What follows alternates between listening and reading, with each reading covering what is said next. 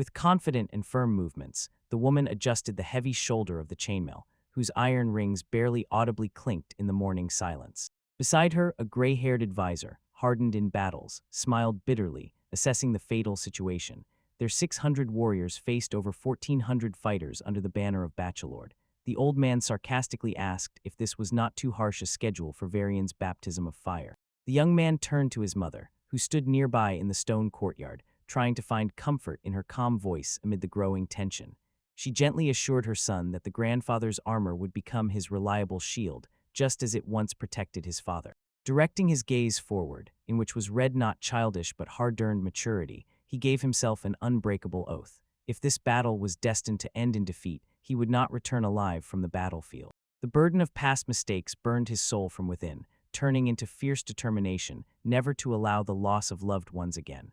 Under his mother's quiet weeping, he swore that neither enemy blades nor death itself would take away the remnants of his family. His loud battle cry shook the plains of the era of the sacred heavens in the year 931.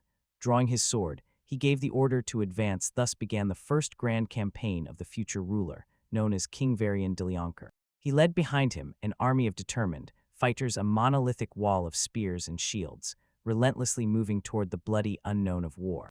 However, behind the facade of a brave commander hid the memory of a completely different life, 40-year-old Tadashi Tanaka, whose earthly path was suddenly cut short, dragging him into a suffocating abyss more terrible than any hell. From surprise, he recoiled backward, clutching his face. His body suddenly shrank, and his voice turned into a pitiful thin squeak. A sharp blow from a training wooden sword to the shoulder tore a cry of pain from the fragile chest, finally confusing the boy with such a wild metamorphosis.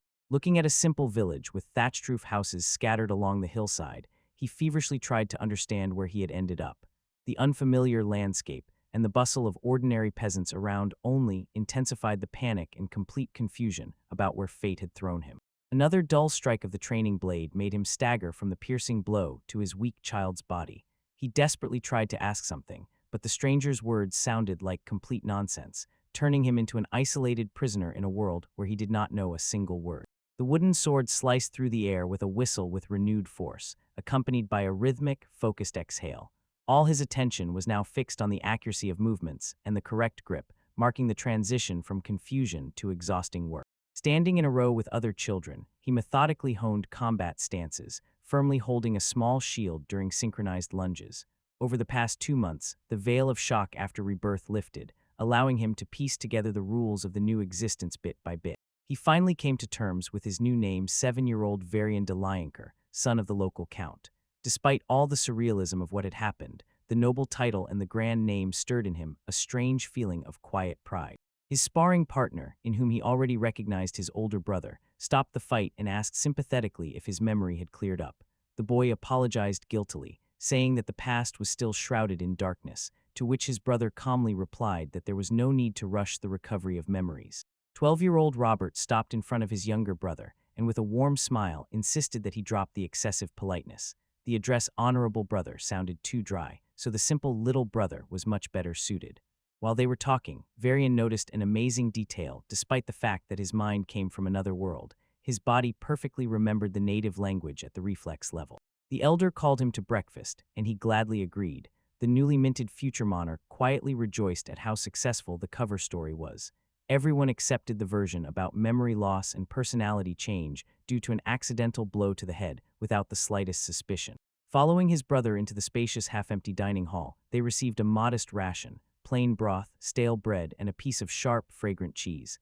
Despite the terrible taste, the boy greedily devoured everything, as wild hunger overcame any disgust, sincerely amusing Robert, who watched the meal. Tearing himself away from the empty plate, he smiled innocently and sincerely, pretending boundless joy at such a large amount of food. It was subtle acting. Varian could not simply say that the local food was disgusting, so he consciously chose the role of an unpretentious, grateful child. Such sincere gratitude stunned Robert. He froze for a moment, then gently tousled his younger brother's hair. The elder's gaze softened, changing his initial surprise to deep reflection on how much his little relative had changed. Continuing to tousle the boy's hair, the young man aloud marveled at the astonishing change that had occurred in his brother.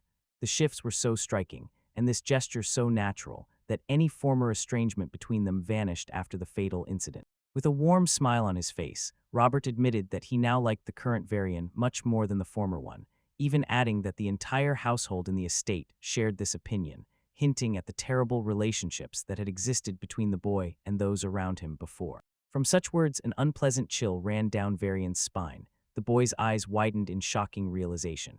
If even his own brother rejoiced at his amnesia, then the former master of this body was a truly unbearable monster, and now he would have to spend a long time fixing his ruined reputation. Sitting at the table, he flatly refused his brother's offer to go for a walk, calling their childhood games boring. Then Robert reminded him that their mother would come for him any minute to take him to service at the local Shrinia piece of news that noticeably puzzled the boy. Soon the boy was already standing before the massive walls of the Church of the Sacred Heavens, a magnificent stone temple, above the entrance to which shone a sun disk carved in granite. In the silence of the sacred hall, the priest spoke to the few parishioners, emphasizing the importance of the 9 virtues and preserving the divine commandments deep in the heart. Next to his mother Lucian, the boy sat remarkably quietly, which greatly surprised her, as he had previously not tolerated church services. However, now Varian clearly understood. Understanding the local religion is the only key to understanding the laws and order of these lands. When the sermon ended and people moved towards the exit, Father Lenora approached them to inquire about the young nobleman's well-being. Lucian noted that although her son spoke again, he had become completely different, while the priest surprisingly noticed the mature attention with which the boy listened to the entire speech. The clergyman leaned towards him, asking if the dogmas of the heavens had ignited in his heart, but in response, he heard an incredibly deep quote. The boy easily recited a complex passage about the sacred duty of marital fidelity, mentally rejoicing that his adult life experience gave him a tremendous advantage. Such unexpected erudition literally paralyzed the mother and the priest, causing them to freeze with silent shock on their faces from hearing it from a child's lips. The priest tried to corner him by asking if the child understood the very essence of such devotion. The little one replied that he simply repeated what he had heard verbatim, but the tense, sweaty gaze of the Holy Father clearly showed he was searching in the child's eyes for something much deeper. The priest stood frozen as if rooted to the spot, and on his face was the expression of pure horror at the scale of what he had heard. His thoughts feverishly painted a disaster of a world where the sacred bonds of marriage are broken, generating endless chaos and crowds of bastards without paternal care if the temple's covenants are forgotten.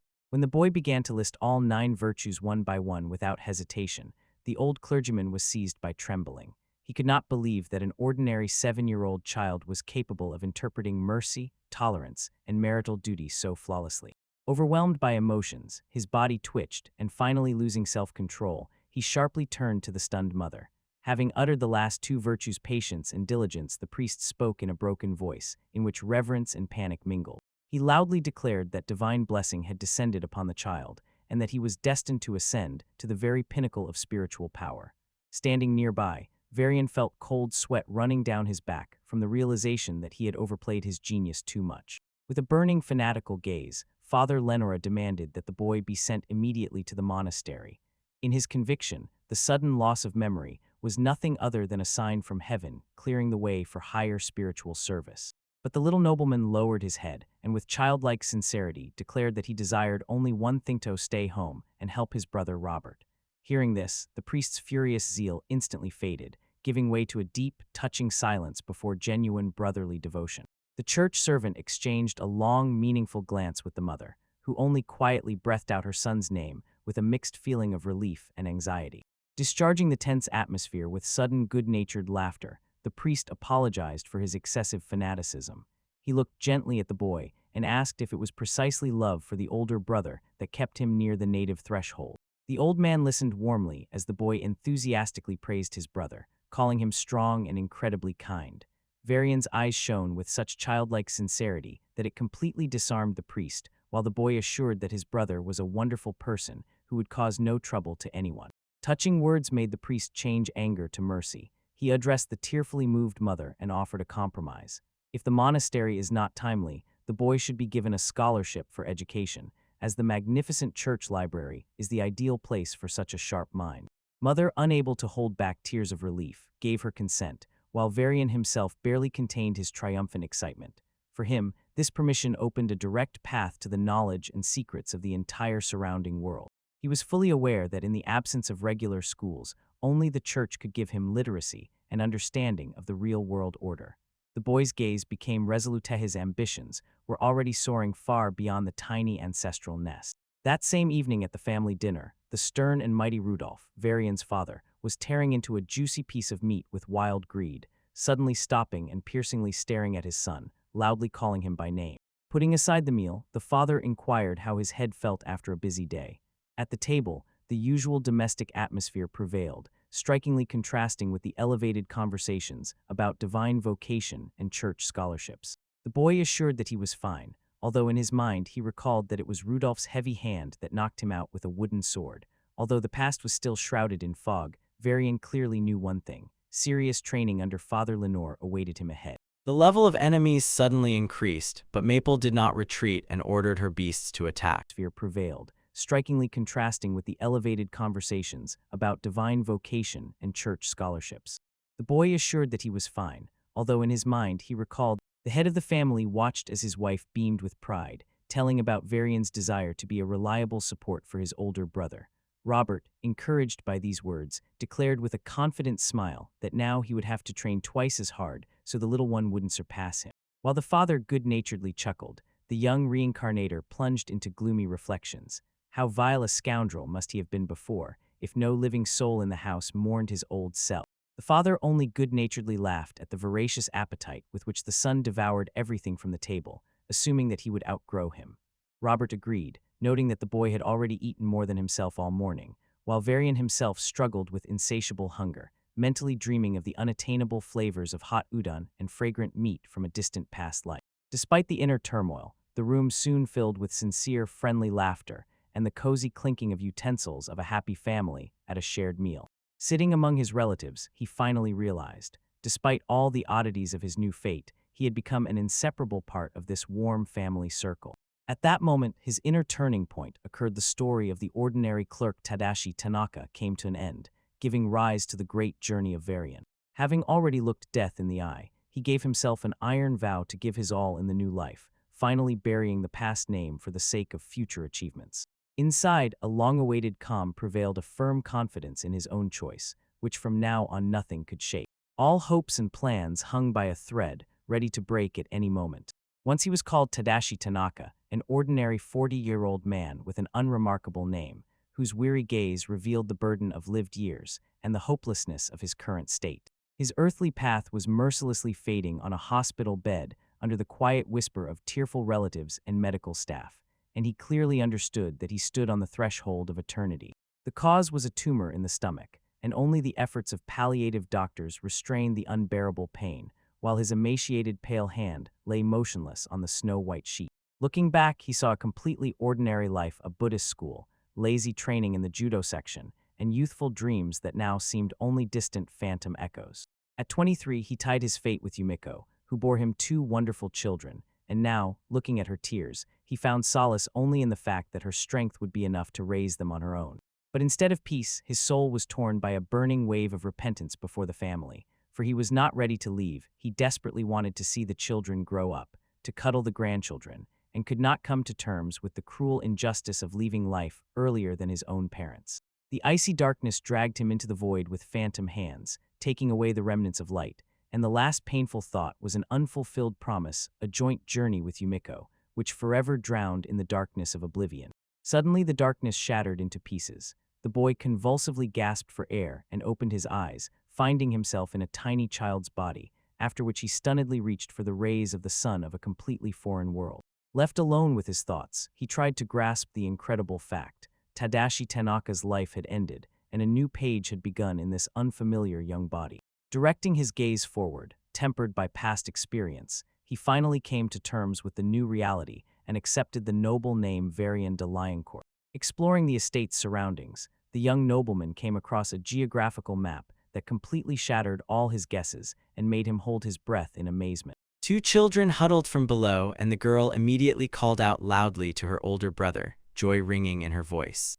Directing his gaze forward, tempered by past experience, he finally came to. Only now did the boy fully realize this was not the historical era of Earth, but a completely different planet with entirely unfamiliar continents and oceans. The priest instructively pointed to the continent Akkadans and explained that the lands of the Kingdom of Armos are reliably protected by endless waters from the north and west, and impassable mountain ranges from the east and south, which Varian immediately appreciated as a perfect natural bastion. Such apt remarks caused sincere admiration from the clergyman, who compared the child to an experienced commander, causing Varian to mentally scold himself for too openly displaying adult intellect. He noticed all the primitiveness of the local civilization with its 360-day calendar and complete absence of glass, plumbing, or sewage, clearly understanding that the main threat to the throne was not neighbors, but the constant internecine strife of arbitrary feudal lords. The final blow lands a whole series of flashes with the number 100 rushes across the display until the last mechanical obstacle shatters into pieces.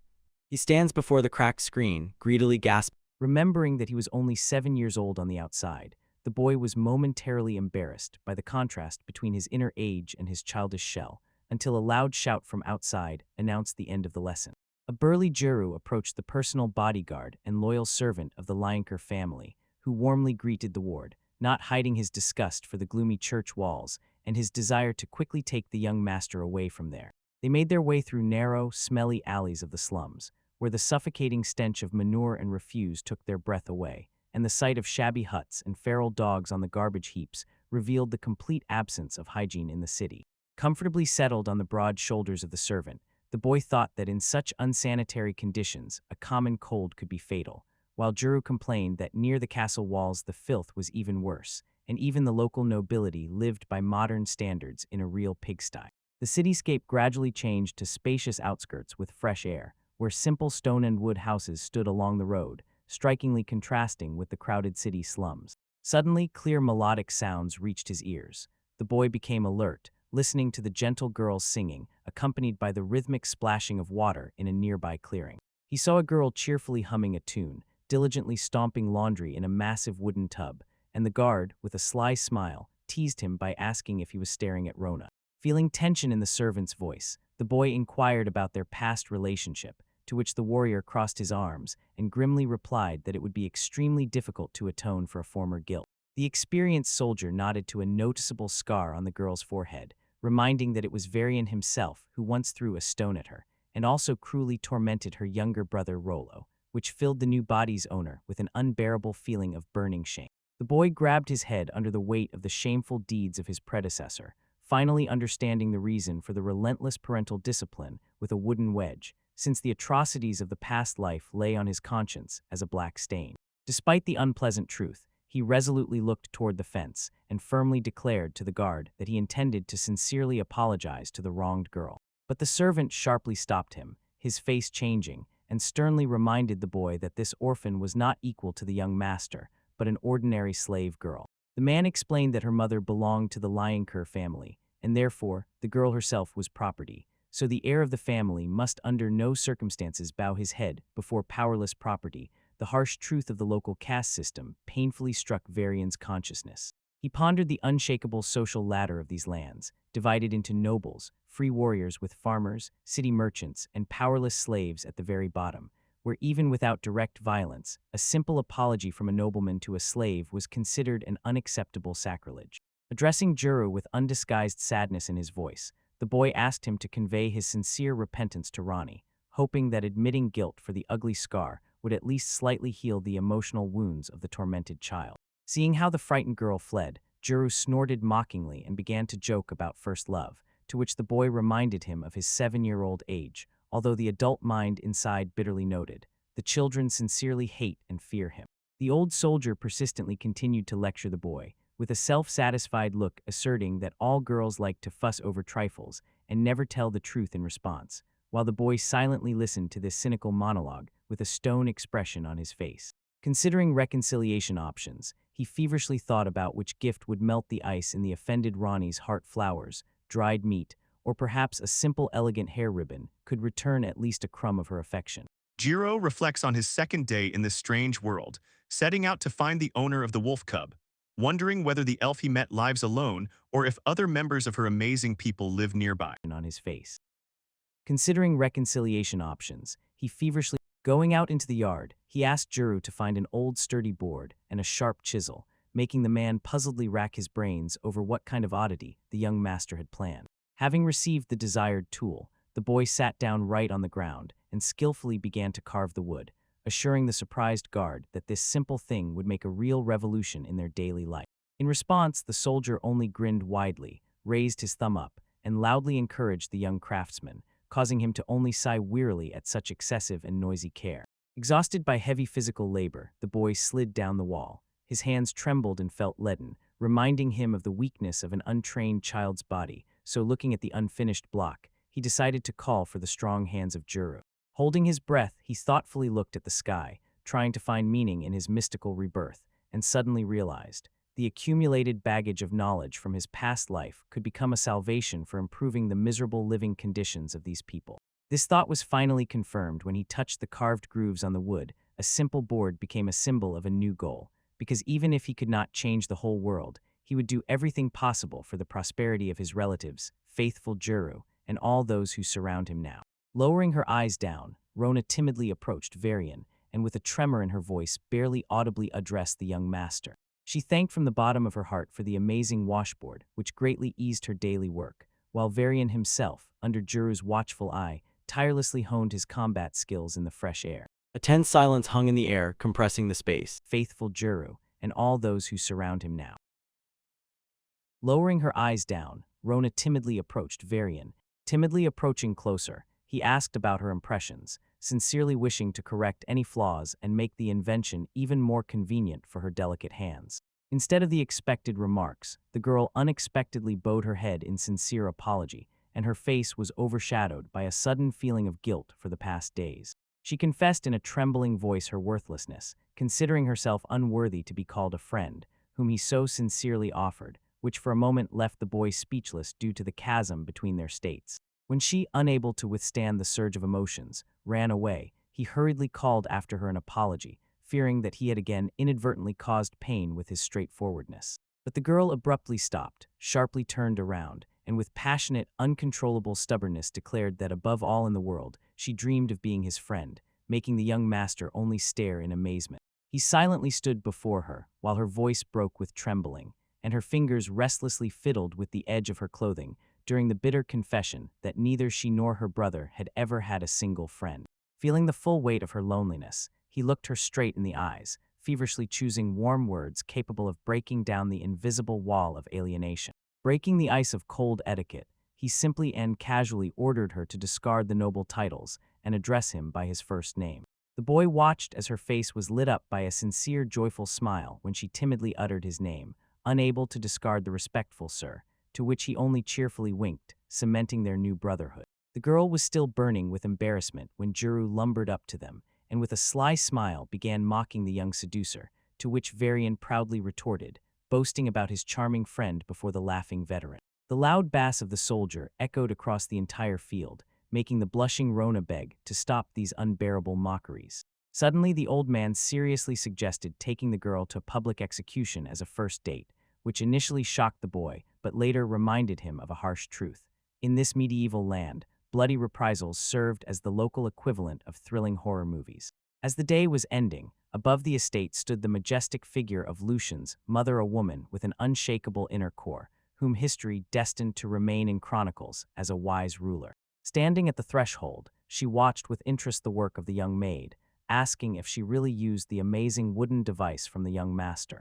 In response, the girl enthusiastically demonstrated the board's operation, explaining to the mother that now clothes become impeccably clean without superhuman effort and fatigue. Despite the obvious usefulness of the item, the mother looked with distrust, gently asking her daughter if there really was no resentment left in her heart toward the cruel heir, especially recalling the tears shed over his bloody mark on her forehead. She sadly lowered her eyes, explaining that for people of their rank, beatings and stone-throwing were always a usual part of the slave's fate under the power of nobles. However, the girl felt she had to tell her mother something more important about that very moment, when the young master personally brought her the carved board.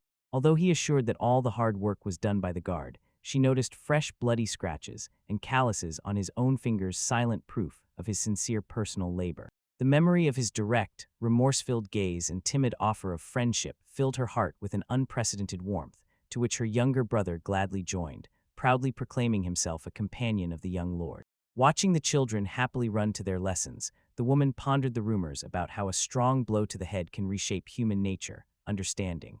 Although he remained their master, the former cruel boy no longer existed. She watched the little ones from the doorstep, calling after them one last time with an instruction not to bother the young master, while the children cheerfully waved their hands in response, promising to return immediately after their studies. Watching them leave, she sank into heavy thoughts about the insurmountable class and caste walls, realizing the futility of hopes for equality, yet sincerely praying that this childlike kindness would leave at least a few bright rays in their memory. In such peaceful daily cares, a whole month passed unnoticed, and the young nobleman, standing at the edge of the field, admired the games of new friends, mentally marveling at the scale of changes since their first meeting. He harmoniously wove the children into his schedule, patiently teaching them the basics of literacy, in return taking singing lessons from the girl, and not forgetting about the daily exhausting fencing. Sparring with the mentor was merciless and did not forgive the slightest mistake. The veteran mocked the boy's clumsy lunges, easily parried the strikes, and with an instant shove sent him to the ground. Leaning over the fallen student, the soldier dryly reminded him that on the battlefield, a moment's hesitation guarantees only a grave, though he noted to himself the boy's growing endurance until their lesson was interrupted by a sudden aggressive attack from little Rollo. The instructor disarmed the attacker with one move, knocking him off his feet and sternly scolding him for the foolishness of shouting before an attack, after which he turned to Varian with reproach, saying that a straight blade is made for thrusting lunges, not for wide chopping movements. Staring at the blade of his sword, the young man finally realized the root of the problem. His reflexes still clung to the curved Japanese katana from a past life, but if he continued to chop with a straight European sword, he would simply break during the first real fight. He took up the fighting stance again when Juru commanded to start a new round, ordering him and Rollo to raise heavy shields under the scorching midday sun of the training yard. Before the swords crossed again, their attention was drawn by a distant ringing shout, causing everyone to turn toward the village path, along which someone was rushing at full speed to the estate. Exhausted and shining with joy, Rona ran in with news of Count Lioncourt's return with the hunting party, which made Juru note with relief. This catch before winter will guarantee the survival of the entire settlement. The square in front of the manor quickly filled with the creak of heavy carts and the murmur of the crowd examining the rich trophies. Carcasses of hunted deer, hares, and game piled high, ensuring sustenance for the entire period of severe frosts. Assessing the colossal amount of work needed to process the meat, Juru hurried to help the villagers, leaving the young lord to enjoy his free time until the end of the day.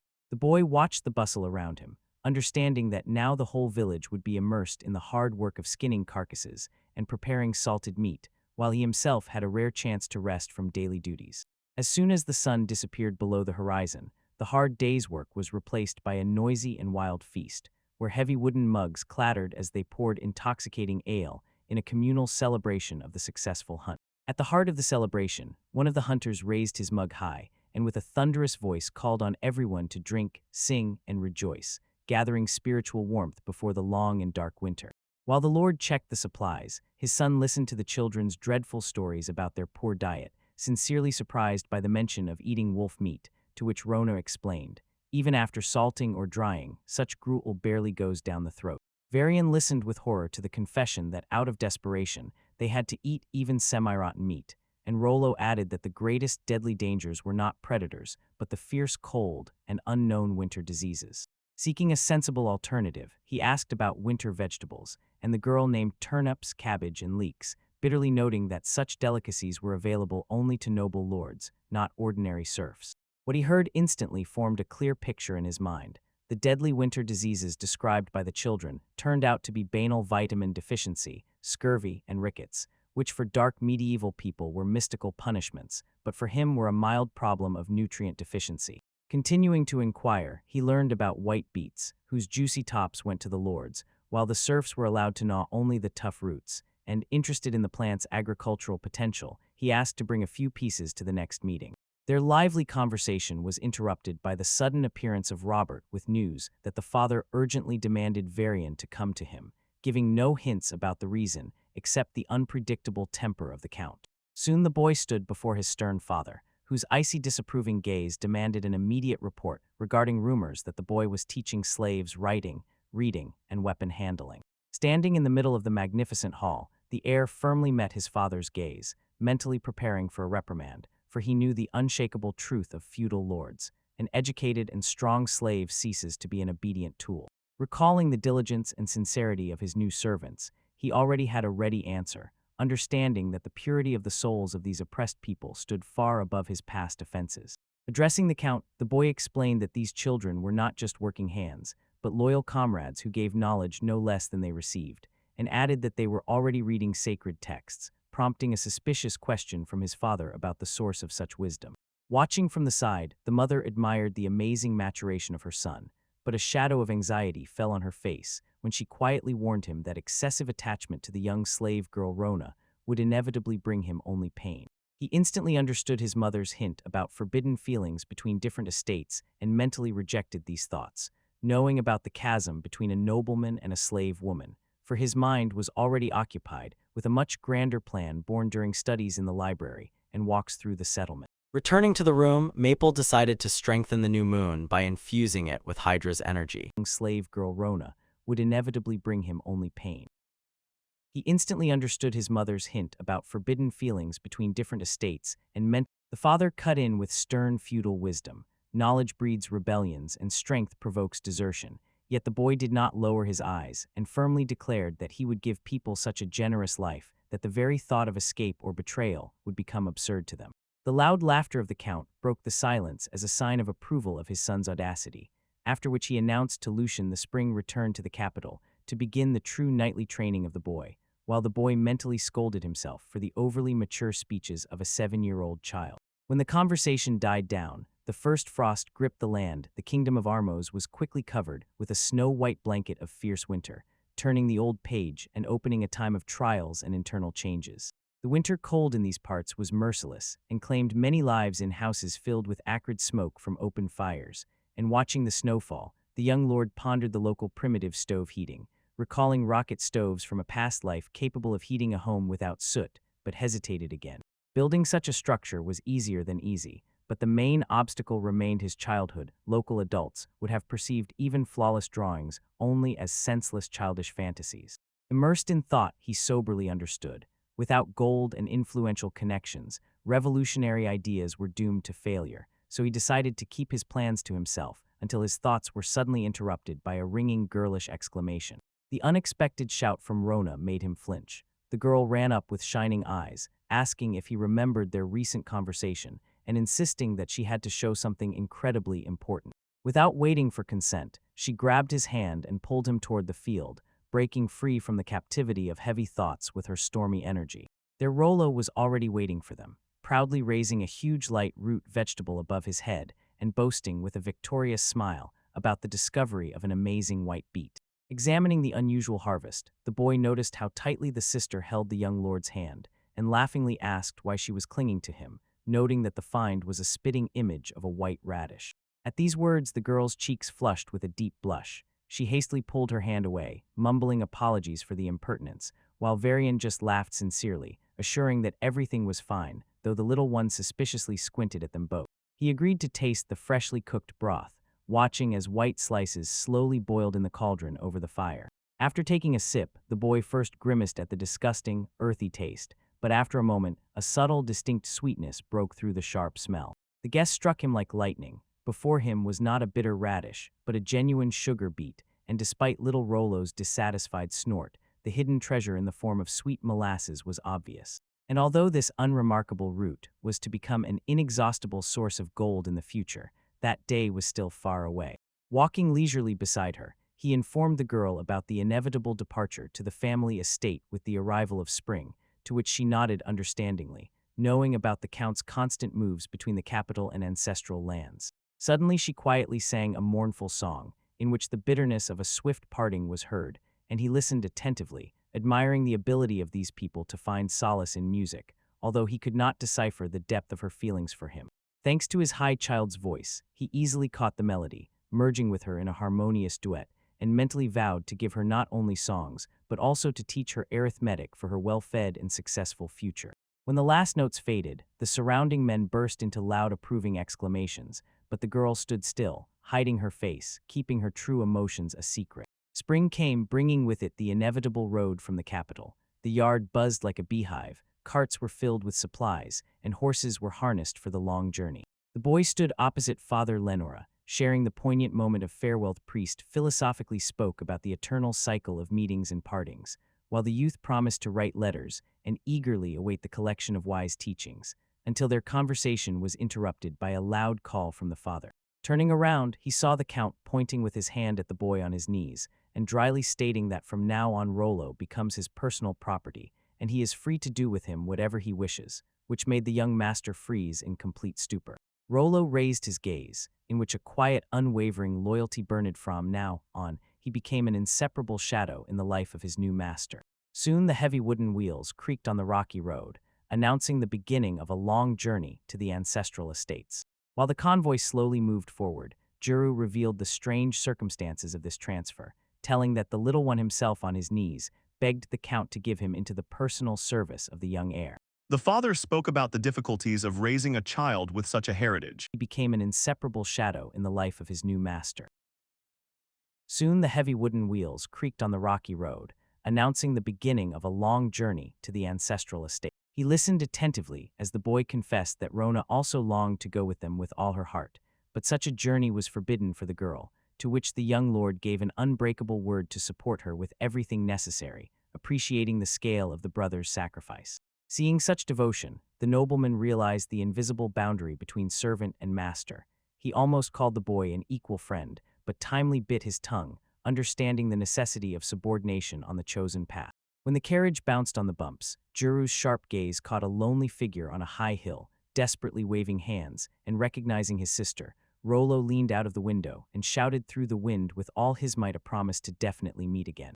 High on the green hill, the girl did not tire of waving goodbye, a small living speck against the backdrop of the endless sky, pouring her whole soul into this farewell. For in an era of diseases and dangerous 3-week journeys, separation could easily become eternal. Eventually, the crimson sun sank below the horizon, yielding to the cold silver of the full moon over the dense, silent thickets. 16 days had already passed since they left the capital, and the tired squad warmed themselves by the crackling fire, escaping the evening chill. To pass the time, he suggested a game of reversey to his brother, watching as the elder puzzled over the tactics of simple black and white pieces, acknowledging the depth of this game, and thereby giving the young inventor a quiet pride in his success. Recalling long winter evenings, he sifted through memories of adapted board games from roulette to suhorak, which had already conquered the entire Lionker estate, and with a ringing strike of a piece on the board, he brought himself back to reality, maintaining the squad's fighting spirit on the road. Robert did not hide his sincere surprise, admitting that the idea of creating a strong state through the labor of 10,000 literate slaves seemed madness to him, but combined with the intricate games, the intellect of the younger brother truly amazed him. Such generous praise made Varian noticeably tense. He hastily fibbed that all ideas were read from monastery folios, jokingly reproached his brother for laziness, but inside he grew cold. Could Robert have suspected him of coveting the paternal inheritance? At the mention of boring studies, the elder only grimaced, jokingly complaining about the necessity to grind the granite of science, although deep down he was forced to admit the iron logic of Varian's words about the power of education. Seeing his brother's reaction, the younger did not back down, insisting that true life wisdom lies far beyond the dust of libraries, and hurried to finally dispel any doubts about his political ambitions. With a burning gaze, he firmly declared that he aspired to become as strong a swordsman as Robert himself, to be his reliable rear and protector, completely rejecting any claims to the right of family inheritance. This sincere childish confession caused the elder to burst into genuine laughter.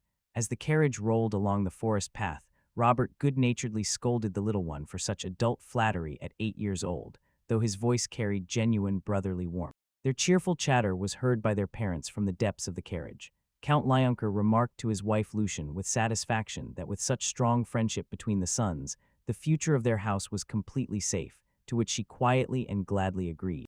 This shared feeling of familial peace gave strength for the final push, and after a week from the hilltop, the tired caravan finally saw the familiar outlines of the native lands of the Lyonkers, marking the successful completion of the difficult journey. The time for a heartfelt farewell came. Juru announced that he was forced to resign from his duties as a guard due to a wedding and the need to lead his own clan, warmly recalling their joint service as one of the best periods of his life. Moved, the young lord firmly squeezed his hand in response, assuring the warrior of mutual respect, calling him a true loyal friend, and promising to always cherish the memory of their shared adventures. The stern fighter barely held back tears, jokingly scolding the boy for trying to draw out a rare manly tear, since for a hardened shield of life, such open childlike kindness proved to be too heavy a trial.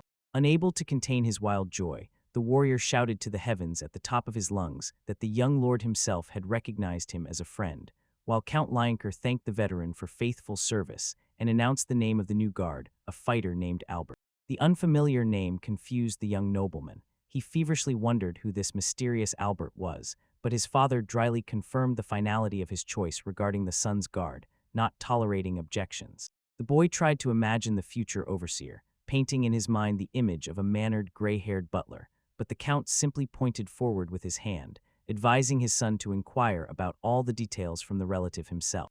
All his hopes for a well-mannered servant in an elegant tailcoat were shattered as soon as a huge, gloomy shadow rose above the ground, and heavy footsteps and the rustle of weapons announced the approach of a true deadly giant. The nightmare became reality when before him appeared the scarred, terrifying face of Albert de Groot. The servant assigned to him turned out to be none other than the infamous bloody executioner, whose aura breathed a graveyard chill. The appearance of this giant before the young heir resembled more a death sentence than protection. When Count Leinker handed his son under his care, the thug laughed eerily and hoarsely with a predatory look, rejecting all attempts at polite acquaintance and announcing the immediate start of training. Without any warning, the veteran's heavy fists swiftly cut through the air, crashing with a dull crunch directly into the boy's jaw and knocking him down with a devastating blow. Falling to the hard ground, the boy gasped for air and wiped blood from his broken lip, while Juru squinted sympathetically, and the count remained unyielding. The youth could not understand why the mentor struck him with such cruelty even before any instructions began. Leaning over the boy, the thug distorted his face with a grimace of rage and growled, demanding full attention, then spat through his teeth that this scoundrel had already missed his first real lesson. Wiping blood from his face, the boy felt a deep internal fracture. He realized that the bloody encounter with Albert de Groot was the true beginning of his life in this world, where the phantom shadow of Tadashi Tanaka finally disappears, giving way to Varian. Albert de Groot's caustic laughter echoed over the training ground as mercilessly as his lessons. He methodically knocked the remnants of humanism out of the boy's head, considering refined fencing in the style of gyro worthless junk, and forced the teenagers to cut dogs and goats with their own hands, hardening their hearts with pure violence. Now he stood face to face with a rabid wolf in an exhausting struggle for survival, where there was no place for chivalrous, duelsomely cold-blooded killing for one's own rescue. The master's footsteps quickly receded backward, moving farther and farther away. Methodically knocked the remnants of humanism out of the boy's head, considering refined fencing in the style of gyro worthless junk, and forced the teenagers to cut dogs and goats with their own hands. Breathing heavily, he watched as the wounded animal retreated a few steps, and this scene finally imprinted the cruel law in his consciousness. Show weakness and don't kill yourself, you will become prey. They again circled through the dense forest to the accompaniment of Albert's demanding order not to hesitate and to finish off the enemy, so Varian, gritting his teeth fiercely, called to Rollo to finish the job together. The boy distracted the beast with the first strike, giving Varian the perfect moment for an accurate blow, and Albert critically noted, although naive childish mercy still flickers in the boy's heart, he is already learning to use the opportunity lightning fast. It was all over when the dead wolf fell silent. Rollo rejoiced in victory, and Varian only leaned on his knees, gasping for air under the weight of his first taken life. The next episode summarized her flawless winning streak, where she defeated over 100 enemies without taking damage. East with the first strike, giving Varian the perfect moment for an accurate. No sooner had the bloody lesson ended than a new danger made Varian scream in horror and warn Rollo, behind whose back another dark shadow was already rising from the darkness. Before the predator could sink its teeth into the throat, a sharp blade cut through its jaws with a fountain of red blood. The carcass was overshadowed by a light-haired boy with deadly precision in his hands, and Albert barked at the students to check if the beast was finished before celebrating the rescue. The savior turned out to be Jean Albert's 7-year-old grandson with refined facial features and a clear gaze, completely unlike his mutilated grandfather, who was now to become their faithful comrade in the coming bloody years. A striking contrast to this cruelty remained the warm memories of Honore Jairu, a man who was much more than just a guard, carrying young Varian on his shoulders in times that now seemed like another life. But the former warmth quickly faded under the pressure of bloody routine. The training became increasingly fierce. The boys slaughtered livestock daily under Albert's approving supervision, sinking into streams of steel and blood until the day that changed everything. That fateful morning, the targets were not animals but living people. Albert stood unwavering behind the backs of 4 bound prisoners, and with an icy voice gave the order to destroy them all to the last one. Young Varian froze in silent stupor, feeling his breath catch as he looked at the defenseless prisoners, while his comrades nearby also stiffened from the savagery of this order. Seeing the boy's hesitation, the old executioner growled in rage, asking if the puppies had suddenly gone deaf, issuing an ultimatum. The time to move from hunting beasts to executing people had come right now. A heavy blow to the back of the head ended any disputes with the order to shut up and obey, after which the stunned Varian, through pain, demanded to know who these unfortunate prisoners were. The old killer spat out the truth with cold indifference, stating that before them were only criminals and sick slaves, whose fate was even known to Rudolph, causing the boy to stare in horror at the doomed people. He broadly pointed at the captives, ordering the boys to slaughter these worthless ones to finally grasp the meager value of human life in their world. This lesson was meant to completely burn out their humanity and replace it with the instinct of a killer.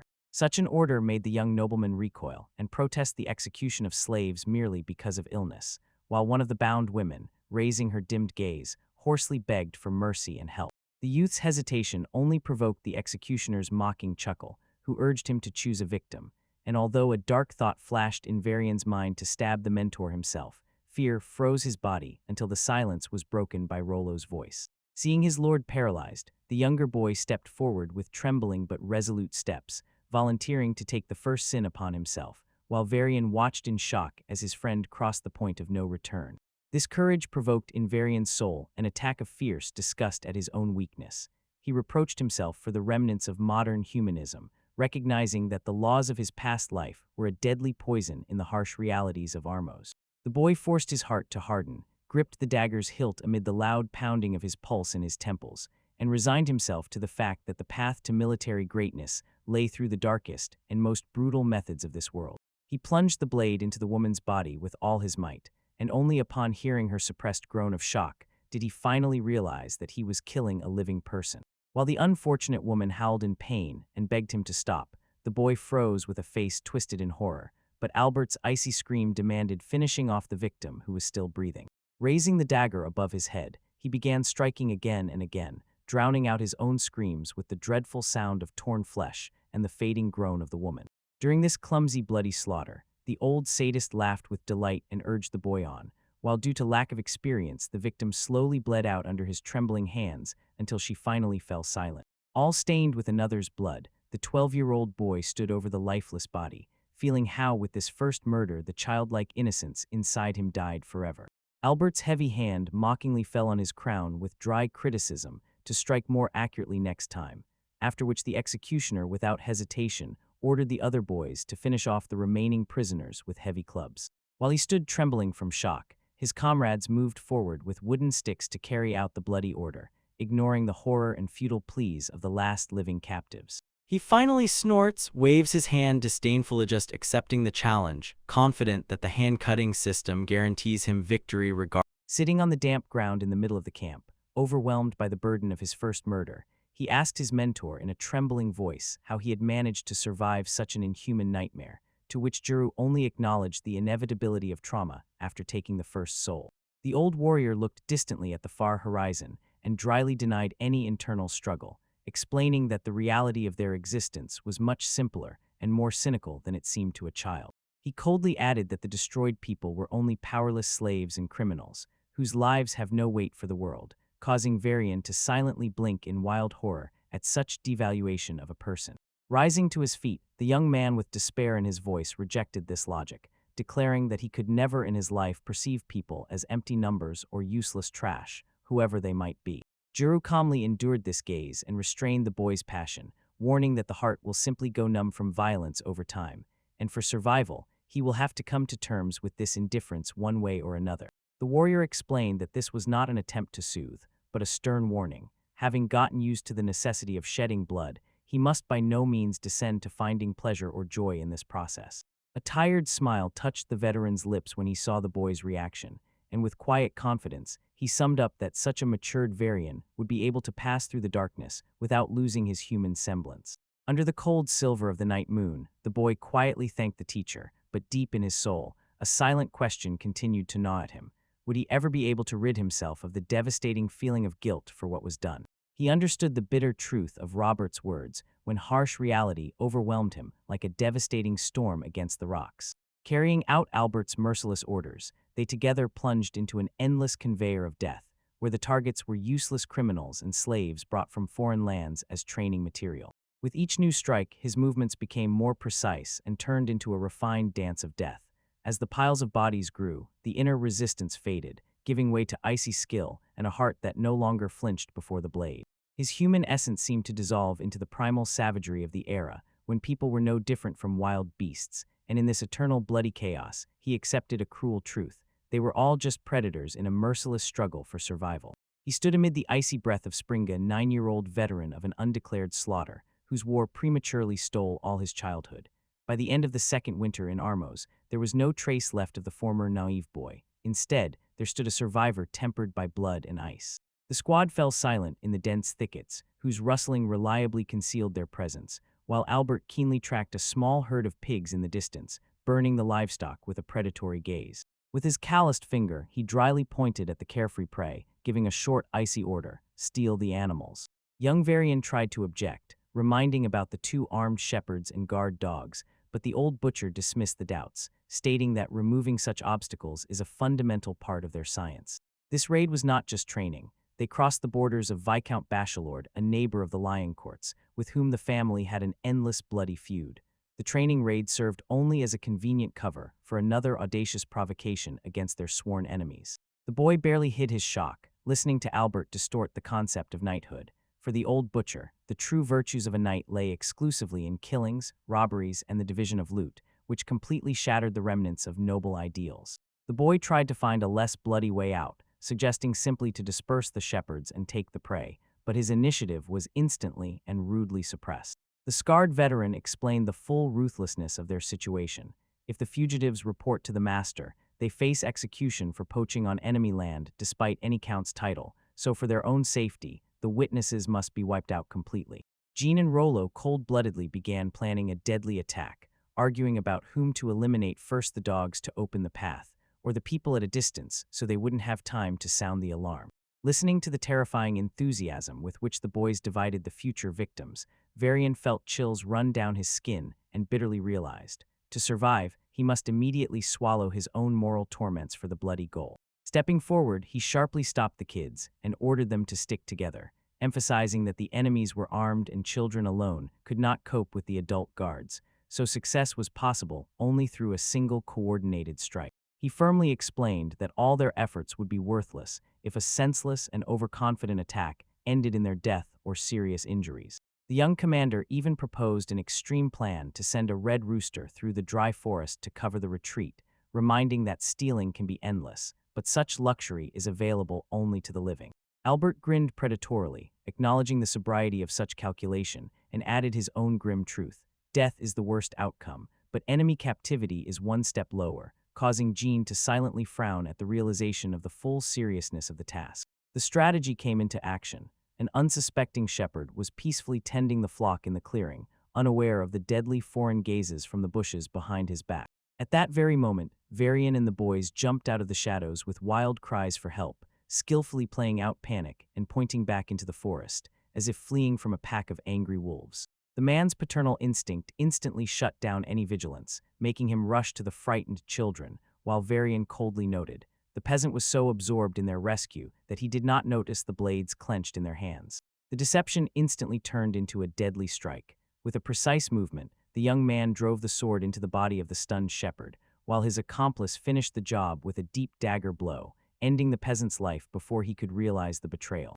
After the first blow, the children acted with coordination unnatural for their age, methodically and cold-bloodedly finishing off the remaining resistance using a simple but devastating adult killer's tactic. When the last threat fell, one of the enemy dogs managed to break free and fled deep into the thickets, so Varian immediately commanded to hold formation, ordered to hide the traces of the slaughter, gather the livestock, and set the forest on fire to create a smoke screen during the retreat.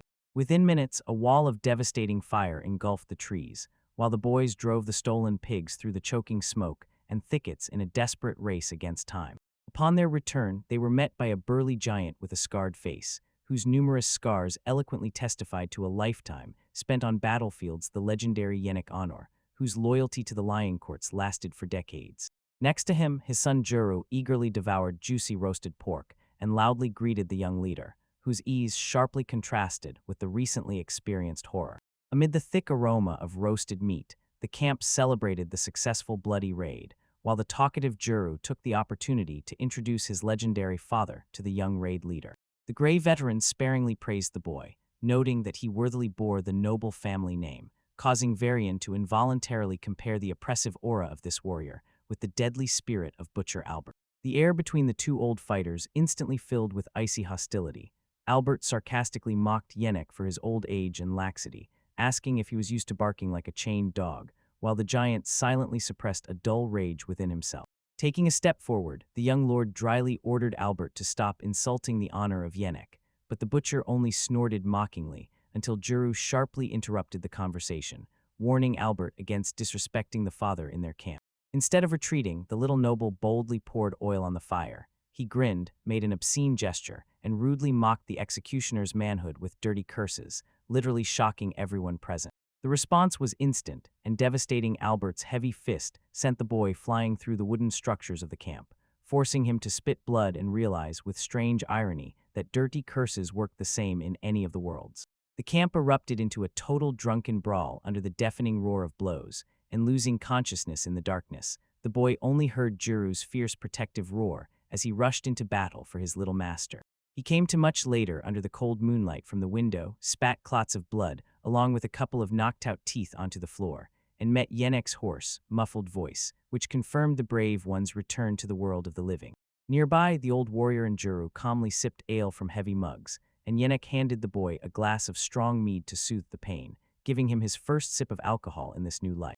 Taking a deep sip, he was surprised by the depth of the flavor. Despite the sharp dryness of the drink, the thick honey sweetness burned his tongue, bringing unexpected short relief to his battered body. Sitting between two veterans, the boy watched as the remnants of tension after the fight dissolved in bursts of laughter and the clinking of cups, for even Albert was sincerely impressed by the unheard-of audacity of the young lord. Rudolph observed everything with a proud, fatherly smile, acknowledging the talents of both sons, while Albert quietly threw a grim warning. The little one's ability to command the wild dogs of the Lionker makes him a potential threat to the throne.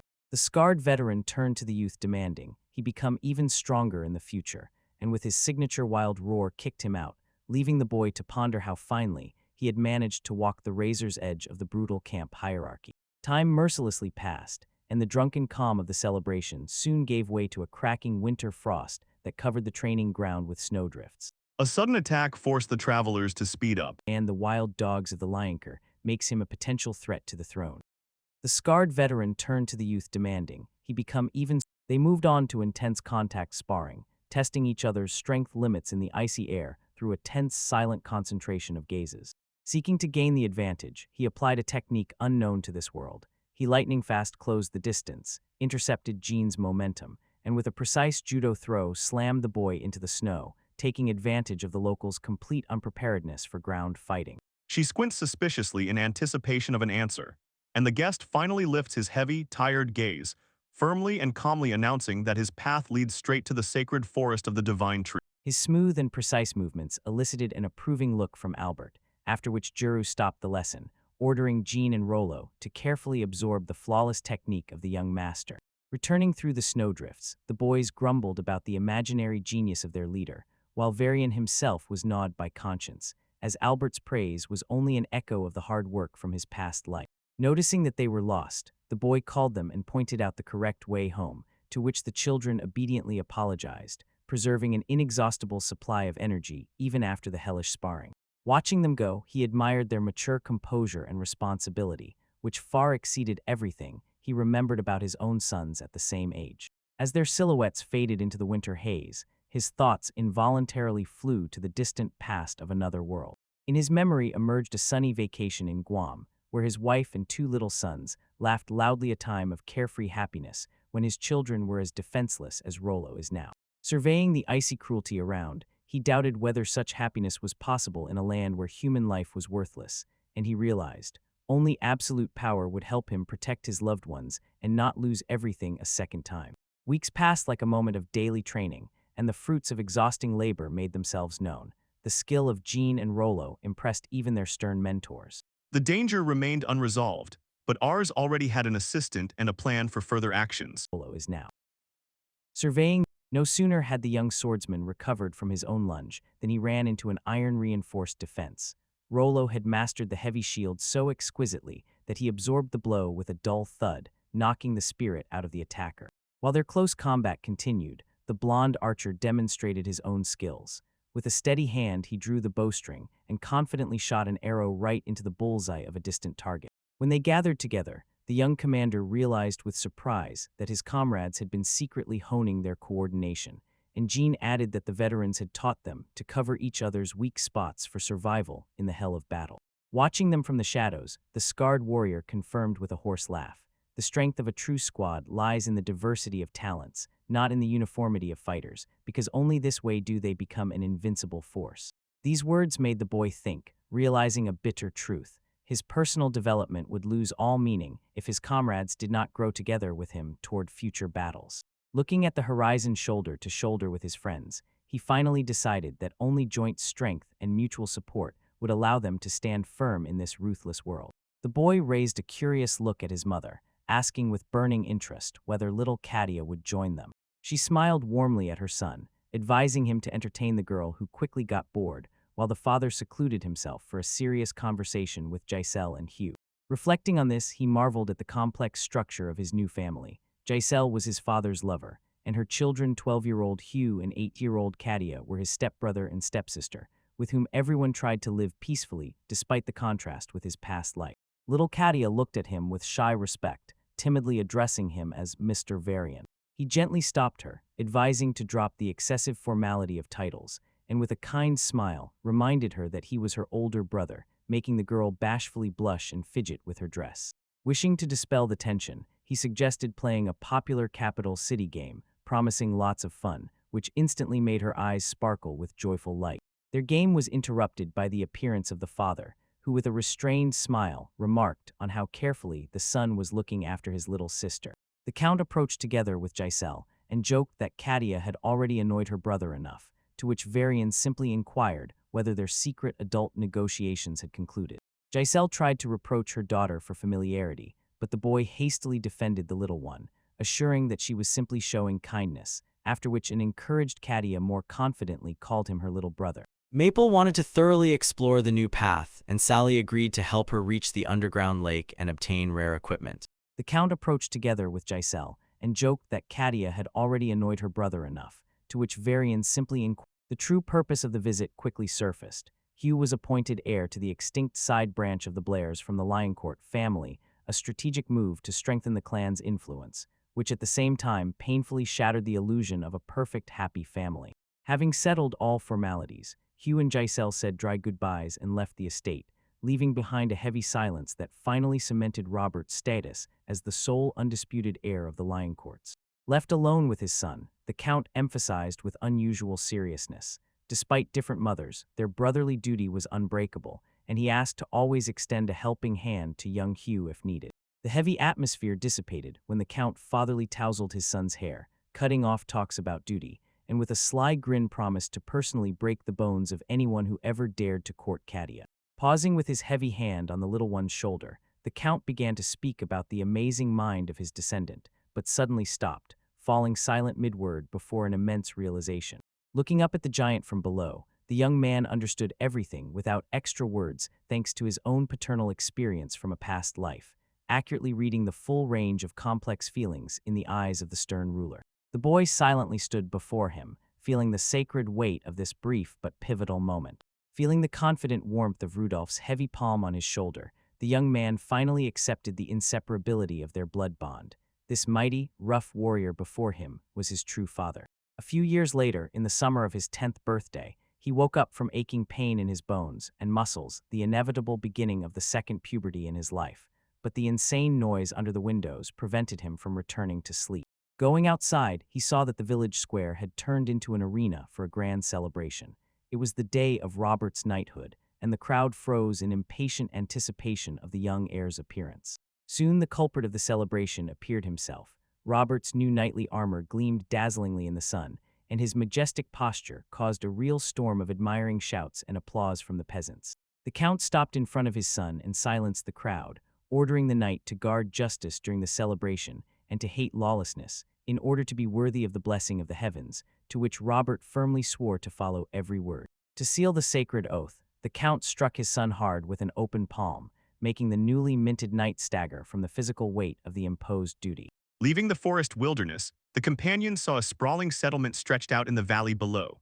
The elf girl named it Brown Walls, the very human city they were looking for, whose stone walls and tiled roofs gleamed under the sun's rays. The young knight straightened up under his father's order to prove his valor before any enemy, while Varian watched this rite of passage, feeling the boundless, unspoken pride of the stern count. A simple truth settled in his mind. The greatest dream of a father was always to see his boys become grown, strong men. In honor of the knighting, nightly competitions in fencing, shooting, and horseback riding flared up, where Varian found himself on the list of fighters amid mocking jeers from the crowd, who took his participation as a child's joke. A burly giant opponent loomed over the young nobleman, brazenly laughing at such easy prey and the chance to publicly thrash the count's son. Despite the oppressive mass of the opponent, the boy remained completely calm, and when the judge asked if he was ready to fight, he responded with a short and confident nod. The tension in the ring reached its limit when the giant's fierce snarl met Varian's icy concentration moments before the signal to start the fight. In a fraction of a second, defying all the crowd's expectations, the giant flew backward into the dust with a dull thud, leaving the spectators stunned by how the kid pulled off such a lightning-fast throw. Combining poison with the wind cutter, Sally began to exhaust the boss while dodging his attacks. If he was ready to fight, he responded with a short and confident nod. While the giant was confusedly getting to his feet and limping away, a wave of whispers swept through the crowd. No one could figure out how the child had knocked down the giant without any effort, attributing it all to blind luck. The defeated wrestler suddenly stopped and with a fierce growl demanded a rematch, claiming he had simply lost focus and would not tolerate such disgrace in front of his comrades. The young lord rebuked the insolent one in an icy tone, asking if he dared to whine about lost focus on the bloody battlefield, where enemies give no second chances for inattention and show no mercy. While the ashamed giant silently retreated, the boy pondered that to the dark crowd, judo technique looked like an ordinary accidental trip, and boldly shouted into the crowd, challenging the next brave contender. The new opponent was tall and confident Enzo from Robert's training squad, whose appearance caused a storm of applause from those eager to teach the kid a lesson, while Varian himself noticed that the count and his family had come to watch the spectacle. The referee gave the signal, and the fighters met in the center amid the tense buzzing of the stands, greedily assessing the colossal size difference. They locked in a deadlock grip, where Enzo declared he would show no mercy to the host's relative, making Varian realize that brute strength alone would not win here, so the only option was to redirect the enemy's momentum with exquisite technique. Seizing the moment, he caught Enzo's momentum and executed a spectacular head-over-shoulder throw, sending the older opponent into a prolonged flight over the arena. With a dull crash, Enzo hit the dry ground, causing the Count and little Katia to only widen their eyes in amazement at the triumph of pure technique over brute force. While the stunned opponent groaned on the ground, the young victor stepped back a pace, breathing heavily and recovering strength after the explosive move. The arena exploded with a deafening roar when the referee announced his triumph, after which the young man triumphantly raised his fist to the sky in honor of his brother Robert, and loudly promised to dedicate his next triumph to little Katia. The boy mentally justified his unusual boasting by the need to create a reputation as a young genius for a safe future, while the captivated Giselle and Katia looked at him with genuine pride and amazement. The next challenge appeared in the form of a stocky man with barrel-shaped chest, looming over the boy and laughing thunderously, extending his arms like oak trunks towards the port hell. When the male tried to crush him with his incredible mass, pressing him into the ground, the boy did not resist the forceful pressure. He pulled the giant down, bringing him under his own defense. Having collided with the ground, he clamped the giant's neck with a deadly painful leg lock, ignoring the desperate jerks and strikes of the man.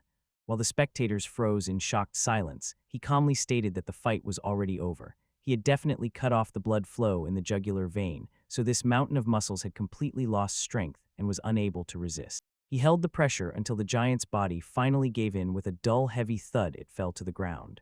When the fight subsided, he calmly stated, the only thing left to the opponent was unconsciousness. When the fight ended, the official raised his hand high and declared the young master the undisputed winner.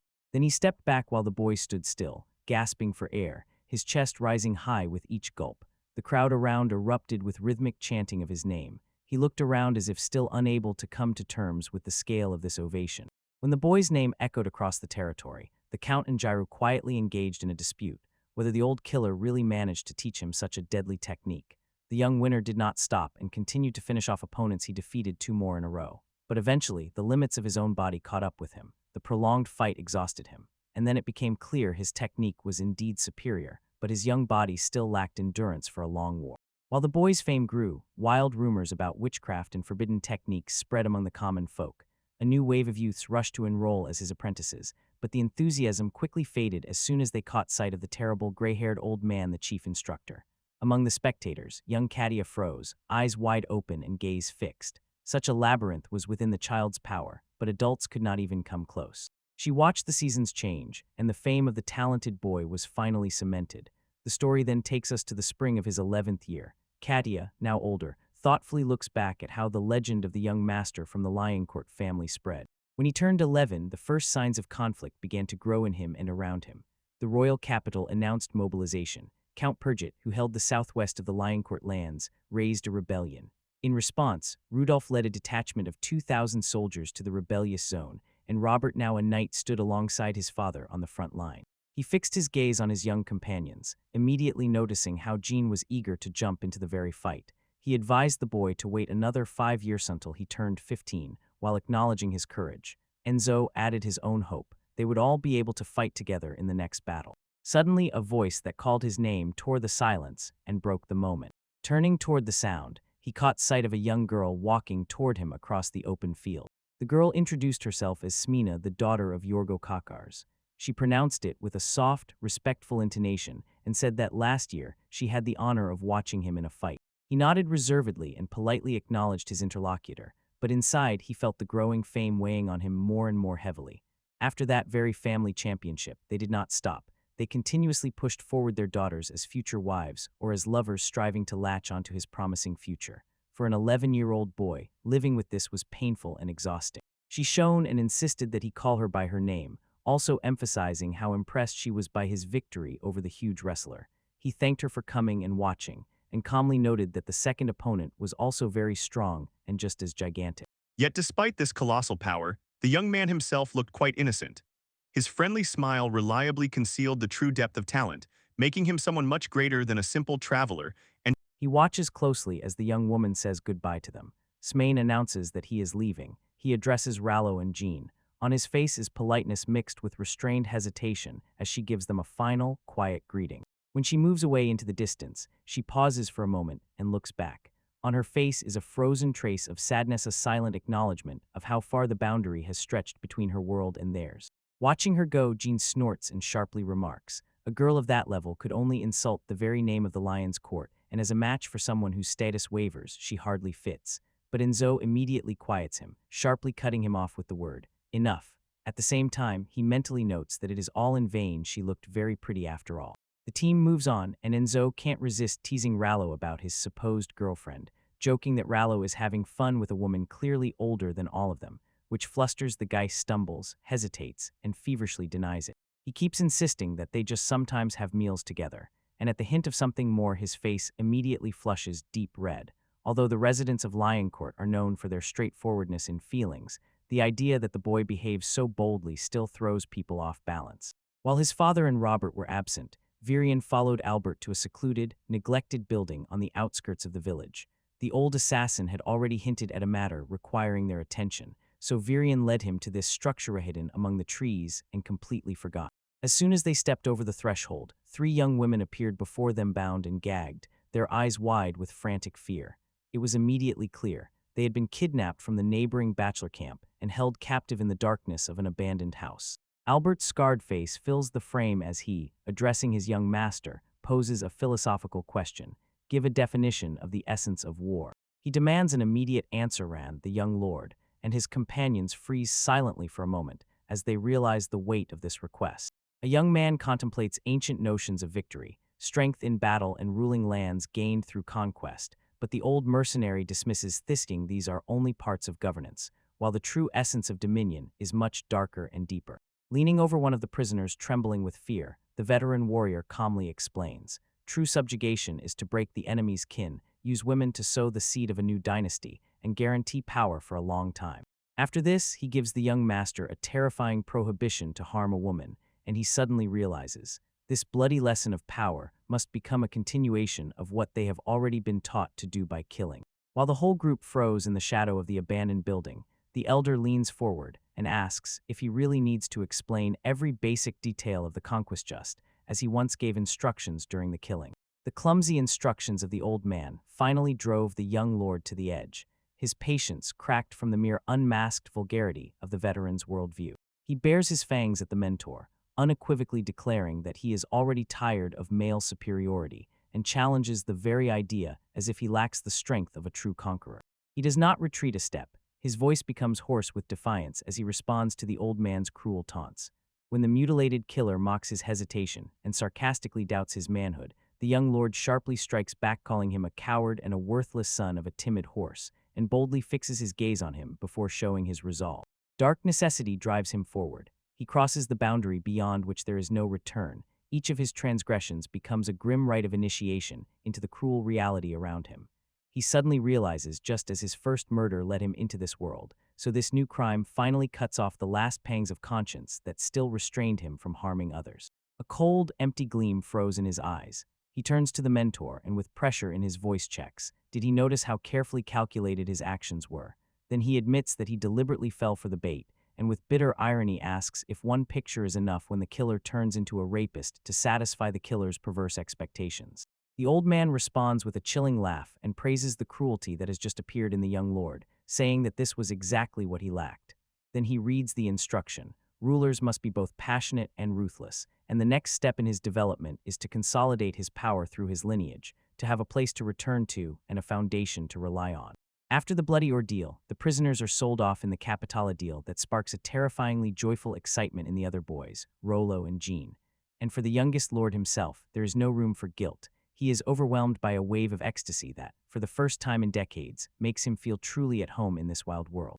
When the summer of the 11th year arrives, Count Pogget's rebellion is finally quelled, and his uncle Rodrigo returns to the capital with the head of his victorious troops. As soon as they reunite, the experienced commander immediately senses a change. He notices a troubled grimace on his nephew's face and sharply asks what happened to bring him to such an expression.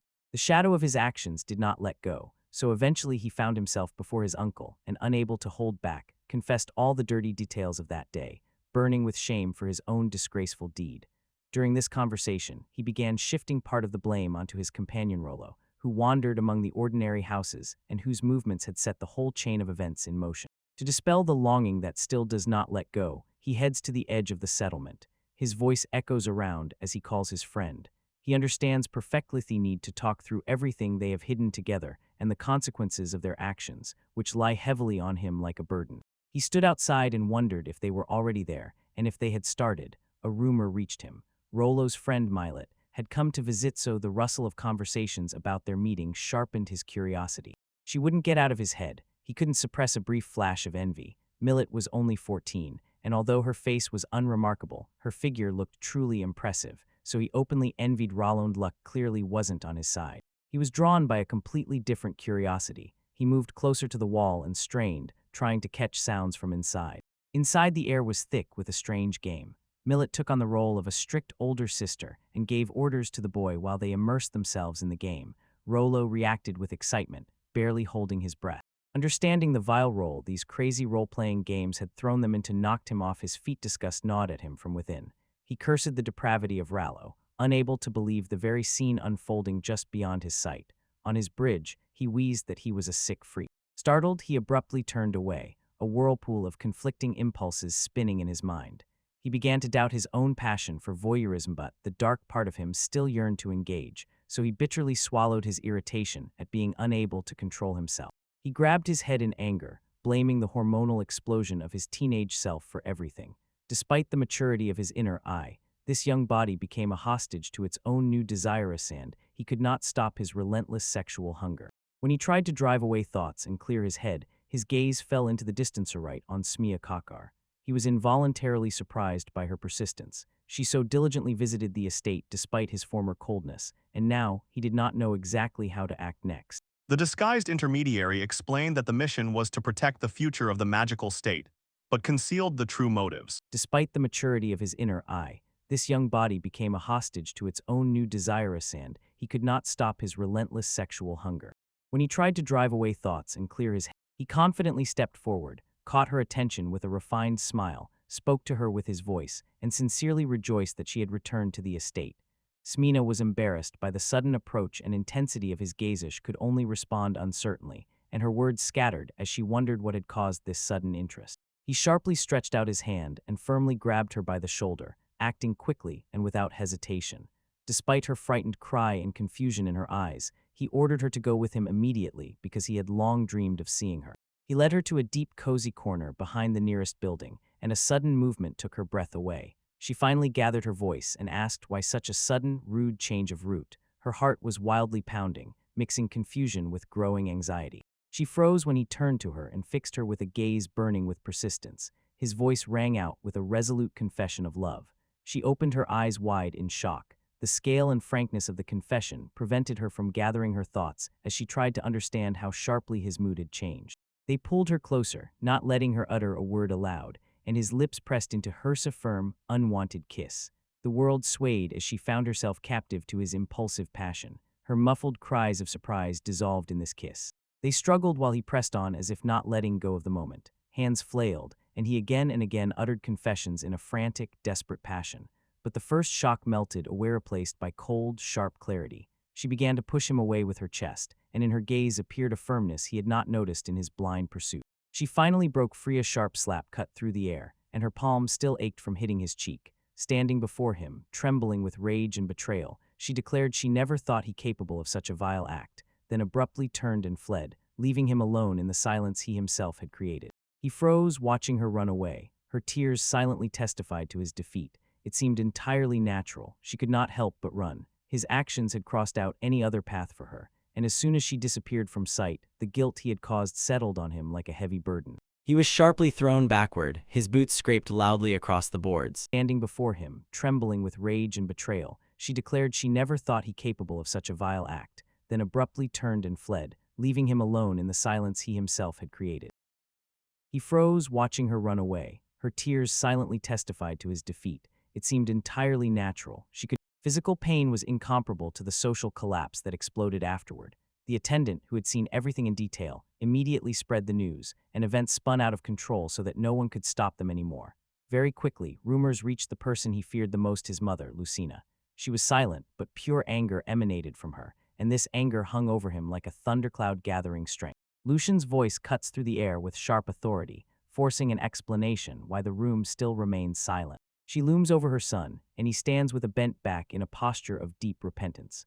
While the mother silences him with condemnation, the son silently considers how harsh and deserved the reproaches were for his recent actions against Smina Kakars. Encountering her fury, he breaks into sobs and begins weaving a story about an uncontrollable impulse, insisting that he only needed to see the girl, and he immediately lost self-control and pressed his lips to hers. He continues his performance, swearing that he will apologize soon, while secretly delighting in how easily he manipulates her maternal instincts. However, his tears do not soften the mother. She insists that now he must face the verdict of the patriarch of the Kakars. She continues, appealing to his position as the second son of the Lioncourt family, and at that moment his eyes widen sharply, and a sharp, sudden fear flashes in his gaze. She sharply raises her index finger at him, and her voice thunders as she commands, "Let him take full responsibility for his actions as a man in their house."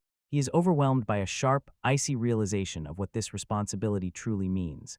Cold sweat cuts across his face, and stammering, he utters a frightened agreement. He approaches the modest Kakar courtyard, and his mother's demand weighs heavily in his mind.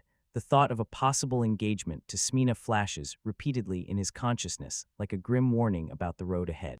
Barely seeing the arrival, the young noble immediately falls to his knees. This gesture throws Yorgo Kakar into rage and panic. The elder man stammers convulsively, pleading for the count's son to rise, but the young man stubbornly does not move. His gaze is fixed and firm, and he openly ignores the social hierarchy to which he is now tied.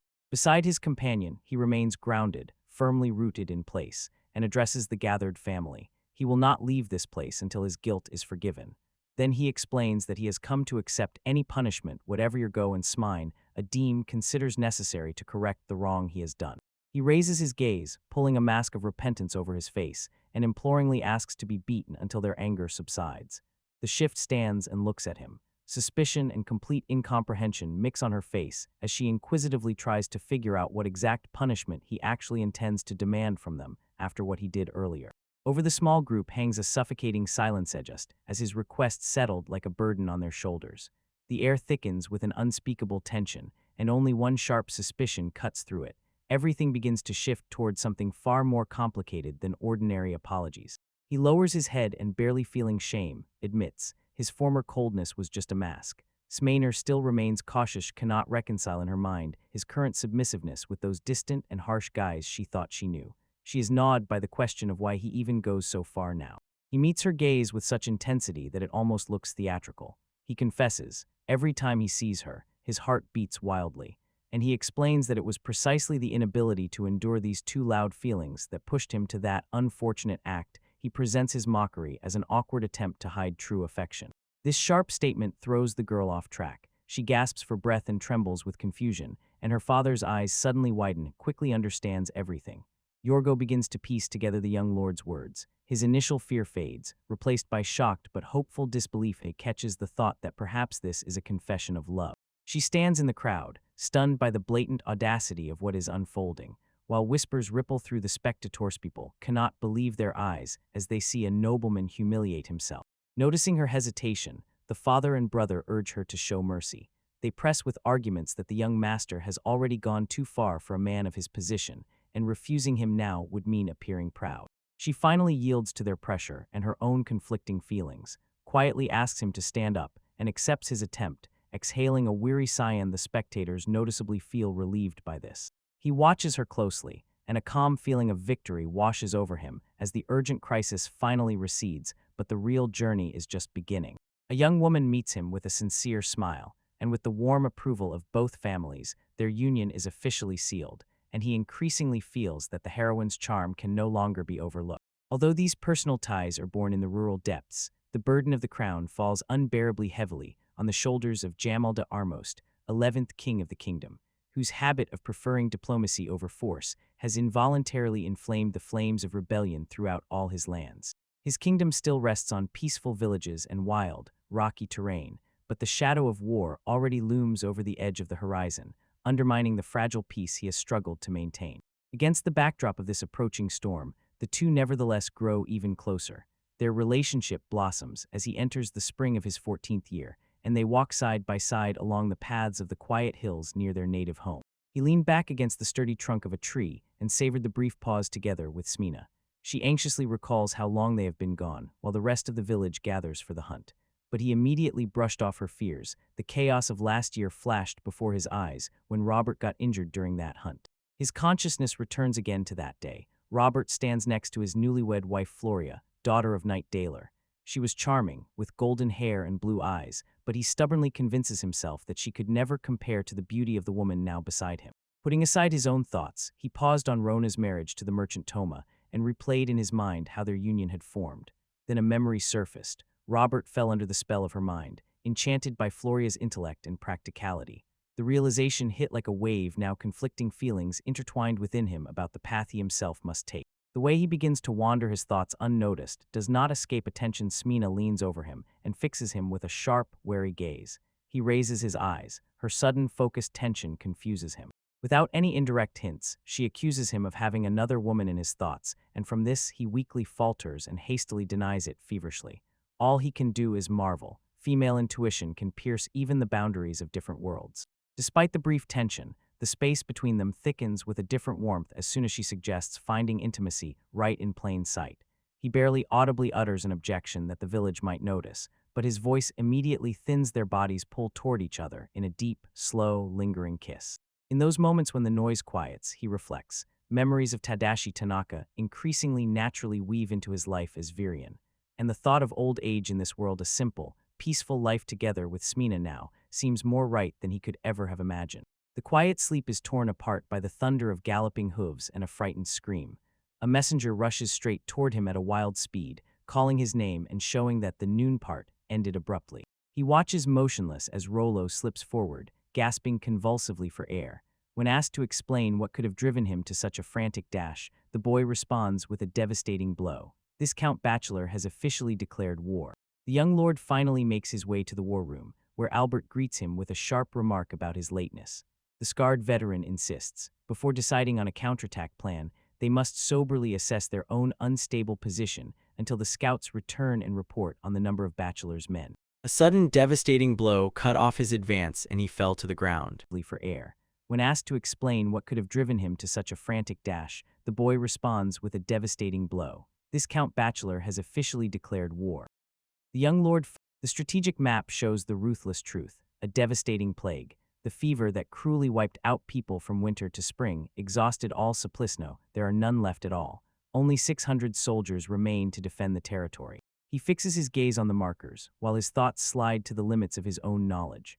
Inside, a dull, bitter anger Grosh still could not explain the nature of viruses and failed to get people to follow hygiene, especially hand-washing, to somehow stop the plague. He smiles and waves goodbye to the student, wishing her all the best and showing that their joint training session is coming to an end. But she remains frozen in confusion, barely gathering her words until finally the whole group disperses. In the territory.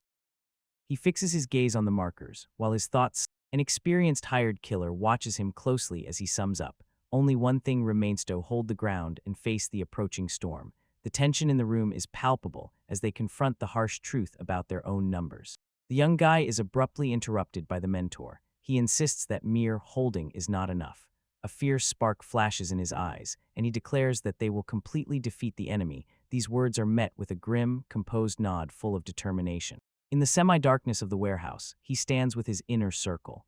The air is thick with the scent of oiled leather and cold iron as they inspect the new gear prepared for the coming storm. She walks alongside Kenya and listens attentively as he awkwardly tries to explain. Supposedly, the date was just an excuse to find a quiet corner for a conversation away from the prying eye. With tears of gratitude rolling down her cheeks, the girl vowed to carry out any task, and her voice trembled with happiness at finally feeling useful. Warehouse, he stands with his inner circle.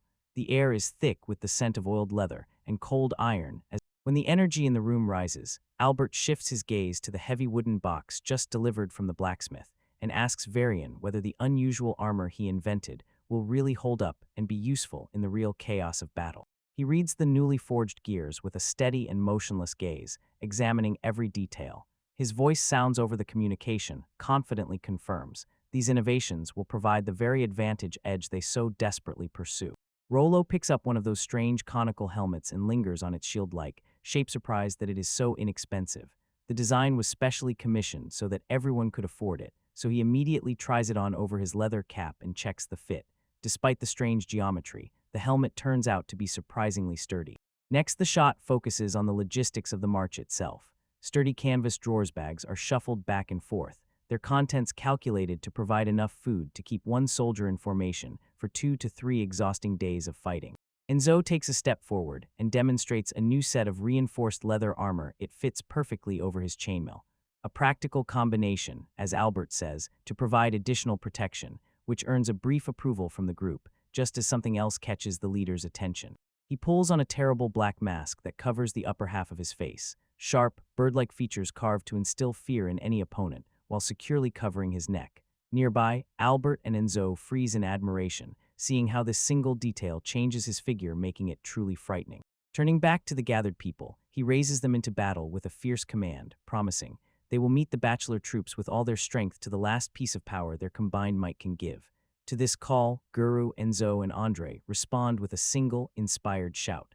They are united and hardened by his leadership. Before the echoes of their shouts have faded, he suddenly encounters his mother. Her voice softly, yet painfully asks if he really intended to go to war without telling her a word. He freezes, confused by her quiet but iron presence. She gestures for him and the whole company to follow her, leading them to heavy wooden doors deep within the estate. As soon as she steps over the threshold of the gloomy armory, a luxury unfolds before their eyes, a set of plate armor and chainmail, and she immediately explains that this is his grandfather's weaponry. She insists the son of Count Lioncourt cannot go to the battlefield as a mere soldier, so he must take what belongs to him by inheritance. With a slight sad note, she watches as he raises his hand to adjust and fasten the high collar clasp of the dark undertunic, feeling the weight of the legacy about to rest on his shoulders. She admits she would have liked to weave a real gambeson for him herself, but time has run out. Inside the room, he feels the heavy clank of metal as he slides his arm into the giant sleeve of the chainmail. The links bite coldly into the leather. He accepts her help as she fits the clothing to his figure and admits the suit is a bit too large now after all. His grandfather was a true giant, a mountain. But she says without hesitation, he will continue to grow until he eventually surpasses even that legendary figure. When he stands before her, changed under the weight of his lineage, the mother cannot hold back tears fill her eyes and stream down her cheeks as she gazes at him. She is moved by how noble and brave he looks in the clothes of his ancestors. She barely finds words and whispers softly about his knightly bearing. She saw in her son the imprint of his father, and as if for a last time, gives her final blessing, firmly believing that the spirit of his grandfather will protect him in the coming battle. He stands unwavering, the heavy lion court cloak flutters upward, and behind him in the wind and his gaze, fixed forward, is already filled with a new, grim determination. The young king stares motionless into the distance, and every decision weighs heavily on him. He realizes, if he falls in this coming battle, there will be no way back. He will not return home. Returning to the village, he finds his mother in despair. Her eyes fill with tears, and she quietly, with a trembling voice, whispers his name. He watches as the shadow slides across her face, and in this shared moment she is overwhelmed by a chilling memory. She sees herself donning his father's heavy armor and spreading the cloak behind his back. The warrior freezes in a battle stance. His determination was hardened on the eve of the clash that is about to begin. The strategic plan is approved. The army will set out from the provincial capital and march to the border fortified city of Porto, where they intend to meet the forces of the prisoners who have risen against them. 2 exhausting days of travel finally bring them to the gates of Porto, a formidable fortress towering on a rocky elevation. As soon as the young man arrives, he is greeted by Uncle Rodrigue, who immediately freezes with an expression of shock because he sees the familiar armor of his late brother is worn again. Rodrigue gasps at the incredibility and recognizes the legend standing right before him. He notices the heavy plate rests on the nephew's shoulders as if made for him, and admits for himself it was always too cumbersome. And the young man only replies that his mother gave it to him specifically for this journey. When Yannick Honor approaches, his broad, confident smile cuts across his wrinkled face, and he stands among the soldiers preparing. The experienced warrior immediately recognizes the youth. His gaze flashes with respect and a barely restrained joke as he throws out, "Not a bad set of armor, really interesting whether it will withstand the spears of their enemies." Maple and Sally made their way through the crowd to the starting point, setting themselves to act together and show the best result. Only replies that his mother gave it to him specifically for this journey. When Yannick Honor approaches, his broad, confident smile cuts across his wrinkled face, and he stands. The conversation is cut short by the appearance of another figure, Hugh de Blars. He steps forward and calls himself the elder Crooked Valley staff half-brother of Varian. Although he admits that his own strength is meager compared to this cause, he humbly asks permission to join the upcoming confrontation, and concentration and firm determination can be read in his gaze and on his face. He extends his gloved hand to Varian, dismissing the need for formal titles on the eve of battle. Casting a quiet smile, he suggests they simply address each other by name, thus erasing the boundary between their different paths, and acknowledging that they share one blood. The 2 men firmly clasp hands, a silent agreement that seals brotherhood and a common goal forged in the shadow of war. After the final mutual nod, they turn their gaze to the victory they seek to achieve together. When the sun rises, the tension tightens to the limit. 2 armies finally stand against each other across an open field. The bachelors are noticeably outnumbered by their own, but Uncle Rodriguez towers ahead, a steadfast figure with stoic determination, waiting only for the signal to launch the attack. His scream cuts through the space between them. His voice trembles with righteous anger as he accuses Lord Bachelor of cowardice and usurpation. The Count responds by pulling Bachelor's own contemptuous smiles aside. His face twists with rage, and he lashes out with words, insulting to the last, and brands the noble knights as nothing less than beasts and scoundrels. While the commander's shouts still echo in the air, the young lord is brought to him by Andrei Kakarsh, extends a small folded chemise as a sign from his sister, Smina. Varian quietly slips the fabric into his gear, and this quiet talisman softly reminds him of home. While Yennefer watches, Varian's thoughts drift aside, catches the similarity of this fierce quarrel to those battles once fought side by side with Albrecht. He pressed the thin fabric to his face, took a deep breath. At that moment, confusion flashed across his features. He cut off his thoughts and began to wonder what the purpose of such a gift could be, what goal it might have had during Eva's fight. When he recalled the sender's words that he would not be given to the enemy, a deep suspicion suddenly fell upon him. It was a sign of encouragement, a talisman meant to raise fighting spirit. But as soon as he noticed his men holding back laughter, his face immediately flushed with shame. He realized they had seen how he was strangely sniffing the garnish. Shaking off a brief moment of distraction, he addressed the gathered heroes of Lioncourt in a loud, thunderous voice and ordered, "Let their battle cries shake the very earth." He firmly laid out the grim realities. They have no resources to endure a long siege. They must crush these vile bandits right here and no otherwise. A future awaits them where their people will be enslaved and their women taken. Ahead, across the field, two enemy commanders simultaneously reached the same feverish determination. Their voices merged into one single, terribly loud command to charge the attack. Enemy forces launched an attack, a ragged but fierce wave of people brandishing axes and spears. Their faces twisted with a predatory anticipation of blood. Forced to hold formation, the defenders of the ports met the attack, their own spears thrust forward and their gazes fixed on the approaching enemy. Two human masses collided with a blow capable of shattering bones. The air was torn by the roar of steel against steel and the wild, primal cries of fighters. When the clash truly erupted, a dark cloud of arrows tore into the sky. They hissed in flight, and the front lines pressed behind shields to withstand the deadly rain. He silently watches as the bachelor presses on his own and forces the opponents to retreat. Their shields close into a solid wall against Lioncourt's formation. The enemy commander roars, ordering his troops to thrust their spears into the corner where Lioncourt soldiers are trapped, gathering them into one deadly trap. And in time with his orders, the sound of arrows dully hitting their target can be heard. This Mana bachelor, Viscount Evstis, wore a mask of blatant anger beneath his helmet. He spat vile insults at his opponents, and his eyes flashed with predatory joy. He was already anticipating the slaughter. He rushes straight into hell without any breaks. The saber cuts a bloody path through dense ranks. The lion guard falls. A spear pierces his jaw, splashes flying to the sides, and Eustace's laughter rolls over the screams of those who will not live to see silence. On the chaotic field, the young lord gathers his warriors, his figure shining as a landmark amid the carnage. They respond with a thunderous roar, vowing to crush the enemy and hold the line at all costs, not allowing a single rank-and-file soldier to pass. He chops down another enemy, but the clash sharply changes course. When everything becomes critical, a torn scream cuts through the battle noise, demanding his attention, and along with a surge of adrenaline, he realizes the enemy forces have begun to overwhelm his position by numbers. He lunges forward sharply, just in time to intercept the deadly blow aimed at his young companion. Jean breathes a relieved gasp, acknowledging the debt for staying alive, and they both stand back to back against the one pressing from all sides. In the year 951 of the era of the Holy Sky, the curtain rose over the bloody clash that history will remember as the Battle of Porto.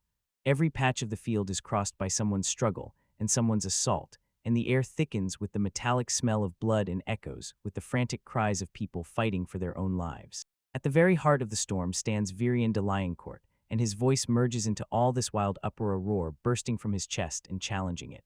Here is the melting crucible, the place where the country's future is born, the first true trial of the man who will later be called the founder and greatest king this land has ever known. The clash of steel and the piercing screams of those dying tear through the air as the battle truly erupts.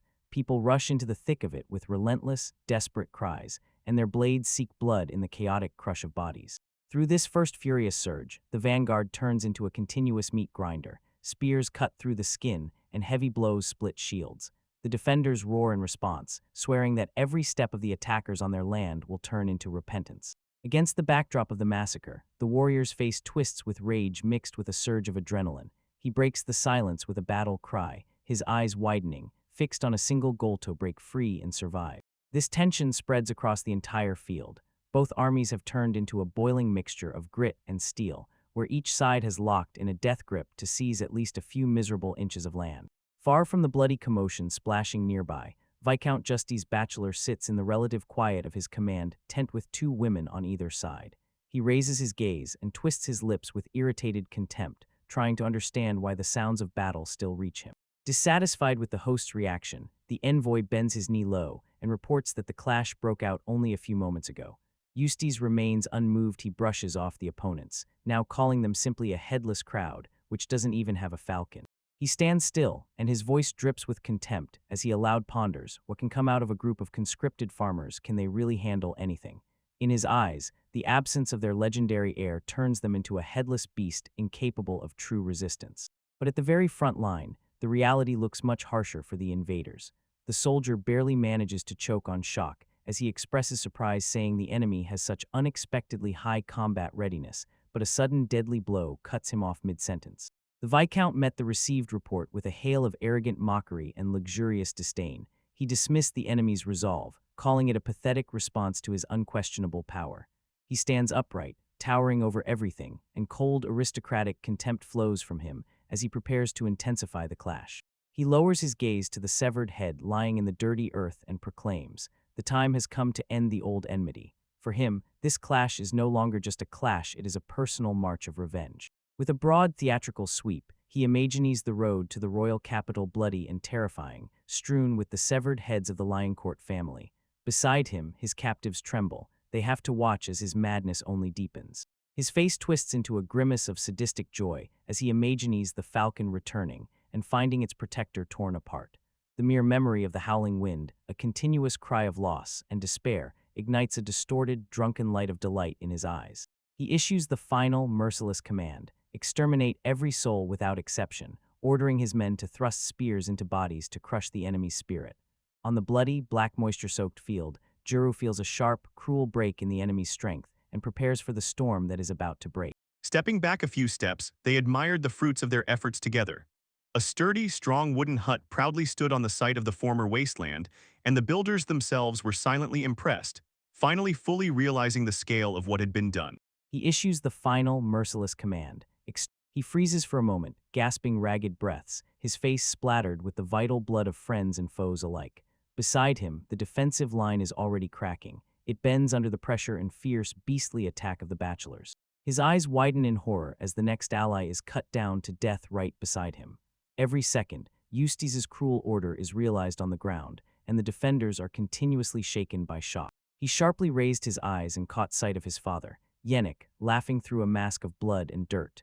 The elder man teased him, asking who was really the old man, since Sheru was already gasping so hard, even though he was young. He snorted in response, wiped the sweat from his forehead, and declared that he had simply adapted to his father's skill. Yannick burst out laughing loudly and immediately reminded his son, "The fight is not over yet, they still have a long way ahead." Two stood firm while the clang of clashing steel and piercing cries echoed over the field, their positions held with last strength. Lioncourt forces tried to maintain order under the relentless pressure of the bachelors, and the appearance of two veterans gave this line some resistance. He gripped his weapon even tighter, standing shoulder to shoulder with the man who had once taught him everything about war. Yannick lifted and tested the weight of the heavy, serrated blade, his gaze sliding over the approaching animecaps and calculating, like a predator before the leap. The old warrior, with a predatory smile, declared that the real spectacle was just beginning. While a brief, bloody flash of mutual understanding still flickered, the next wave of attackers managed to reach their position ready to change the course of the battle with sheer ruthless force. On this chaotic battlefield, Jin was increasingly panicking.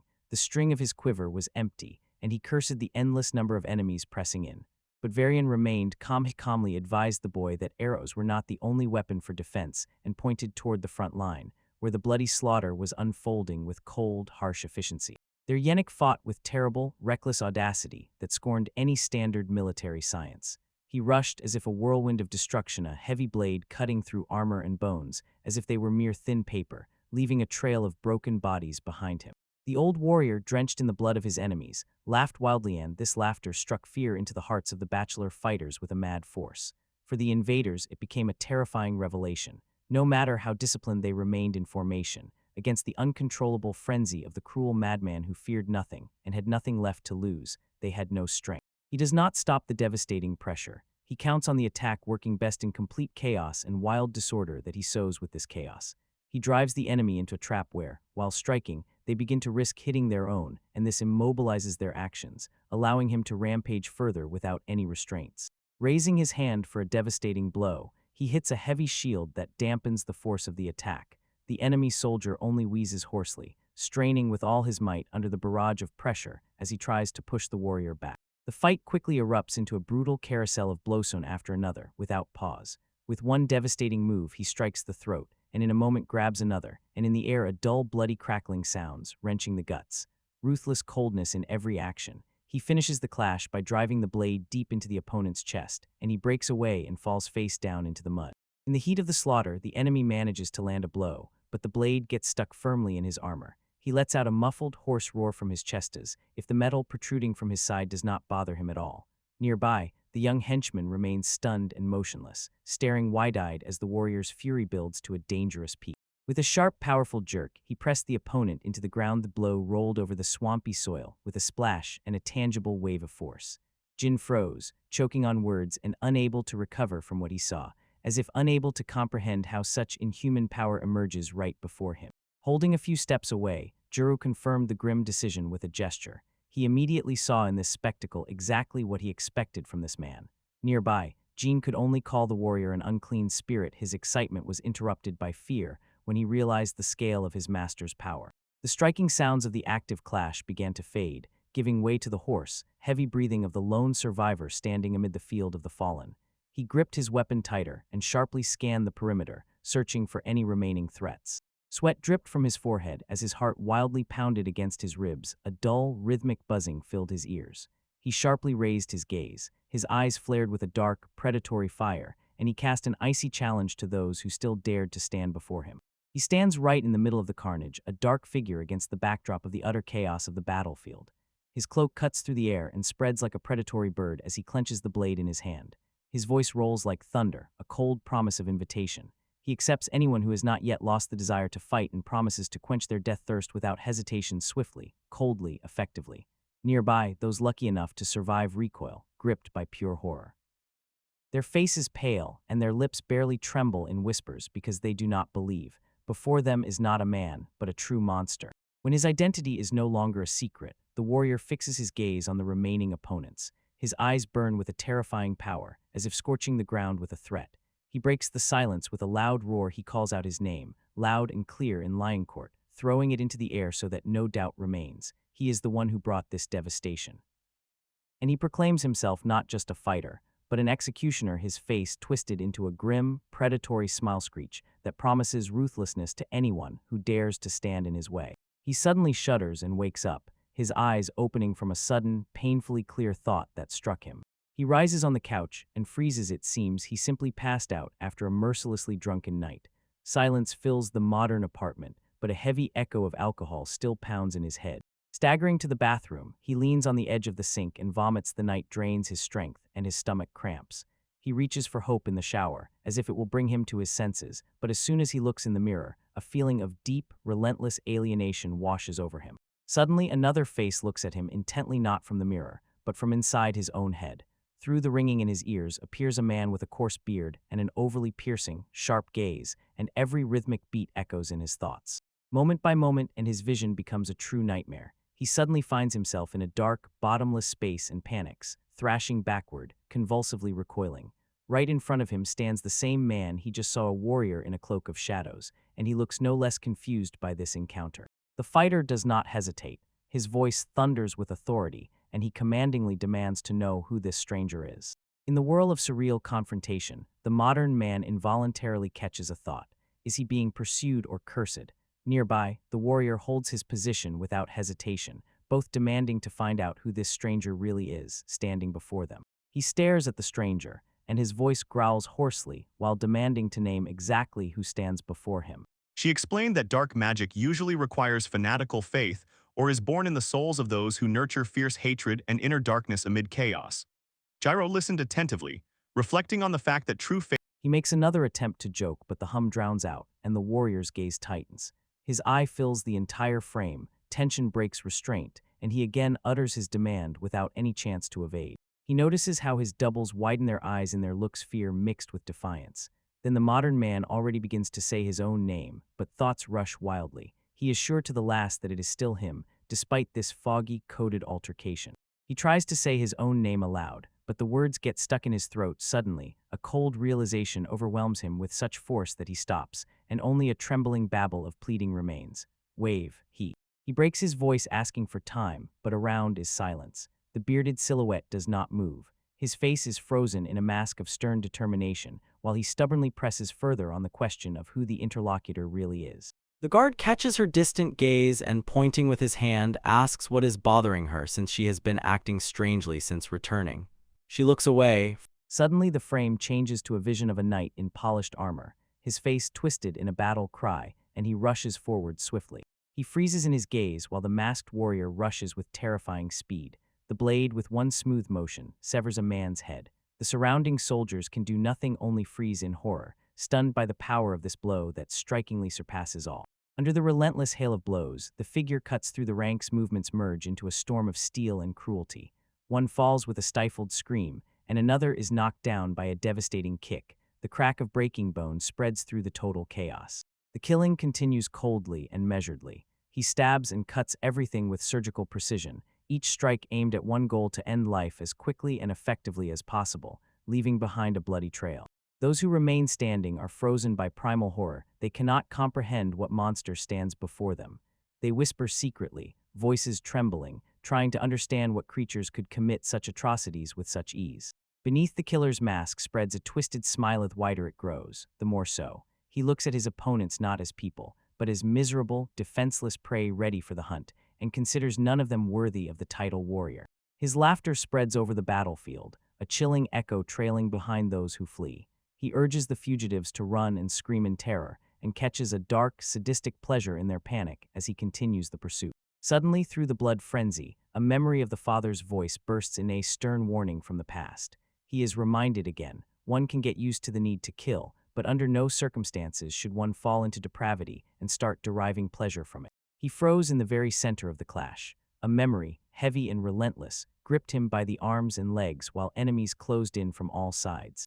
Sensing his leader's hesitation, Rollo cries out in alarm, and at that very moment a hail of arrows thuds into the Varangian's back. Knock, knock. The young lord snorts in pain, his eyes widen in shock, and the enemy army immediately seizes the pause and launches a coordinated attack. The attackers close in around him in a tight crowd. Blades and axes wildly slash in all directions. He has to fend off in a desperate clash, barely manages to parry the blows as the pressure of their numbers pushes him back. One of them manages to pin him to the ground, but the survival instinct eventually kicks in. With a guttural roar, he drives the hidden blade upward, striking the attackers right in the face and throwing them back. Beside Rollo immediately rushes into battle, clearing the way. His own sword flashes as he with one decisive strike cleaves the attacking soldier. When the danger was subdued at that very moment, the boy rushed to Virion. His voice trembles with anxiety, and he points to the arrows sticking out of his master's armor. Virion breathes heavily and reassures. The chainmail held the blow, preventing these shafts from inflicting a fatal wound. At that moment, relief is shattered by Robert. He bursts in beside the icy condemnation. Abruptly, without circumlocution, he reminds them that stopping in the heat of battle is a fatal mistake that can cost lives, and it does not matter what is happening around. The younger boy Jean joins them. The bowstring on the bow is drawn to the limit. He is ready to shoot, and a confident smile emphasizes the mood. He says he is not going to watch them fall in their very first clash. And also, playfully during the conversation, he reminds, he is also forbidden from using more dangerous throwing techniques. Let's begin. As the fight wildly intensifies, he does not take his eyes off and keeps his ear alert, clearly reminding his companion, this is not training. The weight of the moment becomes visible without any embellishments. The fate of Leviaki Divor is almost literally hanging by a thread. He warns, the power of Varian is undeniable, but if you choke on the heat of the clash and let your guard down, the road will quickly lead only to collapse. Casting a sharp glance back, he makes it clear, his protection is not indefinite, and he will no longer pull a friend out of the flames if that friend ends up there a second time. The roar of the crowd of soldiers around only emphasizes the deadly cruelty of what they have gotten into. Varian takes the warning to heart and immediately feels. He's being closely examined from head to toe. He is struck by how precisely such a young person understands this. Such foresight is rare even among experienced veterans. Nearby, the bowstring creaks, and the soldiers' shouts constantly thunder. This clearly indicates that the clash is far from over. He notices in the boy's behavior the imprint of the ruthless skill of an old killer, the same cold, precise movements. Meanwhile, the exchange between the young fighters does not cease. Jin reminds Andre that he would have died several times in the clash without his intervention. Varian understands this just as clearly. Their joint strength is born from how each picks up what the other failed to, and together they hold a single formation no matter how much they argue. Over the sprawling valley, the air hums from the clash of steel and the roar of fighters. The united front is pressing forward persistently. The confidence that victory is very close, as long as they hold together, waves through the ranks of the assault infantry and pulls them ever deeper into the enemy lines. Above all this chaos, in a hood and cloak, a wrapped silhouette watches the carnage unfold. The fur trim of his cloak flutters in the wind. The sounds of the clash rise to him like a dark choir, and this is exactly how he feels the moment when the conflict reaches its peak. This man the Viscount once walked alone, but now stands and greedily peers, stretching his lips into a predatory smile. The moment he patiently waited for has finally come. With cold malice, he proclaims that the time for their decisive strike has come, and vows to crush the enemies, unleashing all the power he can muster upon them. Varian leads his people into the very hell of the clash. His voice cuts through the thunder of footsteps and battle cries filling the space. He throws a question at the opponents about their audacity, aloud pondering whether they really believe. Victory is already within reach as long as he holds his firm resolve. To the challenge, Justice responded with an evil, grating laugh, his face twisted into a mocking smile. He contemptuously mocked the idea that such a small force could somehow resist an army many times larger, immediately cutting off any hope, saying it was just a vain and foolish dream. Confidently towering in luxurious armor, Lord of Bachelors radiates cold, predatory self-confidence. He has long harbored a bloody grudge against the Lioncourt family, and now, alongside Rudolph the Absent, has seized the opportune moment to break in and forcibly take their lands for himself. In the whirl of battle, young Jean shouts to his comrades, eyes wide open from the ruthless haste of the clash. He sharply points to Varian's location, warning, their fighters are rapidly being squeezed, and they desperately need support. As soon as the command sounded, the warrior rushed forward with explosive speed. He snatched a whip-like weapon from the air, and with one flawless motion spun a strike. The crack of the lash spread across the field. The counterattack proves devastating. One enemy fighter receives a frontal, hard blow directly to the face, and another is immediately hurt. As he falls to the ground, the pressure of the attack breaks their formation on the move. Andrei Kakar tries not to fall behind. His breathing breaks into ragged, convulsive gasps as he keeps up with the commander. Varian shouts, ordering his men to stay close and not lose sight of him in order to flank and smash the enemy formation from behind. The commander does not stop the advance. The heavy steps of the soldiers quiet only for a moment and again beat the rhythm into the ground like a drum calling disaster. He mocks the enemies and, without looking away, throws them a question though they hear the end approaching. His gaze is fixed firmly on the path that leads to victory. He freezes in place, and the dull rhythm of footsteps boots heavily stomping spreads across the field, and this gate sounds as if it does not belong here. Outside the field, the old bachelor only sneers, and from this mockery it becomes clear. These are the hidden reserves he kept ready specifically to neutralize the falcon. The roar grows louder and shatters the silence with a continuous deafening bellow. A whole wave of enemy soldiers rushes forward. Their faces are twisted with bloodthirsty frenzy. Varanian and his small detachment can only freeze and watch, and fear grows as the true scale of this ambush becomes clear. Above all the chaos, the Viscount laughs hoarsely, boasting. His 1,400 men will teach them the true meaning of strength in numbers. His warriors descend like a pack of wolves, and battle cries for blood fill the valley. The strike shatters everything instantly. A battalion of weapons cuts through the center of the line, as if slicing the edge of a field along the yard line. The defenders get lost in chaos. They realize too late that their reconnaissance had been fatally flawed. The enemy deployed many times more people than they could have ever imagined. In this whirlpool of events, the young commander finally realized how deeply the trap was woven. Eustace deliberately held back the main forces, waiting for the perfect moment to deliver a deadly blow to his father's legacy. When people are pushed back, their formations crumble under the relentless pressure of a numerically superior enemy. The realization that their combat unit has catastrophically underestimated the determination and resources of the opponent passes through the ranks wave after wave, as if someone is staging a performance right in the hearts of the unit. One of his young subordinates lets out a scream in desperate panic and warns. The defense is cracking at the seams and no longer holds. The boy's face pales with fear as the line he was ordered to hold disappears right before his eyes. He barely manages to open his mouth when a heavy blow thunders beside him and a huge enemy soldier looms over the young Gen. The boy remains frozen in shock, and the shadow of death covers him completely.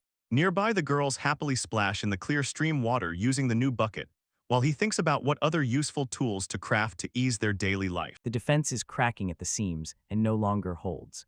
When he sees his comrade fall, he lets out a desperate, hoarse scream from his chest. Under the helmet, his eyes widen in shock.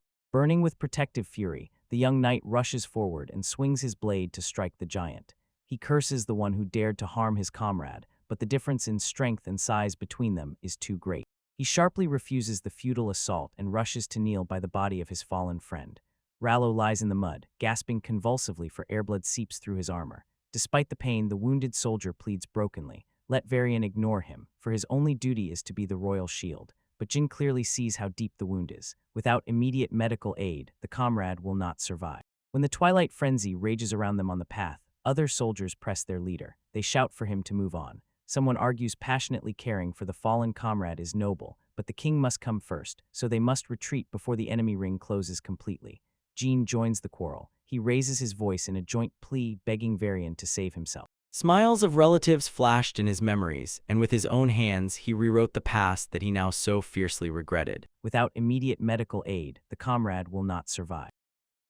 When the twilight frenzy rages around them on the path, a sharp, piercing sound of the trumpet suddenly tears through the cacophony of battle. It is an unmistakable signal to retreat, a mournful note confirming their position can no longer withstand any conditions.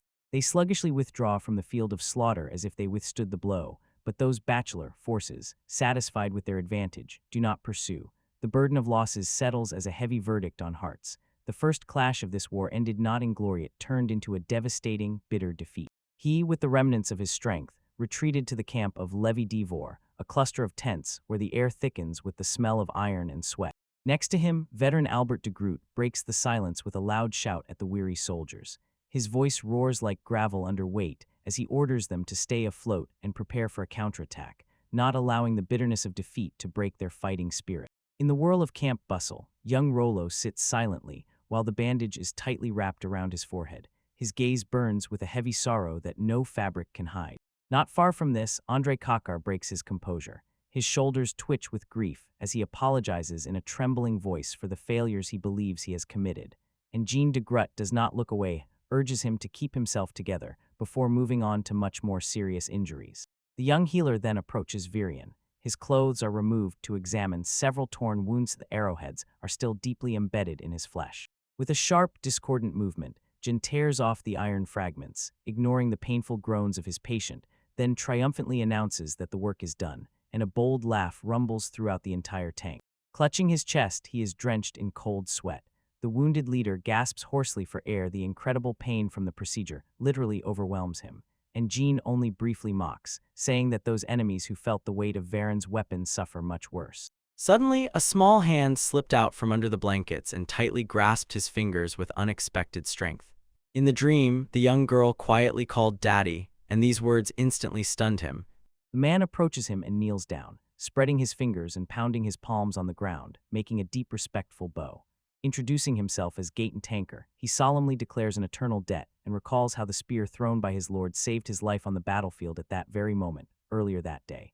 Filled with fiery zeal, he offers himself as a living shield and swears he will die in the presence of his master if it guarantees Varian's safety. Varian recognizes him, smiles gently, and tries to ease the tension, assuring that such a sacrifice is not needed at all. The young lord clenches his fist, and flawless confidence is reflected in his gaze as he addresses the soldier kneeling before him.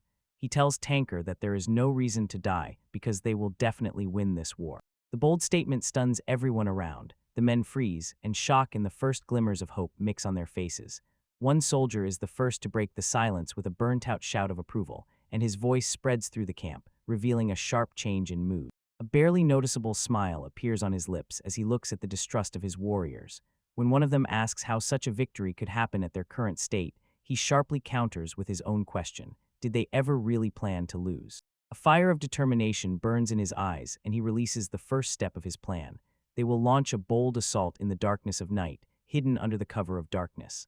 The soldiers freeze in their gaze at him, and their stubbornness strengthens because the path forward finally becomes clear and defined. The commander of the Lioncourt army, Roger Eeg, shuddered at the mere suggestion of a night raid. It shook him and was incomprehensible. Even the thought of a strike in the dark, like in the fog of night, seemed reckless to Roger for a man with such experience. He voiced his reservations and defended the idea that this maneuver was too risky for the territory they barely knew. But the experienced Yennik stepped forward to dispel his anxiety, reminding the commander that during Albert's time they repeatedly raided these very lands. The scarred face of the old warrior twisted into a predatory smile as soon as he confirmed the intention to strike the bachelor's forces while they sleep. Nearby, he silently watched the conversation, alert and composed, chewing over the very essence and risk of this bet. When the argument shifted in another direction, the young man at the center of the plan clearly stated that his goal was not to destroy the enemy's main camp. He remained composed, a calm face and a vigilant gaze fixed on the ground as he prepared to reveal the true intent of his strategy. The mercenary disdainfully and ironically nodded in agreement. The scream would indeed hit right in the field of vision of the powerful master. Watched the conversation alert and composed, chewing over the very essence and risk of this bet. When the argument shifted in another direction, the young man at the center of the plan clearly stated that his goal was not to. He continued to unfold his thought and explained, "If you strike not at the soldiers themselves, but at those who hold the army at its supporters, they will shake the principles of priority. When the enemy realizes that their lands have already been penetrated by outsiders, it will force them to transfer people from the front line to defend the villages, causing the enemy forces to be split into parts." Rodrigue listened attentively and later briefly outlined the plan, the usual tactic of divide and conquer. For now, the young strategist thought to himself, within Armos, the concept of economy is vague, distorted, and misapplied, which is why power in the kingdom is perceived quite differently than it should be. Despite the lack of precedence for a direct strike on the enemy's economic base, the commander suddenly became interested in the audacious boldness of the proposal itself. A barely noticeable confident smile slid across his lips as he admitted, the situation really gives reason to try, and that the locals will soon feel the full destructive financial impact of the war. Hugh sharply gives way to indignation. His voice trembles with outrage as he mercilessly condemns the plan to strike the defenseless as cowardice and immorality. He freezes, not believing what he heard, reads the slightest hint of doubt in the man's gaze, but only cold, unwavering determination remains in the eyes. He had to face a harsh truth, and he sharply made it clear to his companions. Against such pressure and advantage, they cannot count on an honest victory, and the verdict must be postponed only after the battle is won. This pragmatism only adds fuel to the night fury. He is struck by the thought of how his leader is willing to stoop so low for the sake of victory, and this forces the young man to stand up and challenge that narrow perspective. He explains, if while protecting the dearest family, friends, the very people whose faces already flicker in his mind, he is still considered a coward, then he will calmly bear this stigma, while the enemy deals with the consequences of their own leader's decisions. One of the knights retorts thunders in response. A fight without pride turns them into nothing, just like those bandits they stand against. After all, they swore to protect life itself, not just their own survival. A depressing silence spreads between them as they stand on the windswept plain, and two ideologies clash as fiercely as blades about to part in a strike. The silence cracks. The young strategist throws out one last, gloomy thought. To give oneself up for the sake of one's own pride is an empty step that brings no relief to ordinary people. Only victory can honestly prove that the life of his people was worth that price. He stood motionless while Hugh's words cut through the air like a blade. Before him stood this knight, a reminder of his empty promises of protection and victory, and he gathered his thoughts. Did he really expect that his family would give their lives, laying them on the altar of his own pride? Hugh pressed forward once again without looking away and said firmly, "Their true honor is born not in glorious death, but in the grounded, brutal truth to return home alive." The weight of these words seemed to cling to the young lord's shoulders and forced him to face the cost of his own ambitions. Accepting the challenge, he swore, they would manage and return in less than 2 days. Then he returned to his uncle Rodriguez and gave the order to assemble a small squad of shock troops, exactly 10 fighters to prepare for the upcoming assault. Above the sprawling camp, army fires flickered in the flames as dusk crept in from all sides, silently revealing the full scale of the war looming over each of them. As he walked away, a heavy thought slowly settled in Hugh's mind. His phrases sounded convincing, but deep down he understood it was just a well-crafted lie. Somewhere high above the earth, the moon was hidden by thick clouds, and a dark veil covered the space as they set off along the path that swept away any nighttime decency. In the dark cloak of that black rider, their small death squad silently slipped out of the camp and crawled into the darkness like ghosts toward their target. They tied themselves with ropes to stay together in the dark and poured onto the night settlement just as the first screams of slaughter tore through the silence and echoed through the trees. The sudden wave of violence left no shred of mercy. It caught the defenders by surprising a moment of deep, wide-open fear, as if the very shadows suddenly struck them with blows. Maple and Sally moved to the edges to prevent the monster from hitting them with a single explosion. Out of the camp and crawled into the darkness like ghosts toward. When the man's body falls to the floor with a dull thud, the masked warrior moment by moment directs his cold gaze at those who still remain witnesses. Without hesitating for a second, he cuts the woman with a single deadly blow. Her screams stop, blood splashes on the wooden floor. He stands amid the destruction, and the sharp metallic smell of iron already stings the nose in the air. He looks hard and without looking away at the young girl. She twitches, trembles, and whines for her mother. Her eyes have opened in horror that no child should know. Shifting his focus, he points the bloodied sword at the young boy frozen in the very center of the room. The girl still cannot stop sobbing over her mother's body. Her voice breaks as she calls the woman who was never destined to answer. She is overwhelmed by fear of the monster standing right in front of her. Catching a sharp breath, he strikes again with the blade. The steel sinks into flesh, and he forces himself to finish this grim task, despite his movements no longer having their usual precision. His heart pounds wildly against his ribs. The ragged rhythm reveals how everything inside him is tearing apart. He curses his own weakness and suddenly realizes, even after all the blood he has already shed, the very thought of ending the child's life has shaken his resolve. He is haunted by the ghost of the life he once knew. The memory of Tadashi Tanaka and the family that came with that name held back his hand, preventing him from carrying out the grim task ahead. This obsessive feeling gives him no peace. It interferes and clashes with the cold, flawless efficiency he strives for. He grits his teeth, bursts out in frustration, unable to understand where this strange halt within him comes from. Yet the cold mind tries to lull his conscience, quietly whispering that his actions, however cruel they may be, are entirely justified in this harsh world. To those who cling to him, like young Jean, he does not look like a monster. He is a guide. The boy fixes his gaze on him with pure, unadulterated respect, and in that look there is only the strength needed to lay. While the village behind them is devoured by flames, the legend of his righteousness only grows stronger. In the eyes of his people, he is no more and no less than a just man doing what must be done. The punitive campaign of the Retribution Squad continues without mercy. They methodically deal with women, children, and clergy, cutting down all without exception with equal cruelty. To keep the land dead and barren, the squad throws bodies into wells, poisoning the very source of life in the villages until they are finally abandoned, retreating before the advancing forest. Among the ruins, the mood is surprisingly light, almost eerie. Jen laughs, offering a trophy of fresh bread as if begging those not present to share this wealth, and Jayton Tanqueray takes an axe cleaver as his war trophy. The gray-haired veteran stands silently, accepting it as a matter of course. Such bloody work has its spoils. For him, dirty work is a demand of the times, and all he sweeps from the ruins, food and supplies, is the only reward that truly matters. He approached with a report about several fugitives, but the young lord did not lose his even tone.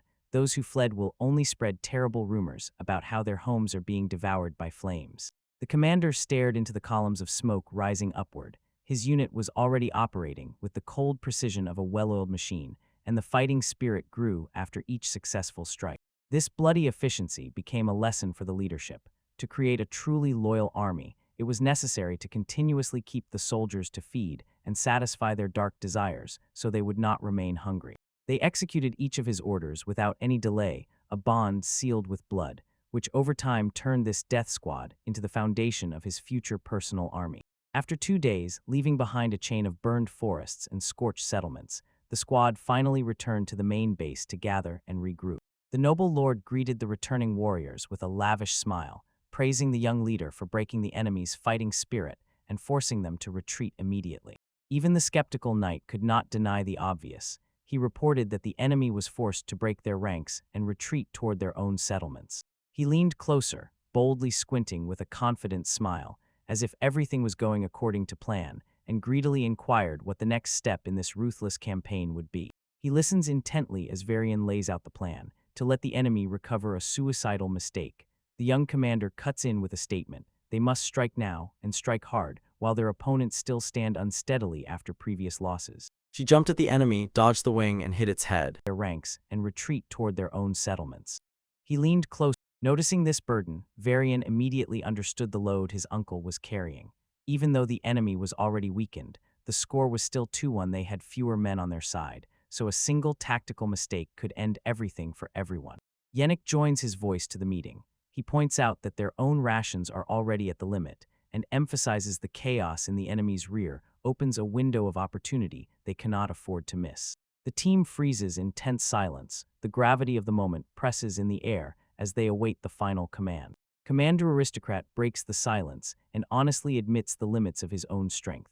He directly says that complex tactics are beyond his power, but he is ready to rely on the joint decisions of Varen and Yennefer. A sharp surge of confidence overwhelms him. He cuts through with a decision and, raising his voice, shouts that they will enter the battle because finally the tide has turned in their favor. Watching him, Varian freezes in amazement. His uncle has an incredible character trait. Can you imagine such a high rank and at the same time such modesty that he is ready to listen to advice from those younger than him? He silently watches as the commander turns away, and he sees. The man with noble status still painfully clearly understands exactly where his strategy is stalling. But it is precisely this restrained honesty that emphasizes his strength. As a leader, a great commander is able to recognize his own limits. He relied on his subordinates, and in response, the young king's gaze becomes firmer, filled with a new purpose. There are no more doubts. There is no other way forward. They need to gather and surpass all expectations on the battlefield. Rumors of total destruction do not subside. Villages are burning, wells poisoned with bodies, and the lion's army seems to appear everywhere. Eustace the bachelor sits motionless and silent in gloomy silence while being read a list of failures and attacks. Each word falls on him as proof of how his own control is cracking and falling apart. Finally, he bursts out, rises from his seat with a thunderous roar, and orders his marshal to immediately gather a counterattack to push back the troops already advancing. Immediately after his outburst, a subordinate reports, Knight of Gavas has already raised a company of 100 fighters to meet the threat head-on. The messenger does not stop and continues the report. Enemy troops are heading to settlements they have already set on fire, so it looks like they want to finish the job. When news of local riots and an increasingly wide wave of refugees reaches him, the Lord's face contorts pure, unadulterated rage flares on it. He forcefully slams his fist down, demanding silence, and without taking his eyes off the tactical map before him, feverishly searches in his mind where all this chaos came from. He begins to doubt the true nature of the attack, whether it is the work of the Falcon brothers or maybe Falcon himself. But in a moment, he rejects the second version because Falcon would not stoop to such petty tricks. Understanding that someone is methodically undermining his forces from within sends cold sweat down his back, and in despair, he tries to figure out who could have poisoned the young Velp's mind, who is leading this offensive. While he is somewhere far below, trapped in his own strategic failures, under another banner, a unified crowd gathers. A huge army is assembling, and at the head stands a young Varian warrior ready to accept battle. Next to him, the noble Rudrig suddenly, and without warning, demanded. The young man himself must be entrusted to deliver the battle cry before the assembled army. His words confused him. His eyes widened sharply with surprise as he began to question why such a decisive task should not be given to a more experienced commander or the company leader himself. The old knight smiled warmly and spoke. Since he alone had turned the tide of the skirmish the day before, he was seen as the right person in the eyes of this nobleman. He emphasized that everyone in the hall was eager to hear him because they recognized in him a hero who had cut down many enemies with bravado and saved their lives. He paused and felt the full weight of this demand, understanding. Refusal now would only dampen the zeal of the men who looked to him for inspiration.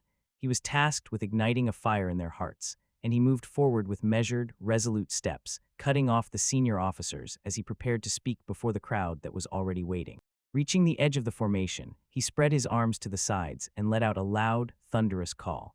He addressed the soldiers as the beasts of Lioncourt and ordered them to listen to his roar. In response, the entire army erupted with deafening shouts. Their voices merged into one mighty cry of approval that made the very air tremble. The young commander, extending his gloved hand toward the horizon, boldly threw at them pathetic pieces of meat to provoke their pride while he assessed the prey waiting somewhere in the distance. Burning with fierce determination in his eyes, he ordered them to keep their gaze only on him, promising to lead them to a victory that would become a true legendary feast. He suddenly lunged forward, and his voice thundered a command that cut through the air as he announced the final assault. Behind him, the ranks of the Lioncourt army exploded with a coordinated shout, and the rhythmic strikes of their shields produced a deafening cannonade of war. The collective roar grows and transforms into a tangible force. A muffled wall of sound rolls across the field straight toward the enemy positions. Above the field, the Viscount sharply recoils, and his eyes widen. Genuine shock overwhelms him as he feels the full power of Lioncourt's determined offensive. She continues to analyze their company in detail, noting that while everything is clear with the Dark Sorceress, the elf's desires turned out to be surprisingly simple: a safe refuge and a tasty dinner. The fairy emphasizes that he has already given her everything she dreamed of, creating a home where she finally... A maddened gleam in his eyes, the Viscount roars his own command to attack and throws his troops forward, desperately trying to meet the storm head-on. Two vanguard squads close in and rush at each other through the fragmented chaos. In this whirlwind, the old assassin Albert's instruction echoes loudly. The commander is to be placed at the very front. He leads the attack so as to break the enemy's spirit before they can move and tear the line apart. Arrows whistle past him, but he does not falter for a step. He stubbornly holds the role of an unextinguishable beacon for his fighter. When he sees cracks in the bachelor, ranks those who fear death and are distracted by memories of the homes they left behind, he absorbs this vulnerability and turns it into fuel for his relentless advance. In the frightened eyes of the enemy, he no longer appears as an ordinary man. Before them unfolds the grim ghost of death itself. He leads a whole squad of warriors who have lost fear and carves a path through the crowd. He bursts forward with a primal roar, and his blade becomes a blurred trail as he cuts through the pale-cleared enemy lines. Nearby, a veteran assassin strikes with deadly precision to gather their attack, exposes enemy ranks, and carves a pocket of utter chaos in the opponent's lines. The old man forcefully drives a soldier into the ground. The blow echoes dully in the very lair of battle. They break apart and fall into a bloody tangle, but the assassin quickly regains control. He pins the opponent and prepares to deliver the final, silent strike. When another enemy tries to break the veteran's defense, the young commander intervenes sharply, pulling the attacker back with force. He pays no attention to the man's desperate struggles and contortions. His entire gaze is fixed on one thing, keeping the most valuable ally on his feet. Standing amid the wreckage, he realizes the tide of battle has turned. The bachelor forces are finally starting to crack. He roars to his men that this is no ordinary attack. If they press the advantage now, the enemy's resolve will break completely. He finds understanding in his comrade, who savors the panic spreading through the enemy ranks like a contagion. Together they shift their gaze to the horizon and immediately recognize the figure of the enemy commander sitting astride a white horse. Through the blood-soaked field, the Viscount freezes, staring in disbelief as his name thunders across the clearing. All his usual arrogance stripped away, replaced by a face locked in pure terror. Having come expecting only a quick skirmish, yet now forced to meet the gaze of a man who has stepped beyond humanity and turned into a living nightmare. While the Viscount trembles, the veteran killer bellows his final vow at full volume. He will carve a path through those still behind the guards and demands his master deliver the finishing blow. His eyes burn coldly, terribly, without any warmth. The young lord nods, agreeing to the death of an old story. He is ready to forever end the line of the bachelor heir. The battlefield bursts into a clamorous symphony, sharp groans, and a dull, wet crunch of metal biting into flesh. Soldiers break into chaotic, humiliating panic, and their cries for mercy drown in the roar of the clash, while one man refuses the glorious death of a warrior for the bitter shame of flight. The attackers chop without hesitation. The air thickens with the metallic smell of blood and hoarse, guttural roars. The blade strikes exactly where it should, with one bloody, harsh blow cutting life short, and the slaughter does not stop for a moment. They convulsively retreat in despair, which draws the wrath of Viscount Justice de Bachelor. He stands upright and raises his eyes in complete disbelief. Then he tears the air with a roar at his men, not understanding how they dared to flee the field while he is still present. He does not just shout, he acts. His own sword flashes in a lightning strike as he knocks down retreating soldiers, calling them cowards. His voice cuts through the thick of battle, then a desperate command flies to those who remain nearby. Stop, cease fleeing, and listen to their lord. The cold command silences two men who have dropped to their knees and are crying for forgiveness and the chance to retreat.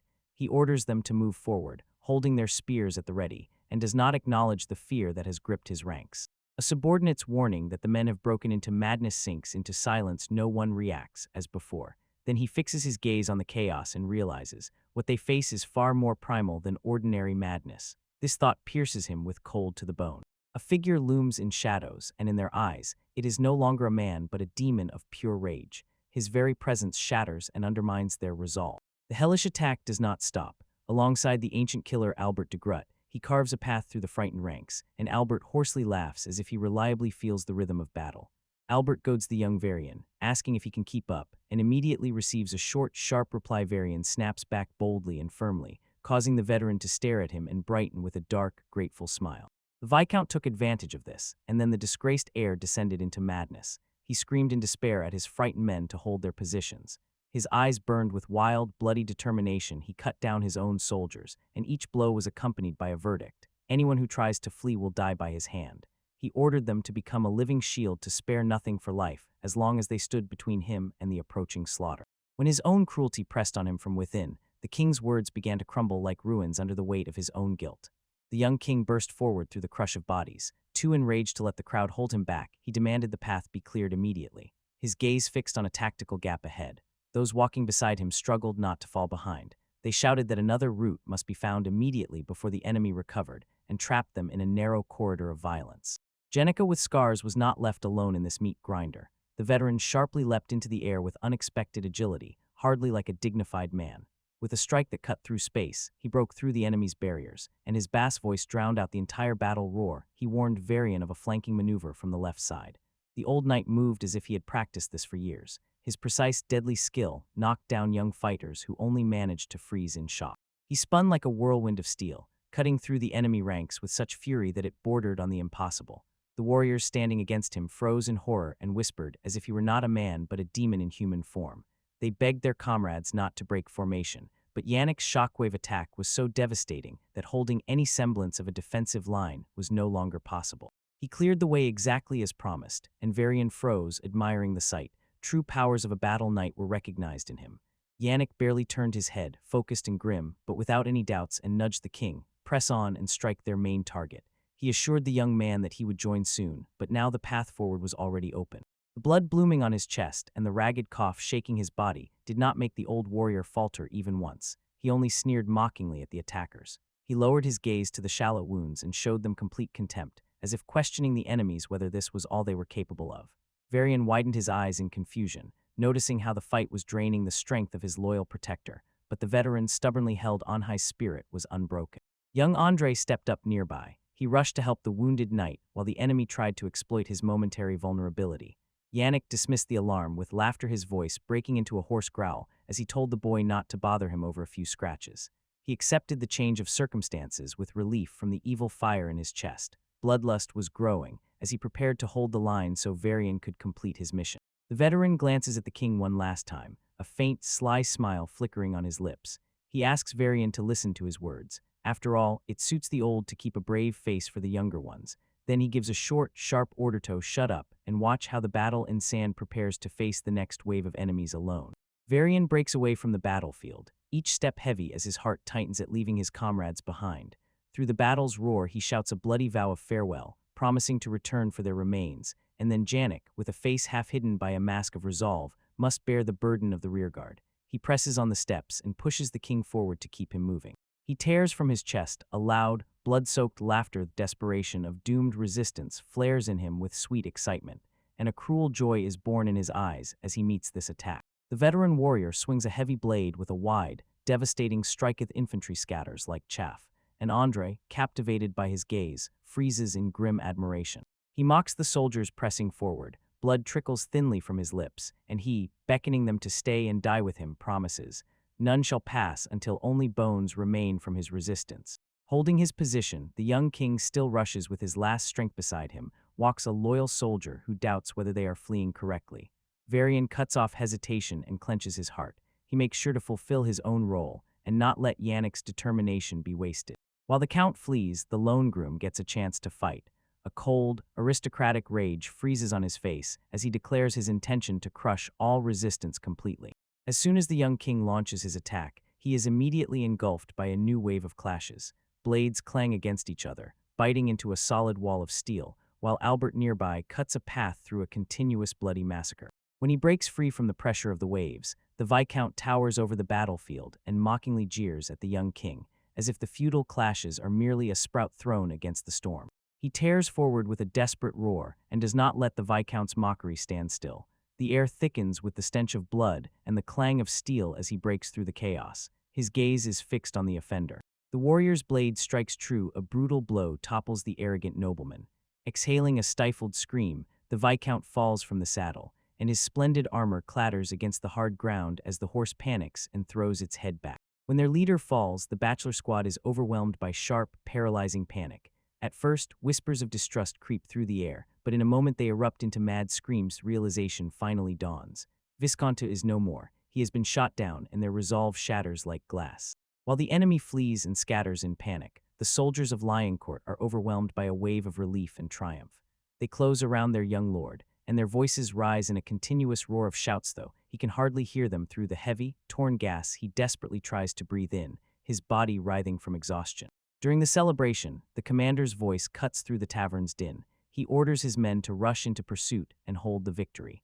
The young lord froze in place. His thoughts have not yet gathered, as he is sharply thrown from the brink of death into a wave of triumph. The adrenaline that kept him afloat finally fades away, leaving only a heavy, bone-deep exhaustion. Suddenly, without any warning, his legs give way, and he falls onto the blood-stained ground.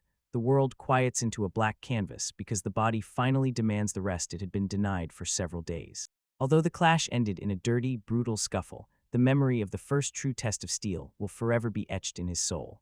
The banners of Lion's Court will soon rise over the lands of conquered. They will herald the end of a bloody chapter on the threshold of a new, yet unknown era. He slowly opens his eyes and the world returns to clarity through a heavy, exhausted veil.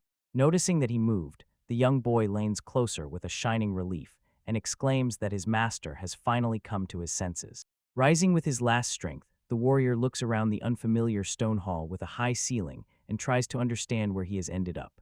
The boy explains, "This is the Porto Town Hall, and a whole day has passed since the bloody, exhausting clash." The words strike the man as if he has woken up after too long a sleep. Outside, the territory stretches with a harsh landscape. Everything around freezes in silence under the wide, boundless sky. Despite exhaustion, Lord returns to his duties. He prepares to bandage the wounded and orders assistants to firmly hold the patient so he does not jerk away. Lord himself freezes in a combat. His concentration sharpens his face as he undertakes the painful but necessary step. With a sharp, powerful movement, he returns the displaced bone to its place, aligning it. A terrible crack of restoration loudly echoes down the corridor as the patient bursts into a sharp scream from the acute pain.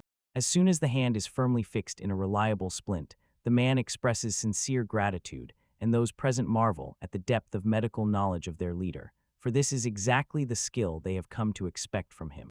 Rollo sharply raised his gaze. The voice of the young boy confused him, as if he doubted his tireless efforts. He also noticed something else. Just waking up, the young lord immediately began tending to the wounded. Rollo could not help but wonder if something bad had happened. With his gaze, he caught on to Andre and asked for a specific set of tools: a leather belt, a knife, a needle, thread, and a burner. Andre raised his eyebrows warily and asked again if the man could really help without hidden motives, but he only confirmed that he was going to give one. Just delivered the supplies, he got to work, warned the patient that a painful injection was ahead, and began to tighten the deep wound, stitching it to a tight closure. Meanwhile, Andre stood by the fresh water, closely watching the steady hands of the young lord. His gaze mixed admiration and confusion. He held the needle over the open flame of the torch. The metal flared with heat as it sterilized. While doing this, he repeated to himself in his thoughts, "In this world, bacteria were not even mentioned, so even a clean rag became a priceless asset in the fight against infection." Next to Rollo, he stared with wide-open eyes, shuddering from the very procedure, and aloud they wondered if it was some kind of magic. He explained calmly and evenly. He said he had simply read about such methods in a church text, covering his modern knowledge with a convincing version of perspective. Having finished a straight row of stitches, he instructed the man to pull out the thread in 2 weeks, but immediately warned, "It will hurt." The patient, getting ready to leave, sincerely thanked him and promised to take care of himself. He looked around the room where wounded men lay and were regaining consciousness, and pondered how their sincere gratitude exposed gaps in the science of this land. Against the backdrop of local healers, his simple modern medical techniques seemed like real miracles to them. His face became stern as he weighed the burden of his lineage. As the son of a count, he felt the duty not only to lead, but also to show mercy to those who could no longer be saved. He quietly and solemnly uttered the final blessing to the man in the moments when he was bidding farewell to life, and told him to go in peace. He grips the surgical knife. The familiar weight settles in his hand, but the purpose suddenly changes.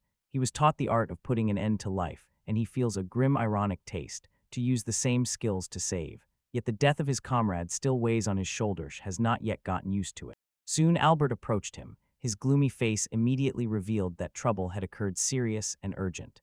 The young lord asked about Yannick's condition, but the old mercenary forced him to postpone the conversation to a private moment. Then he uncovered the heavy, gloomy truth. Yannick did not live to see the moment when the young lord had just regained consciousness, died from his wounds just before his awakening.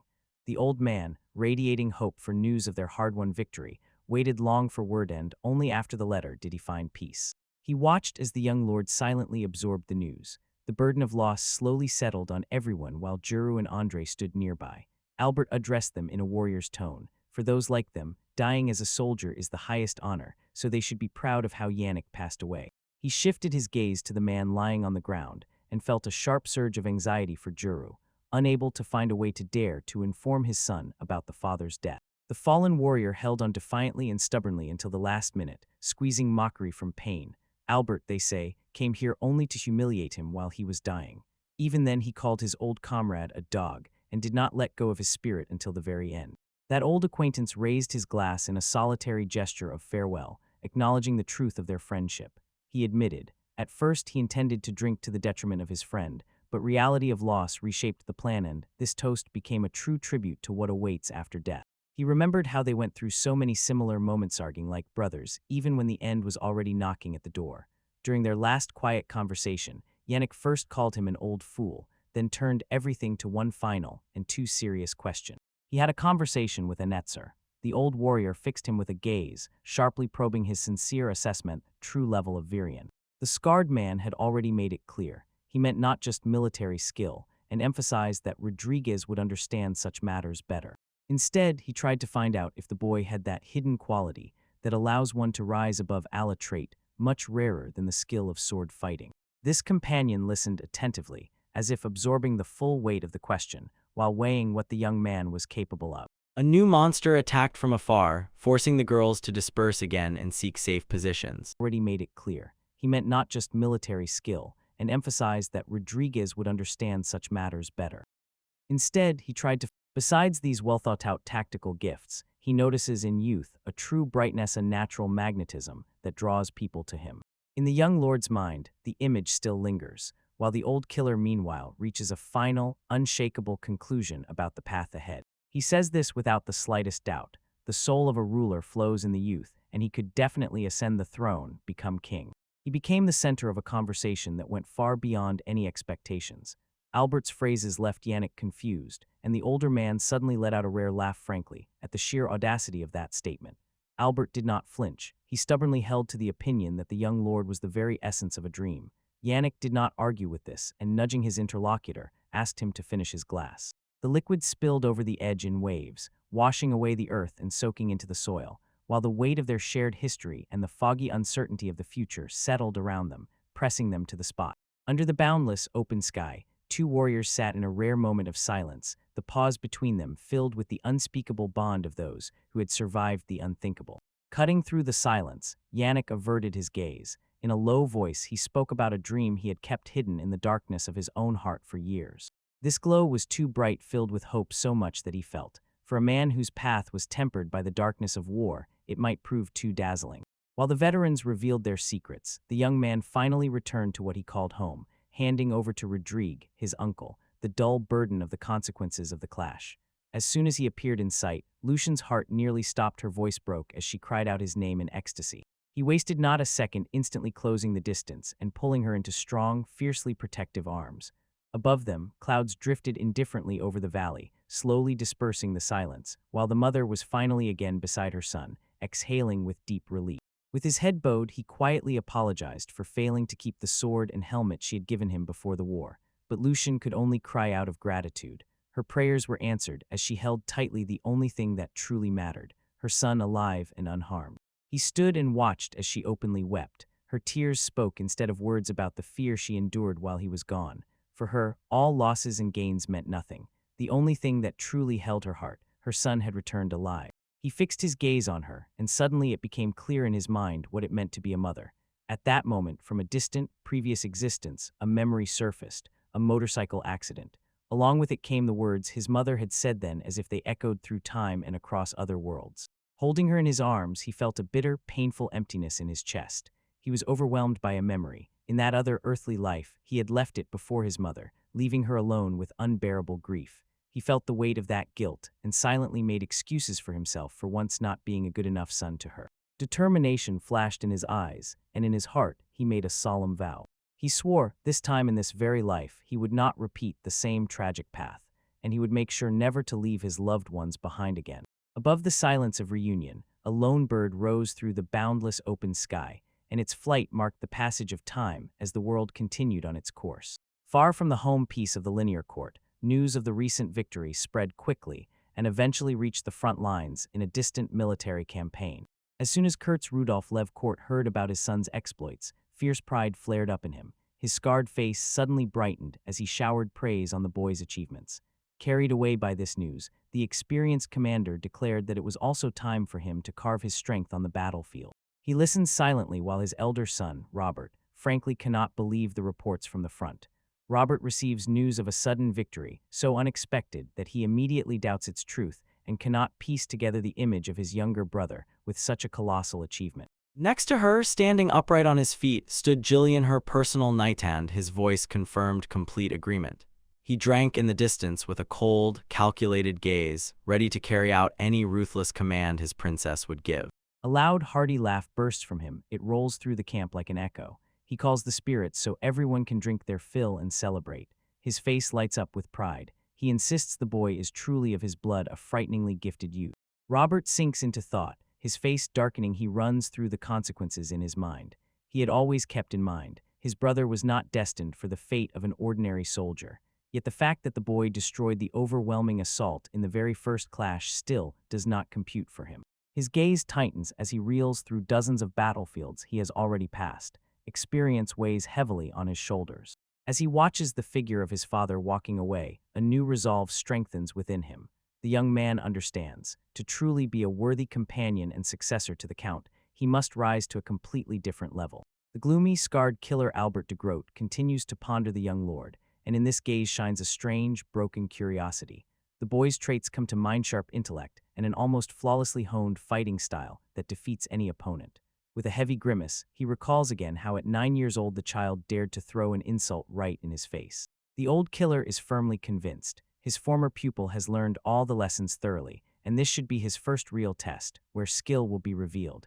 In his mind, the young man's abilities have already equaled the legends of the past up to the great King Isidore, who once ruled the entire kingdom. He depicted a future where Varian breaks free from his circle, and having defeated Rudolph and Robert, takes power in the Lionhearts.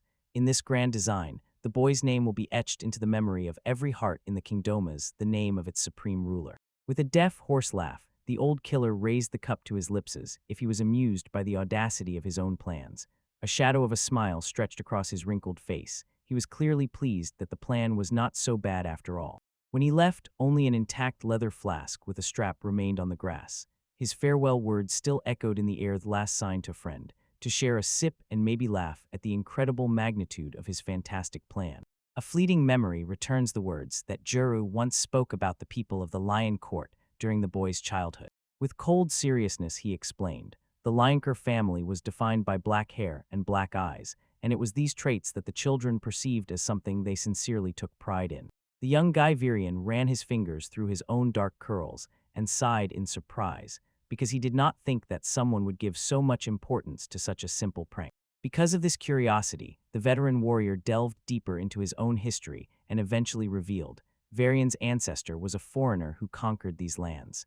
To stop the endless uprisings, the conqueror was forced to make a cautious agreement with the local nobility. After the boy realized that it was a political agreement, the man confirmed. The ancestor really married a representative of the influential Lion House to consolidate his own power. When they sat down together, he resumed his story and explained, while this policy of intermarriage had lasted for generations, it still failed to suppress the rebellion.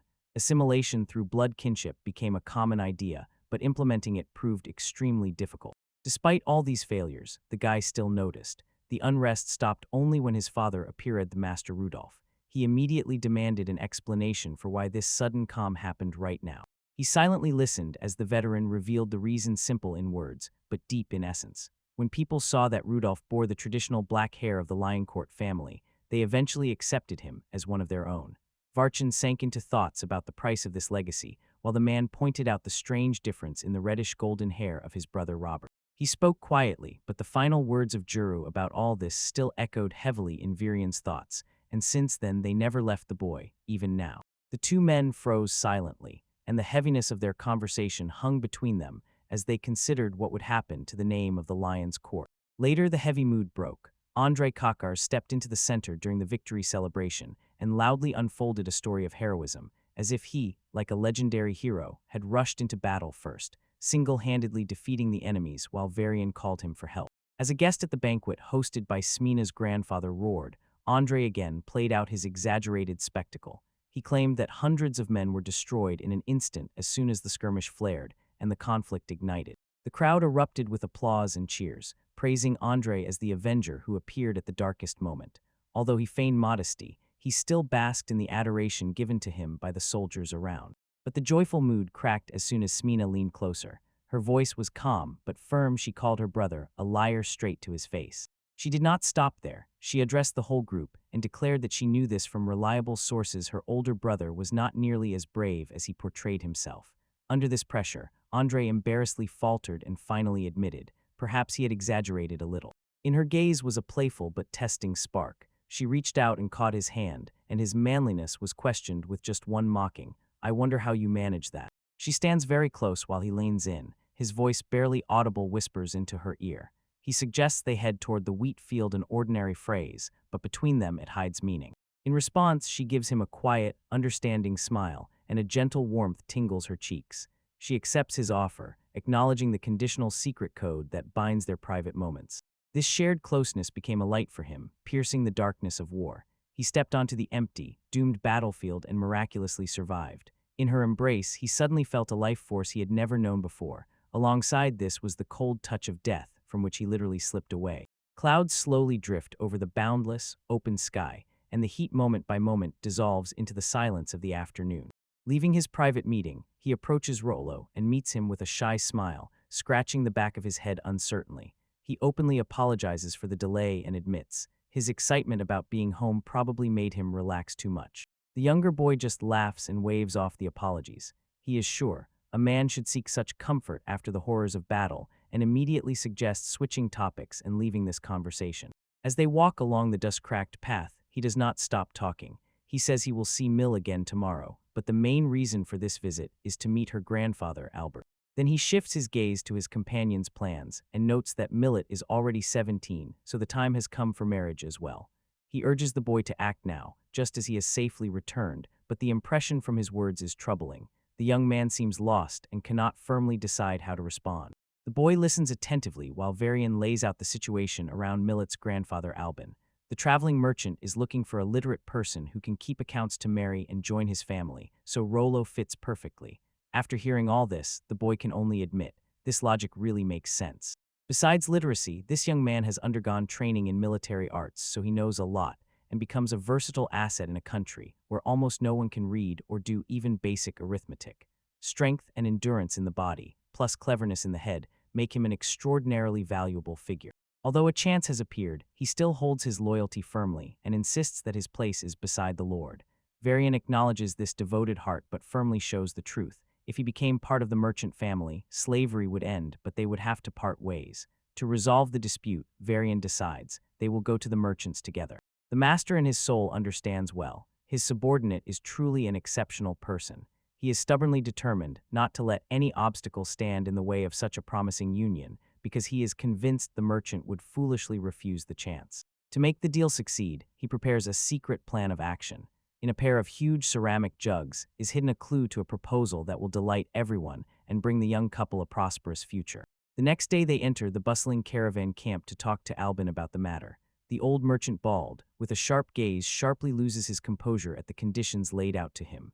Varian, however, holds a confident, somewhat all-knowing smile, as if he has calculated everything in advance. The teacher reaches out to one of the vessels and shows what is inside, pure sugar. At the mere sight, Albin freezes breathless. This rare commodity is brought from distant lands, and it is valued so highly that it is equated to gold by weight. With trembling hands, the merchant takes a tiny portion, raises it to his lips and tastes it, and at that very moment his eyes widen in shock. The realization of the gift washes over him like a wave. This is not just another deal, but an offer capable of turning life upside down. He froze, eyes wide open, and did not take his gaze off the substance. His voice trembled as he confirmed, "It is sugar without any doubt, genuine." Noticing the old man frozen in shock, the young lord leaned closer and threw a confident smile, declaring that it was made by his own hands thanks to the art of alchemy. At this revelation, the merchant choked on his words and blushed with confusion, unable to comprehend how such a thing could have happened at all. He did not calm down and insisted that there was no sugar here, so his method was a real breakthrough. The merchant could only repeat, "Alchemy," over and over statement sounded so unreal that it weighed heavily on every word.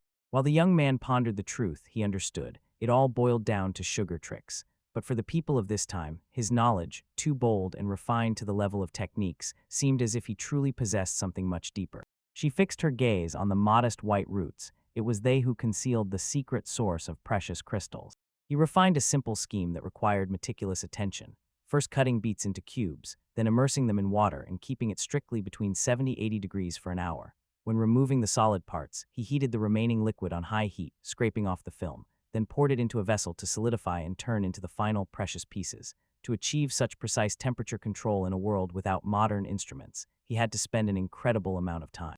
Turning his gaze to the merchant, he demanded complete secrecy regarding their agreements, explaining that alchemy would serve as a convenient excuse so that people would not bother him with questions about the complex process, and his methods would remain a strictly guarded secret. Realizing how dangerous everything was, the elder nodded deeply and solemnly, confirming his consent. He immediately understood. As soon as rumors about alchemy spread among the people, the church would almost certainly declare the young lord a renegade or even a heretic, and then silence becomes a matter of survival for both of them. He listens tensely as Varian leans forward. Between them on the table stands a bowl with white granulous main focus of their conversation.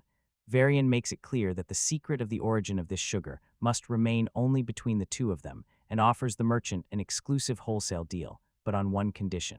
The young lord makes a bold demand. He wants Varian to give permission for his granddaughter Mallet to marry Rallo, with the condition that the boy remains under Varian's direct control.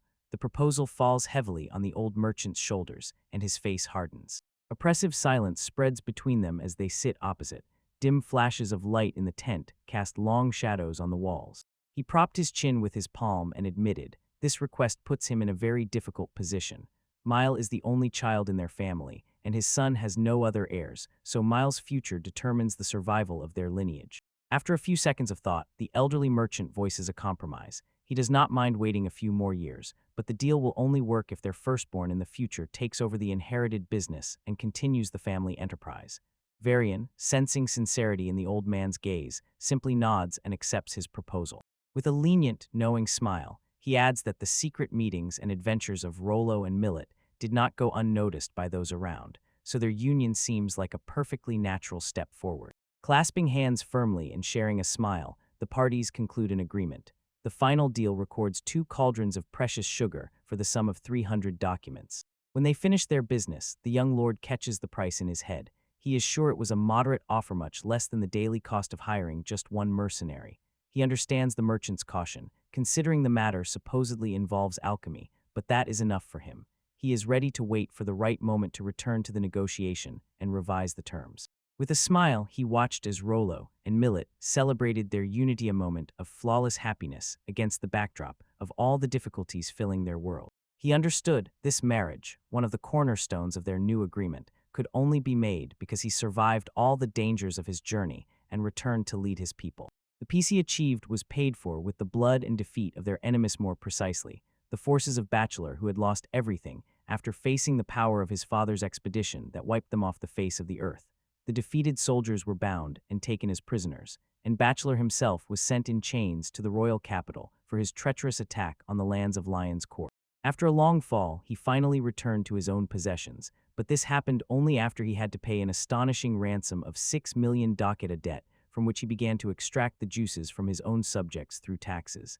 As a result, his house went bankrupt, which sparked the rebellion. As he made his way through the falling snow, his thoughts turned to the broader political picture. The endless rebellions of the crown prince against the 2 patient kings had already become a subject of mockery among the people. Such instability arose from the constant struggle for power between the monarch and his younger brother, a conflict that was shaking the very foundations of the kingdom. Falling into memories of this scale of brotherly kinship quarrel, he firmly understood for the first time the harsh but inevitable truth: those who choose the path of rebellion do not deserve forgiveness. His thoughts were interrupted by a familiar voice that cut through the cold air and called him. He sharply turned at the sound and saw his brother making his way forward through the snowy field. The young man stared at him with a greedy gaze, as if demanding to immediately hear all the details of his first real experience on the battlefield. He stood nearby while his brother gazed into the cold space, a barely noticeable, understanding smile trembling on his lips.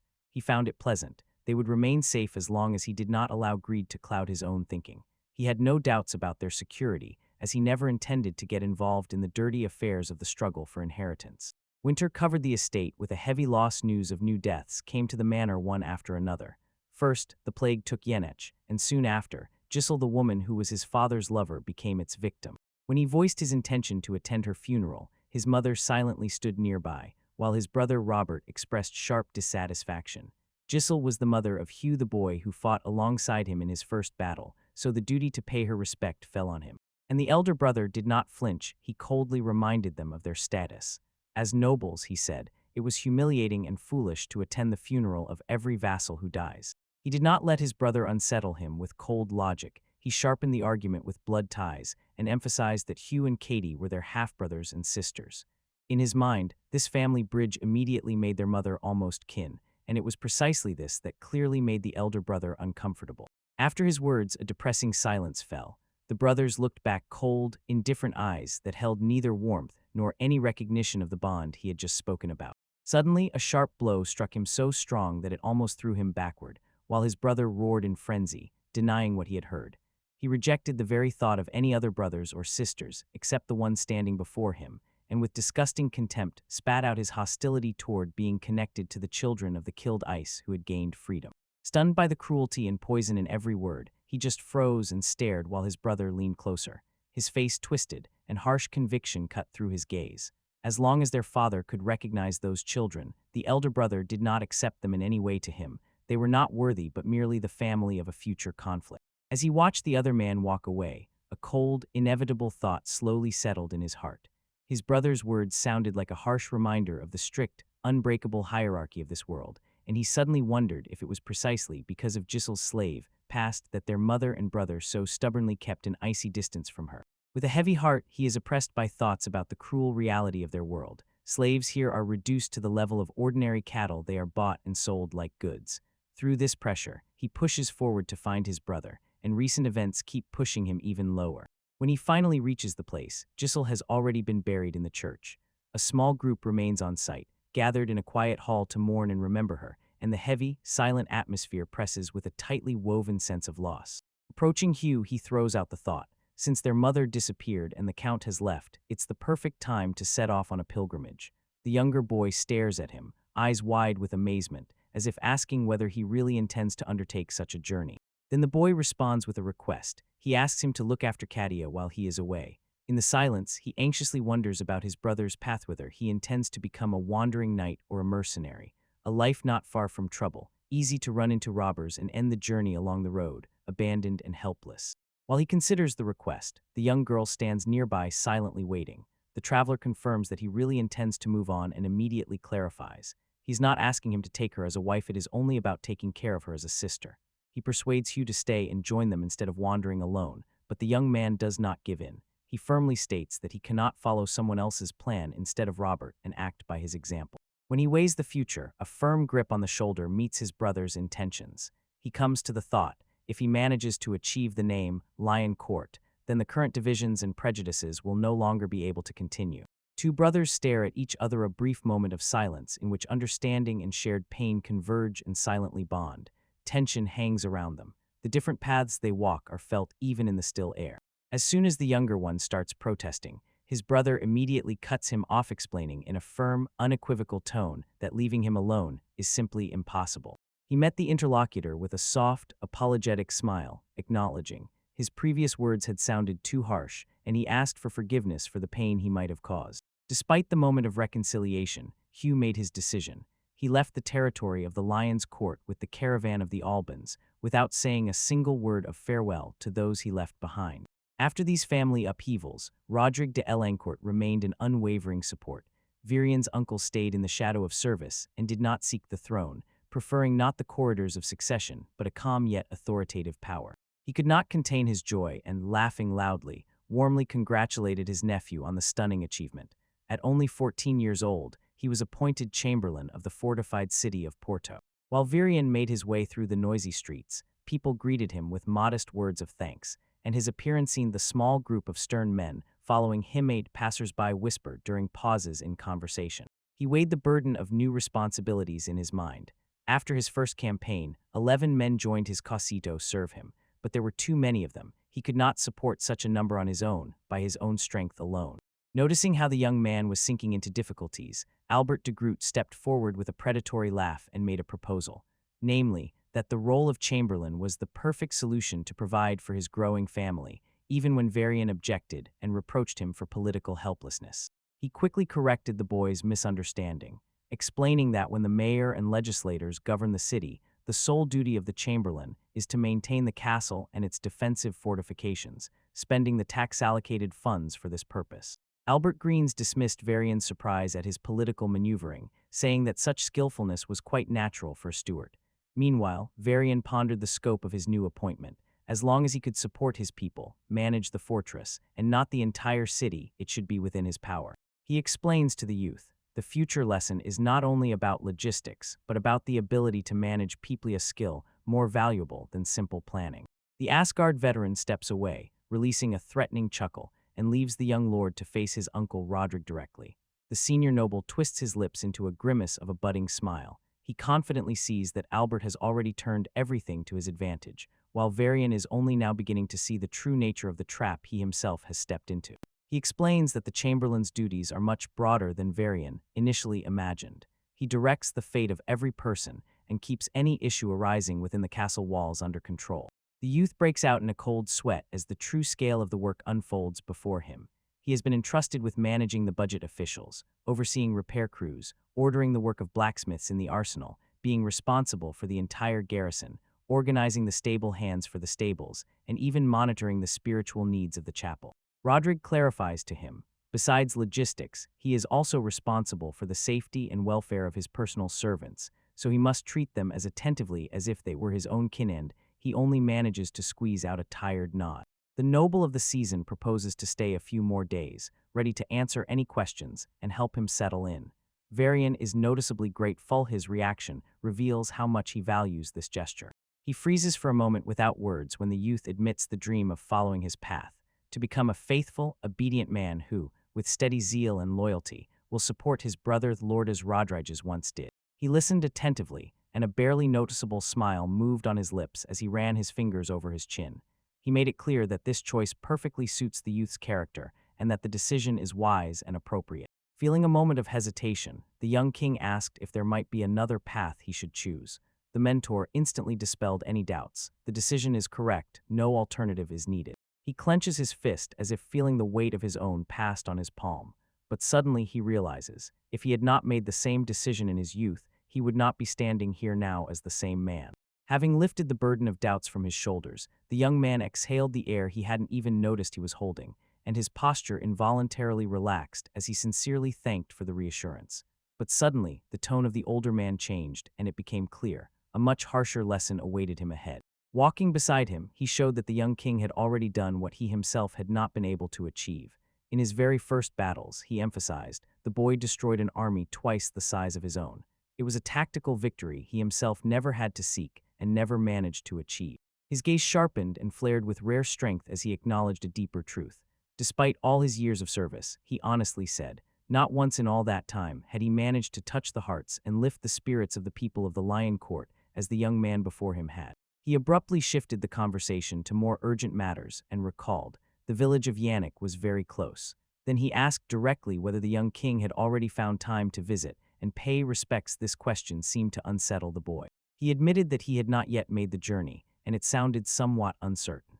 His mentor gently urged him to set out, adding that Juru also wanted to see him, and emphasized how important it was to show gratitude to those who had already served.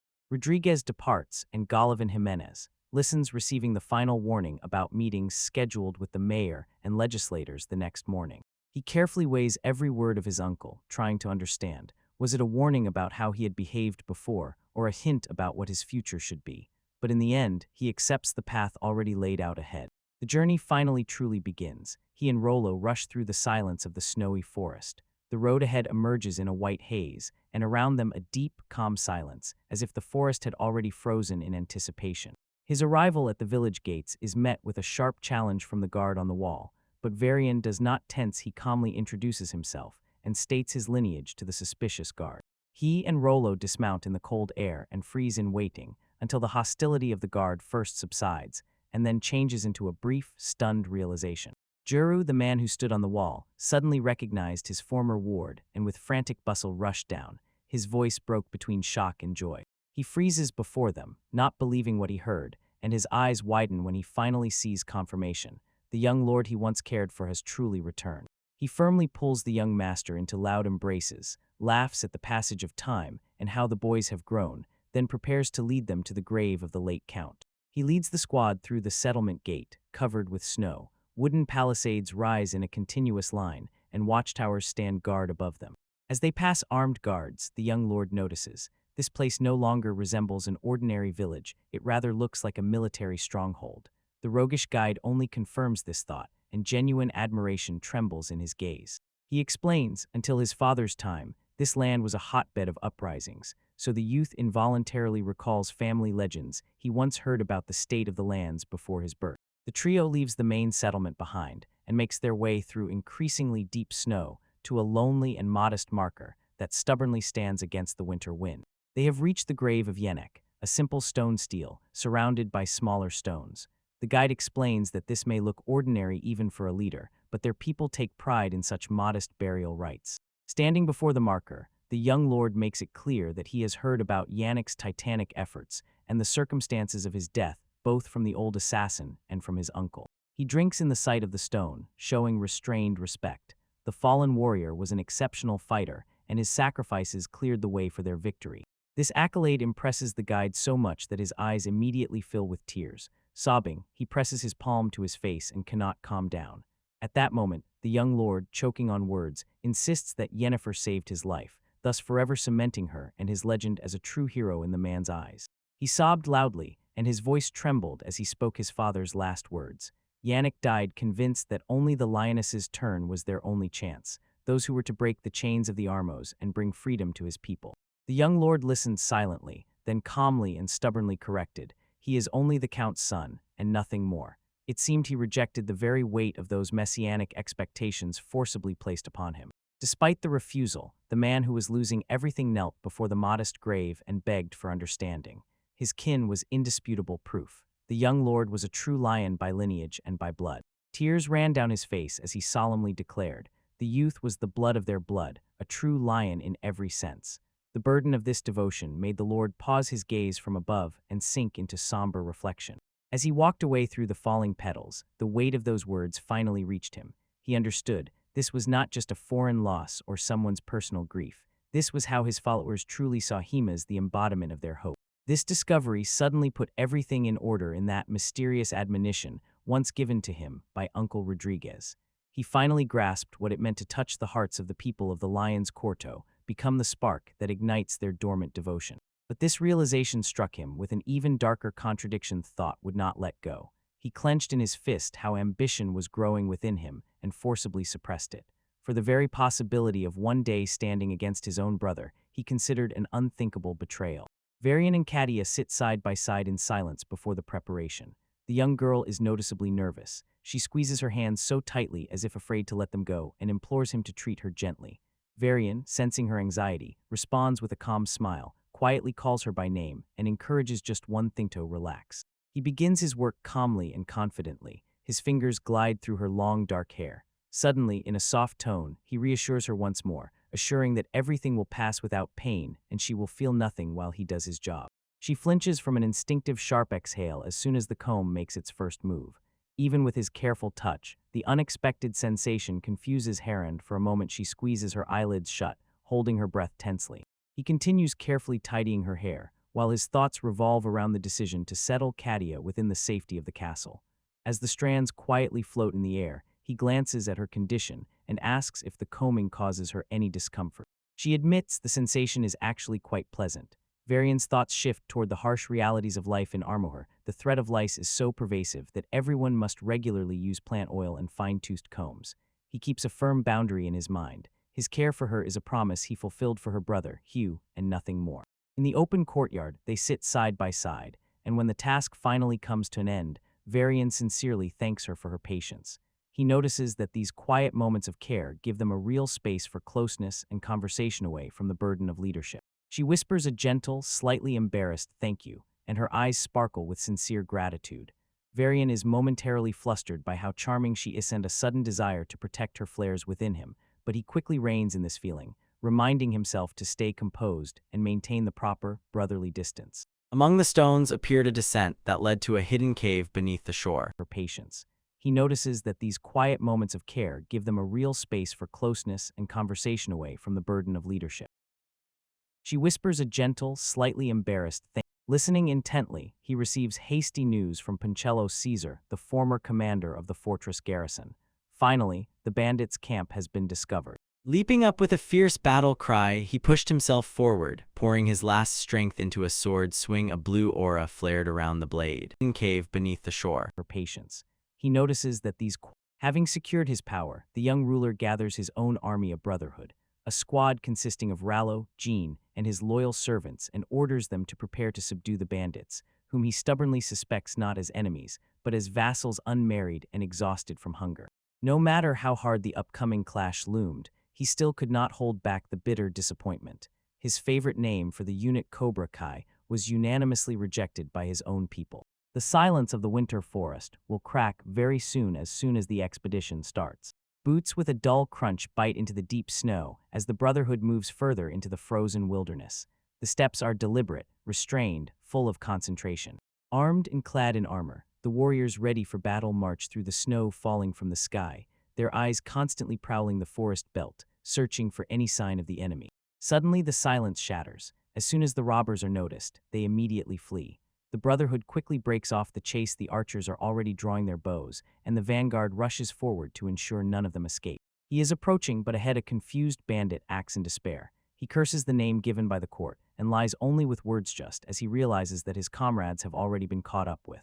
The bandit wildly scans the thickets, searching for any road to escape, which does not exist. His breathing breaks into ragged, convulsive gasps as the realization of defeat finally overwhelms him. While the fugitive has not yet managed to find his way, a gigantic force bursts out of the darkness and strikes him with the furious weight of a rockfall. The blow is completely devastating. The man is pushed back, and his body is thrown into the winter air like a rag doll. Breaking free from the blizzard, the dark-haired silhouette froze at full height. His face was hidden by a nightmare helmet, deliberately mimicking the terrifying likeness of nightmarish visions. In a moment, the young weapons bearer catches up to him, surveys the place of defeat with a grim expression, and involuntarily notes how cruel the murder was. His mentor only nods at the appearance. His gaze has already shifted from the fallen enemy to the next step of the mission. After that, he raises a heavy iron mace and explains to the boy. Such a weapon is much more practical because its sturdy construction removes the fear that it will fall apart during a heated clash. Taking the weapon, the youth notices how stern and threatening the master's helmet looks, and honestly admits, if he himself found himself on the other side of that gaze, he too would freeze in fear. Clenching the mace firmly in his palms, the knight replayed in his mind the labels monster and demon he received during his first skirmish. He concluded that this very rage and fear are the best weapons he intends to wield against his enemies. He says this with cold, unquestionable confidence. Every enemy who dares to face them will soon understand one vital truth. The quartz lions are no longer those to be trifled with. He sows such a dreadful reputation that a dark, monstrous aura seems to emanate from him, promising the demons punishments to anyone who dares to bear fangs against his home. Jean and the other young soldiers froze and watched, equally gripped by admiration and fear, for this legacy weighs on them heavily. With the change of seasons, the cold winter shattered the peace. Bachelor vassals were left only to suffer, as they were kept hungry by continuous raids, all due to the incapacity of their lords. However, for the Brotherhood, this endless streak of robbery became a harsh forge. There they honed their skills and accumulated invaluable combat experience. After a year of such trials and several months of service at the castle, time brought him a personal milestone. He reached his 16th year and took Smina as his wife. He preferred to stay away from the attention he had lived under since his first battle, and chose a quiet, modest ceremony in Porto.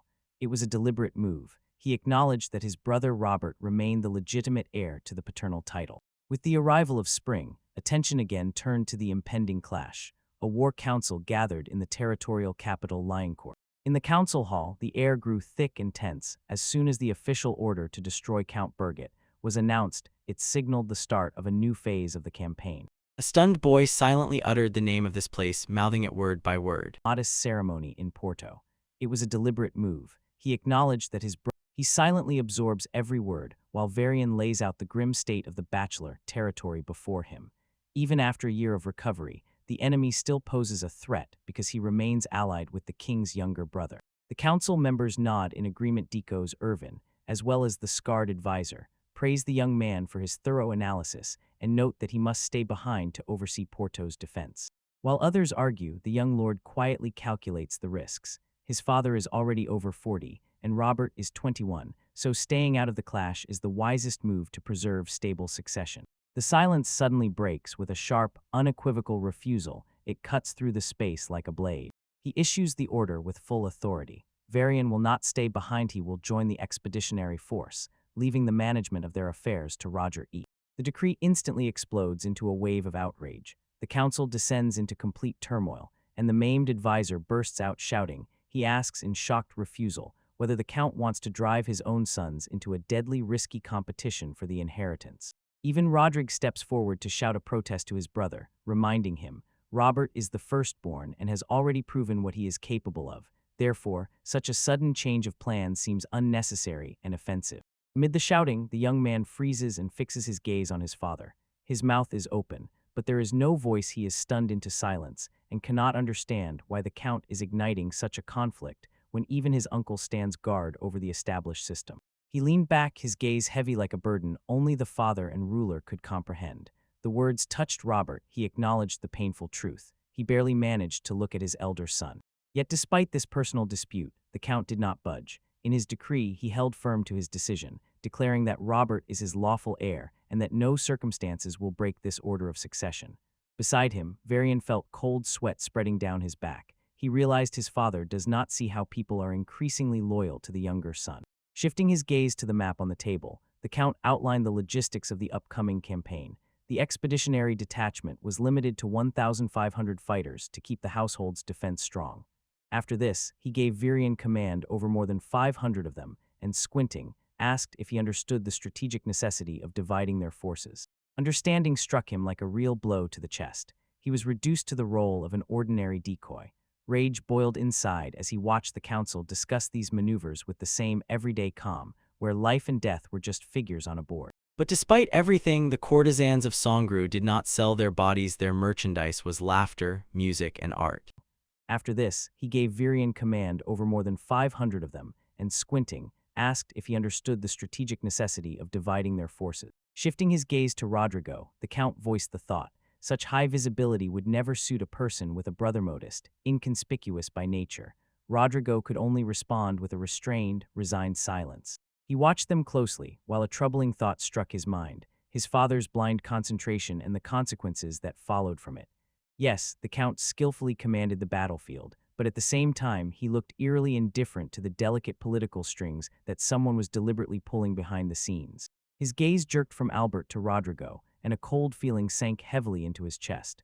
They exchanged a joyless, silent understanding again just as Albert sharply clicked his tongue. He realized these two already knew what he still had to find out. He long brewed in his mind the chasm between himself and his father, and finally realized the count could never truly grasp the gaze of the one who was rejected, for he himself is the embodiment of that bloodline.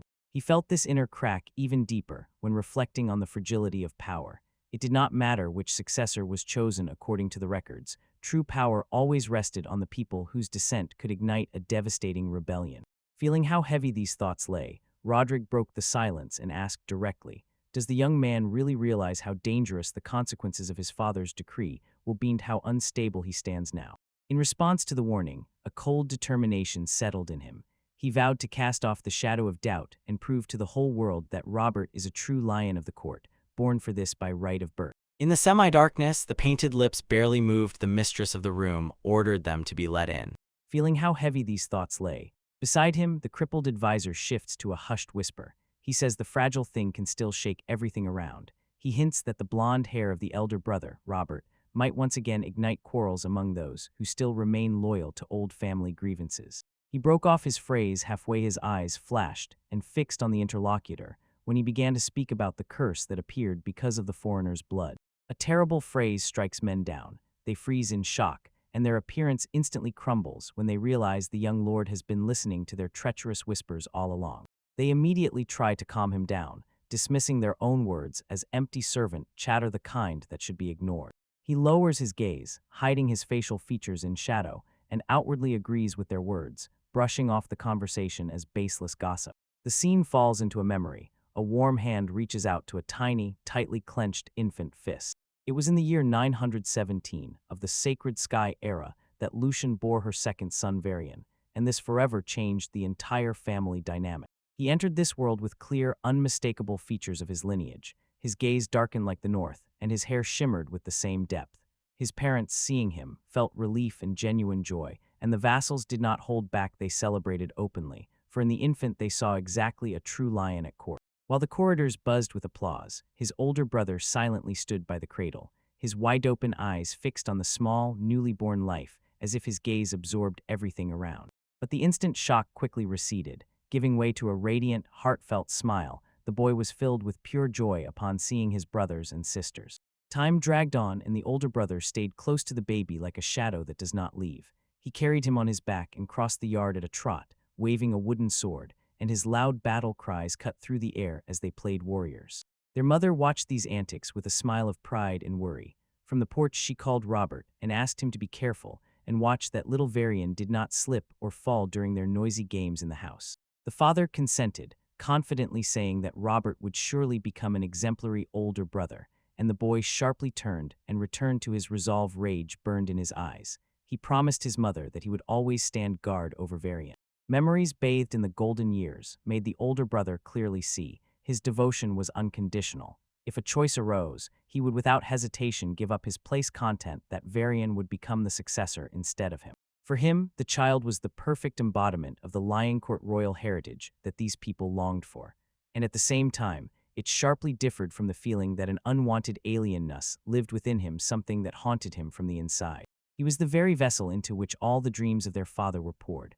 Robert was ready to become the bird that would take up the burden and carry it on himself, so that his younger brother would remain pure, untouched by the weight of their lineage.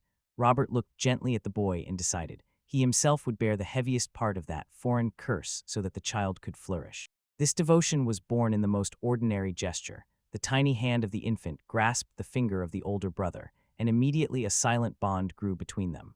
To Robert, he was simply the dreamed-of younger brother, the one who was to receive a future free from the shadow of their lineage. Time passed as relentlessly as clouds crawling over the endless, indifferent sky, and with this movement came a change that no one could have predicted. When the boy reaches his 5th year, the carefree purity of childhood disappears forever. It is overtaken by darkness that grows and no longer yields to Robert's control. His face becomes sharper, his gaze colder and more calculating, and the eccentricity of his character suddenly begins to manifest in anxious, dangerous forms. The descent into cruelty was sharp and frightening. He very quickly began to seek twisted pleasure in the suffering of small animals, and without any reason, moved on to physical abuse of the household slaves. Confident in his own invincibility as the son of a count, he later turned his behavior into true tyrannical arbitrariness. Often his face was twisted by an evil smile. It revealed the madness that was already gaining strength. Whispers spread through the estate. Everyone agreed on one poisonous thought: cursed blood flowed in the veins of the stranger. Robert could not break free from these rumors. Even the common folk and servants spoke aloud about the strange, terrifying change in the boy. He froze as if rooted to the spot, and only listened. The words opened his shoulders until he realized how deeply this crisis was unfolding within his own family. The gossip grew increasingly poisonous. Everyone was certain that the foreign blood flowing in the youth's veins was driving him to madness. They watched him with cold suspicion, fear, mixed with contempt, and waited for the curse to finally reach his mind.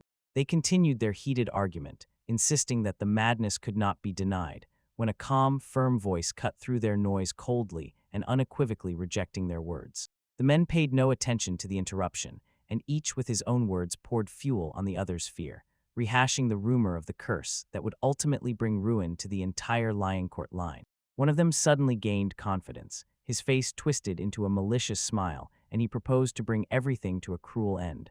But he was instantly cut off by a sudden, painful blow to the face. He shuddered from shock and pressed his red cheek with his palm, fixing his gaze on the young nobleman who dared to strike him. The young heir fixed him with a gaze cold and merciless and made the man understand. The next words could be his last if he spoke them poorly. Curled up on the ground, the commoner felt how that gaze pierced him to the core. He was overwhelmed by the power of that attention, and his comrades froze nearby in heavy, frightening silence. The young nobleman leaned closer, and his voice dropped to a low, dangerous whisper as he ordered the man to grasp the truth carefully. There was no curse. The dull gleam in his eyes immediately sharpened the challenge. He once again questioned the man's beliefs and declared that even if such a thing truly existed, it would have no power over him, after which he added that he was ready to explain the reason. He confronts them with a heavy, unshakable gaze, as if no arguments remained, and he declares he will bear the entire burden they fear as if it were his personal load. He turns away, and an eerily calm smile freezes on his face. He orders the trembling commoners to deliver exactly that message to the father, while they, stammering from horror, remain standing in powerless fear. He pauses for a moment, and looking back over his shoulder, throws them a cold, warning glance ordering them to be extremely careful with the words they will now spread. Walking away with heavy steps into the distance, he leaves the last warning hanging in the air like a stone. Whoever crosses it will have only one chance. His thoughts again retreat to a fateful episode that happened during the rainy season many years ago. Then the father returned home. Not alone beside him was his lover, Giselle, and a quiet young boy named Hugh, his half-brother. The appearance of an illegitimate child broke his mother. This is what he saw with his own eyes. Lucen, choking in the mud as the rain poured down in sheets, only guessed the torment she was enduring. He knew in advance that the cause could only be one. This realization struck painfully. His father introduced Hugh into their lives only to displace him. When the father, quieting down, slipped empty comforts to his mother, who was sobbing, and insisted to her that she was not to blame for anything, the young boy froze in the shadow and only watched the feeling of his own fragile trap finally overwhelmed him with its full weight. He stood before the boy who was to be placed instead of him, and thoughts about the father's cold strategy and its consequences hammered in his head. Young Robert froze, looking at everything with wide, uncertain eyes, and in the air echoed someone's whispers about how his own cruelty would grow, and he could not comprehend what exactly the father had really planned for both of them. Catching that the younger boy was nervous, he spoke in an even, wall-like voice that hid his inner trembling and ordered the child to calm down. He continues to rack his brain over the events of the previous morning, wondering if Mischa's strange behavior was a consequence of his. When he turned to leave, the boy's quick and obedient "good" echoed in his head, making him wonder. Did the child really understand how fragile and dangerous his position was, or was he just playing the right role? The sky quickly tore apart. Cold rain poured down on the earth, and this downpour matched the growing madness in his heart. He stood alone in the storm, clenching his fists until the knuckles turned white, and swore he would never accept the reality that brought so much grief to his mother. He vowed to destroy those who threatened their peace, even if it meant using his own explosion. A sudden, desperate cry for help cut through the steady drumming of the rain, tearing him from gloomy numbness, and he rushed to run toward where the trouble came from. He suddenly stumbled upon a group of frightened commoners in Patop. Their torn screams clashed with the thunder. While the storm scattered everything around, they saw in his appearance a sudden enemy attack, and panic grew as the people tried to figure out who exactly was emerging from the darkness. Fear in the air thickens noticeably as soon as everyone realizes the truth about his presence. A man recoils in hysteria and screams in terror that the young lord has finally gone mad, while others freeze as if chained and do not take their eyes off his mad, furious focus. As the rain lashes relentlessly, chaos rises at the estate. Men bustle about, shouting over each other with orders to report to the count, and someone else demands to find exactly where the alarm happened, immediately pointing to the western gate as the center of this unfolding crisis. He quietly curses under his breath, while thoughts race through terrible rumors already spreading, as if it was done for fun and a slave infant was wounded, and then his own blade turned against the father who tried to intervene. Despite warnings to keep calm, he cannot withstand the pressure of the situation. It weighs on him like concrete.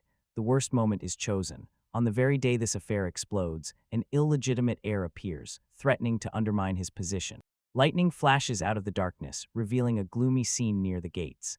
A young boy Jin stands over the bodies of slaves, from whom blood flows, and his very presence becomes a cold reflection of the cruelty spreading around.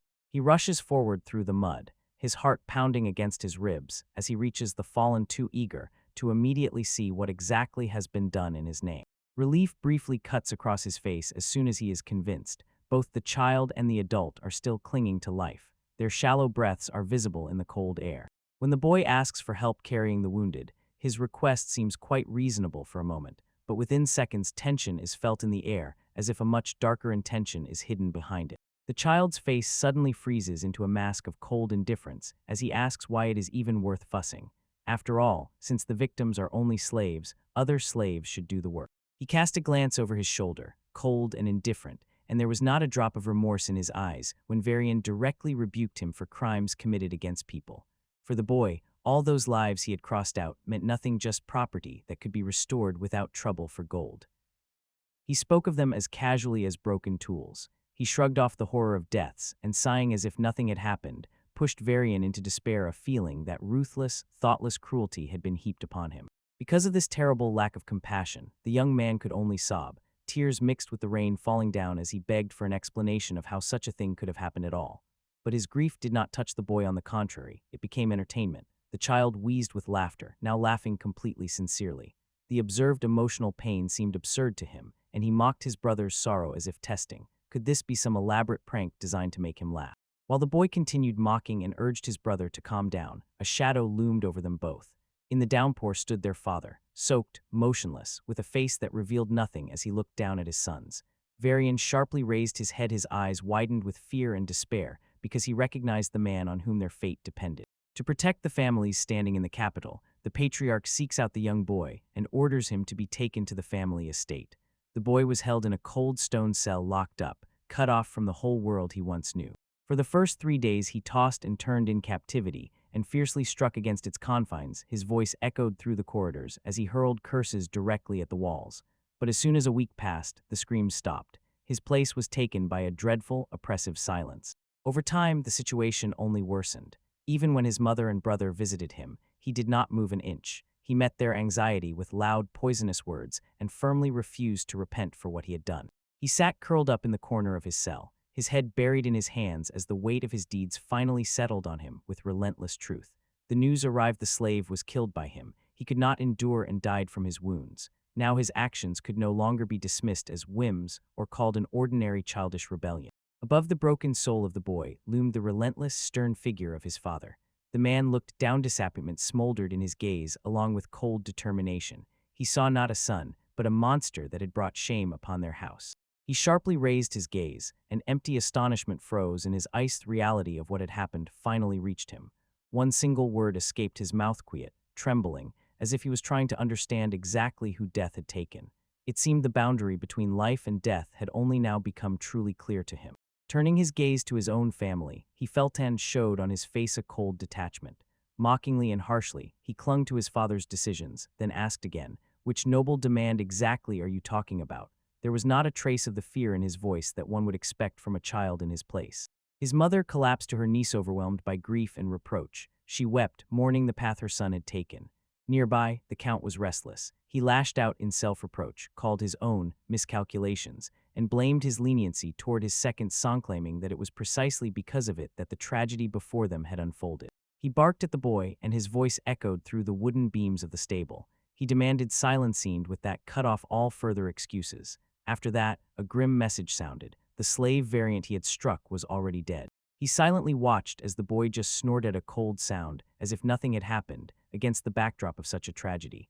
Varian looked almost relieved. A person's death suddenly seemed a trifle to him, finally explaining why his family was making such a noise. The older brother, hiding behind wooden planks, felt cold and terror settle under his ribs. He could not understand how Varian could fail to notice the abyss of what he was doing. The boy's own face froze in pale disbelief as he fixed his gaze on the dark silhouette of his brother.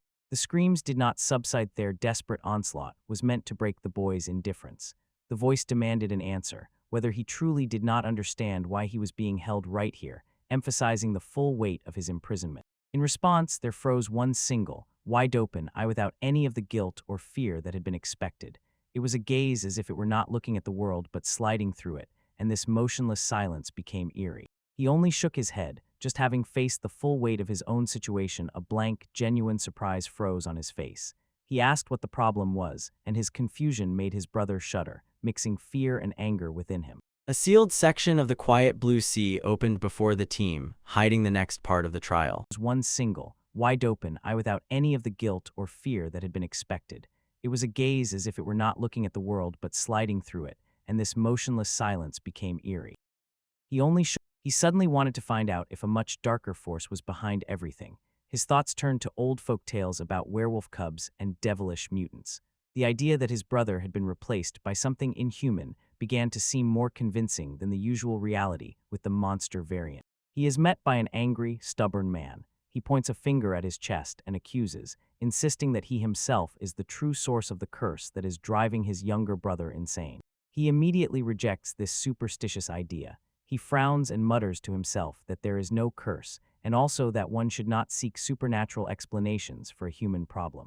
He suddenly realizes he must speak directly with Varian to stop any darkness rotting inside him, and he fears that an invisible chasm in the boy's heart is widening more and more. Inspired by this determination, he searches the estate and comes across Hera. She tells him that the Count took Varian for sword training, giving strict orders to let no one, not even the guards, approach or follow him.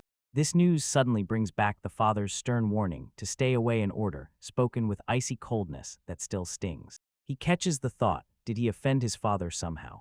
While turning over in his mind what the secret training session means, his eyes widen with fear that steadily grows. Without a word, he rushes past Hera like a whirlwind. She only freezes in confusion and helplessly watches as the boy speeds toward the outskirts of the city where he and two others were last seen when they took that same road. He finally reaches the clearing and is met by a terrifying sight, the father looming over Varian with a drawn blade. So he bursts out shouting, begging the father to stop before he does something irreversible. He sat and watched as the boy rubbed his eyes, his voice trembling with confusion. Varian barely forced out the question, why, after such a long isolation, he was brought here, to this painful, exhausting practice. The Count stood motionless and silent, his face revealed no thought. His father's hand gripped the sword hilt tighter, and the skin beneath the pressure creaked dully. As he looked at his son, memories of the past flashed in his mind, fragments of training and childish, childlike, sincere smiles that already seemed like an eternity ago. Standing under the open sky, he finally broke the heavy silence. He addressed Varian directly and admitted that he had never spoken to him with such seriousness before. The boy could only give an uncertain answer. His gaze froze on the man whose decisions his fate depended on. The cold logic of raising their kind sounded from the lips of a stern nobleman. Robert was taken from his mother early to toughen him with hardships, while Variana's, the second son, was left to fend for himself until it was possible to assess what he was capable of.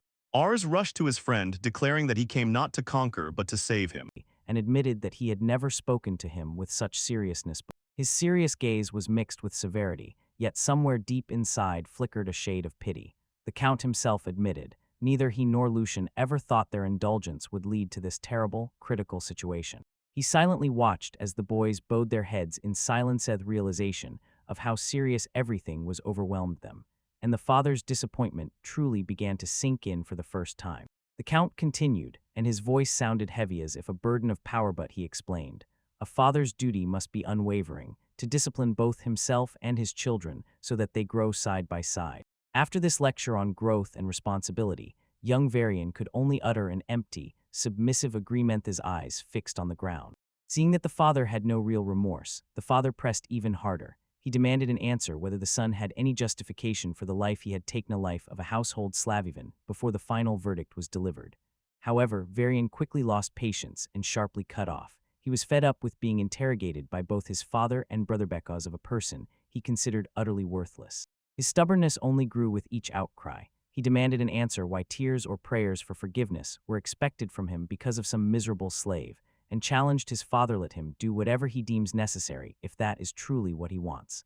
The Count met this outburst with a cold, silent gaze, and it was clear that his decision had already been made. With stone-cold ruthlessness, the man drew a heavy blade and declared that he too had reached his own decisive step. When the steel flashed in his gaze, the boy stared sharply. Far took his breath away. Without delay, the Count struck a blow. The force of that swing instantly threw Varian face first to the ground, gasped in pain and confusion, unable to understand why his father had raised his hand against him. Fearing for his own life, the boy jerked back, choking on his voice, begging for mercy and convulsively trying to shift the blame onto someone else.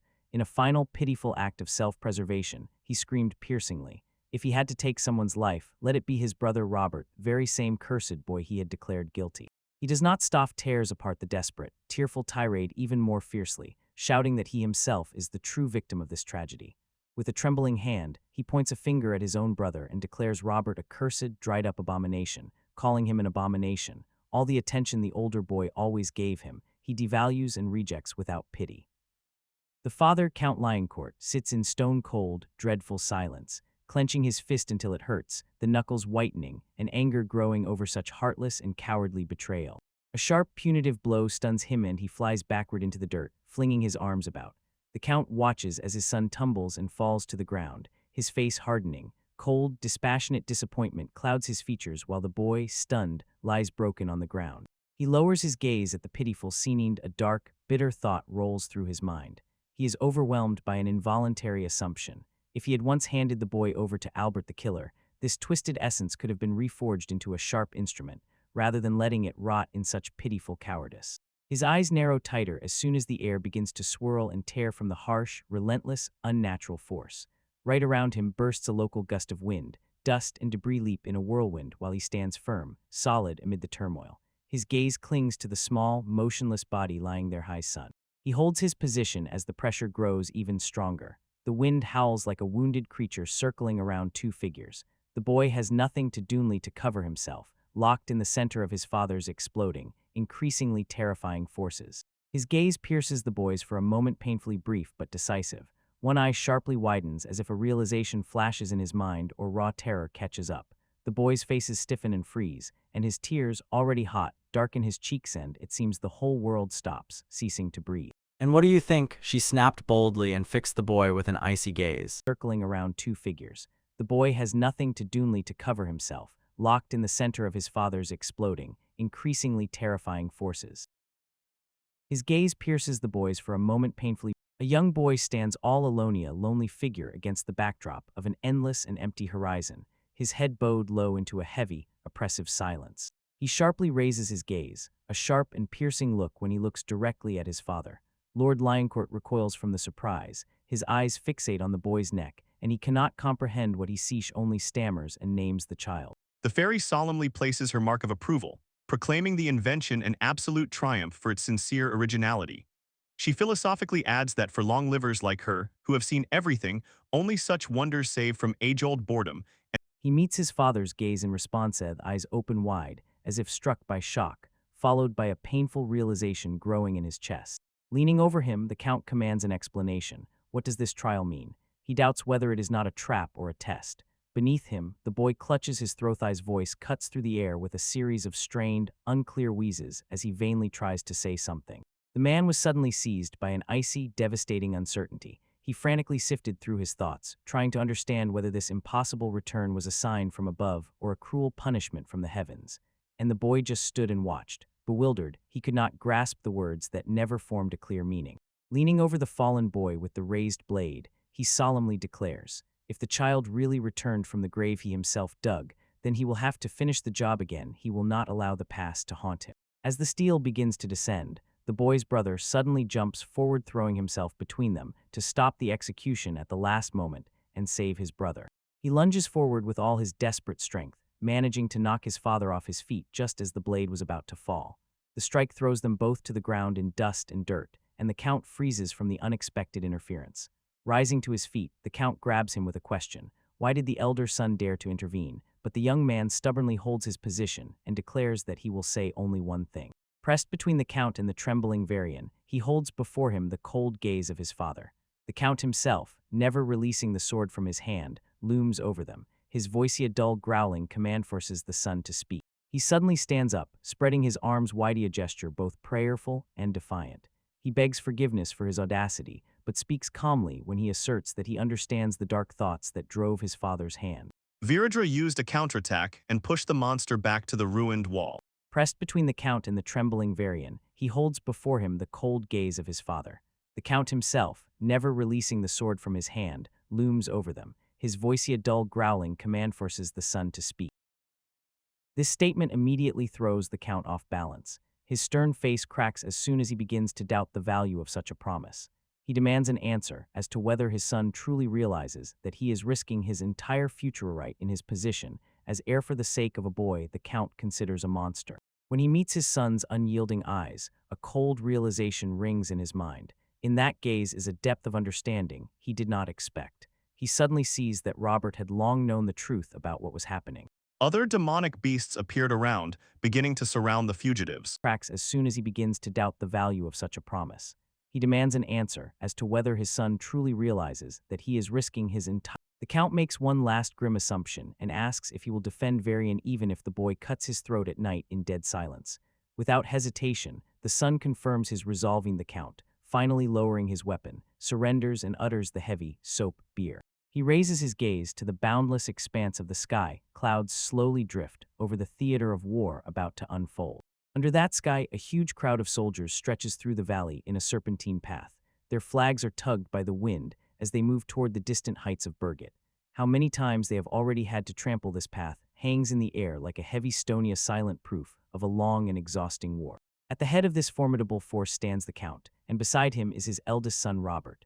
The young man, already 21, having served and trained in orders, speaks reservedly but firmly and swears to his father. This very campaign will put an end to the endless cycle of war. He receives a grim nod of approval from his father and he orders, "Leave nothing behind but dust." Their shared moment of focused planning is suddenly broken by a familiar voice calling them from behind.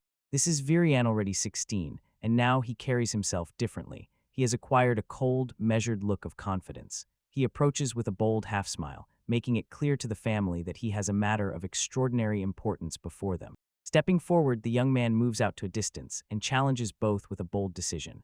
He wants to prove his worth on the battlefield, and in return demands permission for his own territories and domain as soon as the dust settles. Such a brazen demand momentarily throws the Count off balance. He finds no words.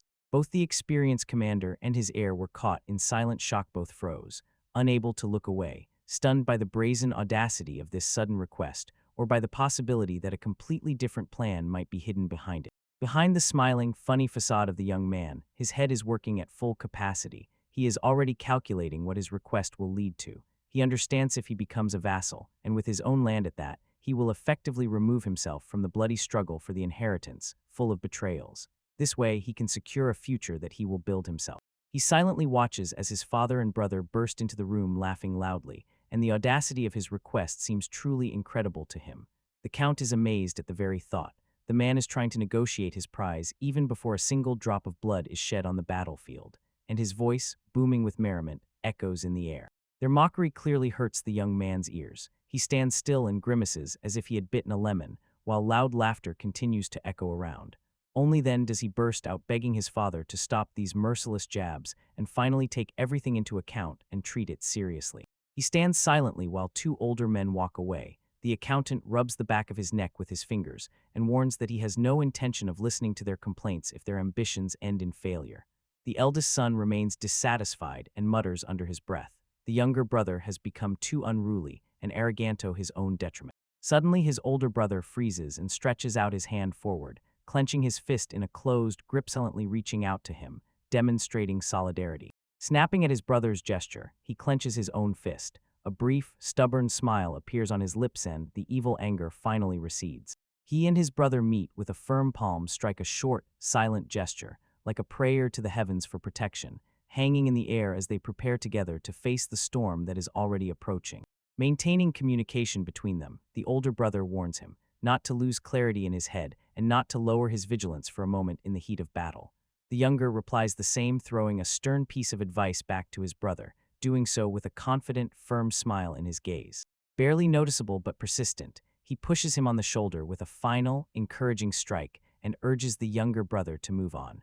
Jokingly warns that Mentor Albert will not be lenient if they are late for the march. Count Lioncourt stays beside them and addresses Virian directly. He emphasizes, the success of the upcoming battle depends on a diversionary maneuver, so Virian is entrusted with making the first move, which will give the main army an easy victory.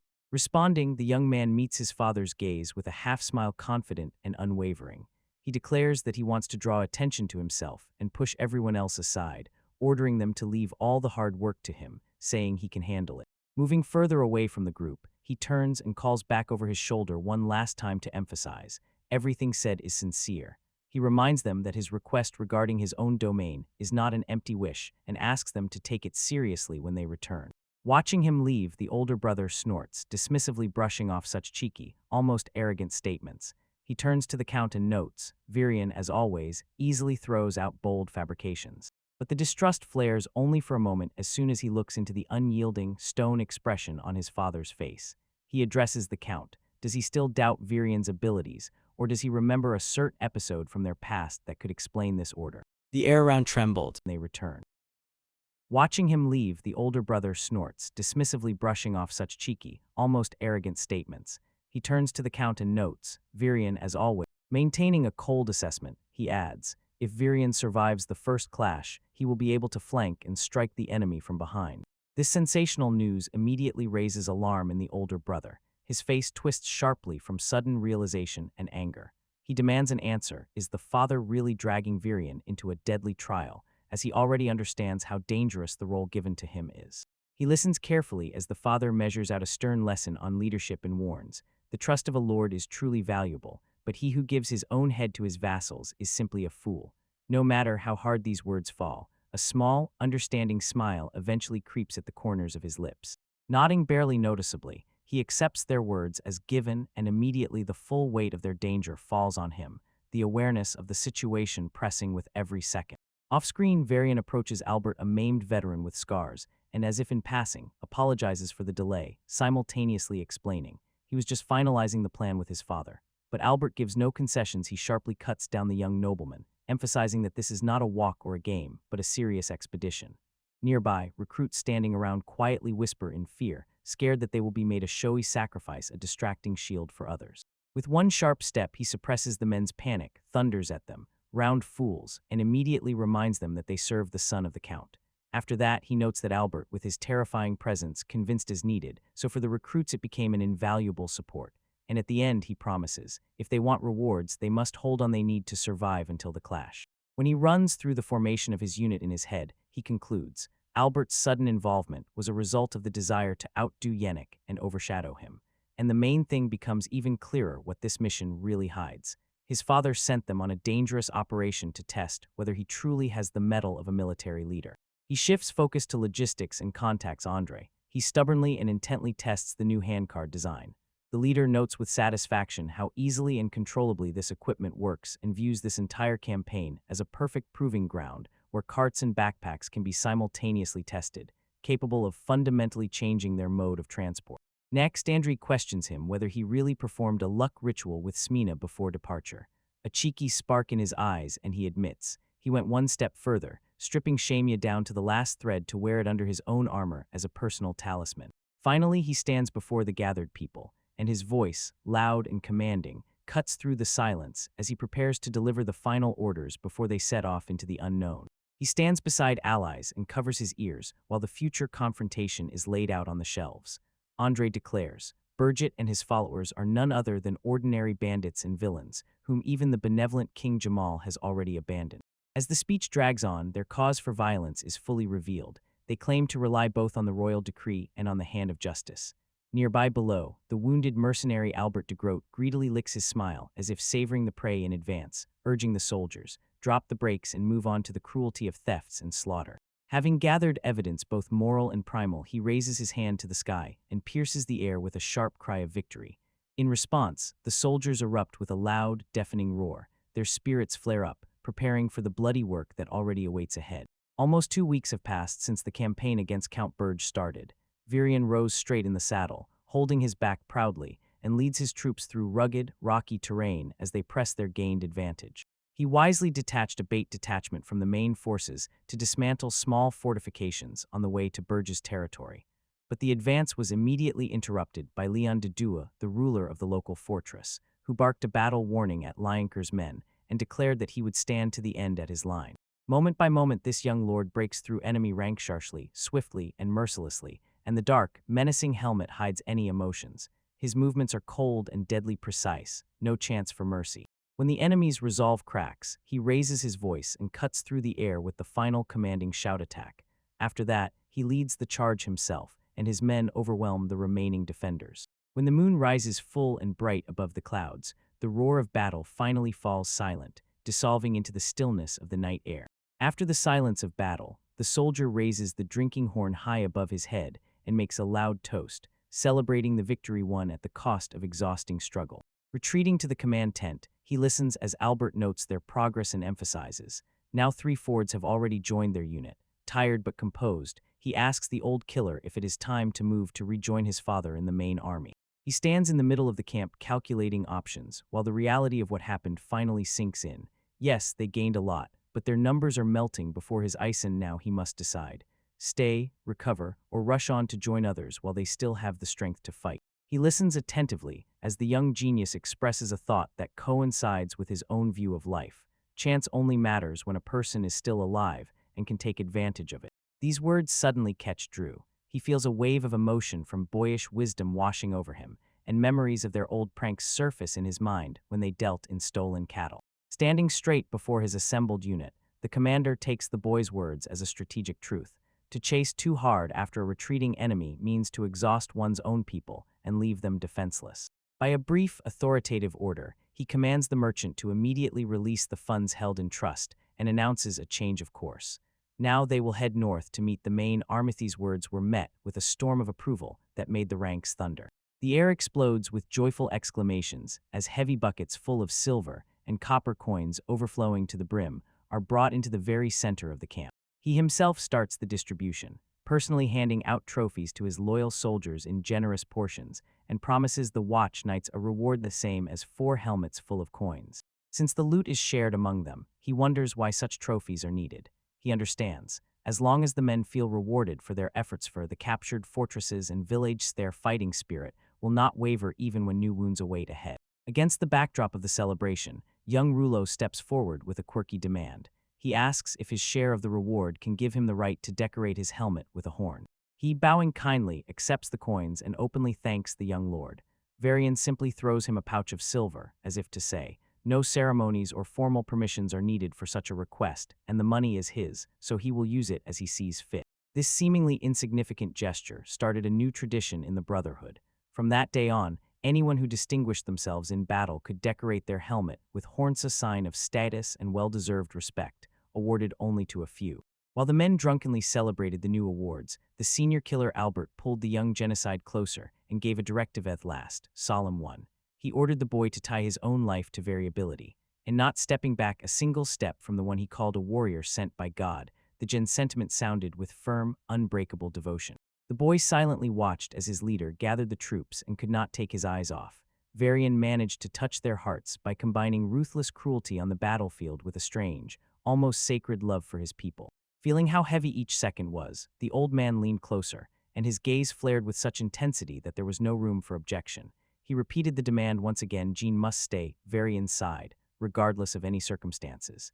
Jean could only respond with a slight chuckle, mentally noting that the old man was already starting to sound exactly like a worried grandfather. After that, he fixed his gaze on the doorway. Varian was disappearing there, leading a captive with him, and he wondered whether the old man's order still stood, even when their leader had turned away for his own lustful pleasures. Without wasting a second, the mutilated veteran confirmed, the order has no exceptions. His face sharply hardened as he bluntly stated that Jean's duty does not change even in these moments. In his private chambers, the young lord indulged his own desires, displaying relentless strength and primal life. Later chroniclers claimed this only enhanced his heroic grandeur, placing him above all as the pinnacle of masculine power. He sits in the dim light of a single candle, and his own laughter echoes through the silence of the tent.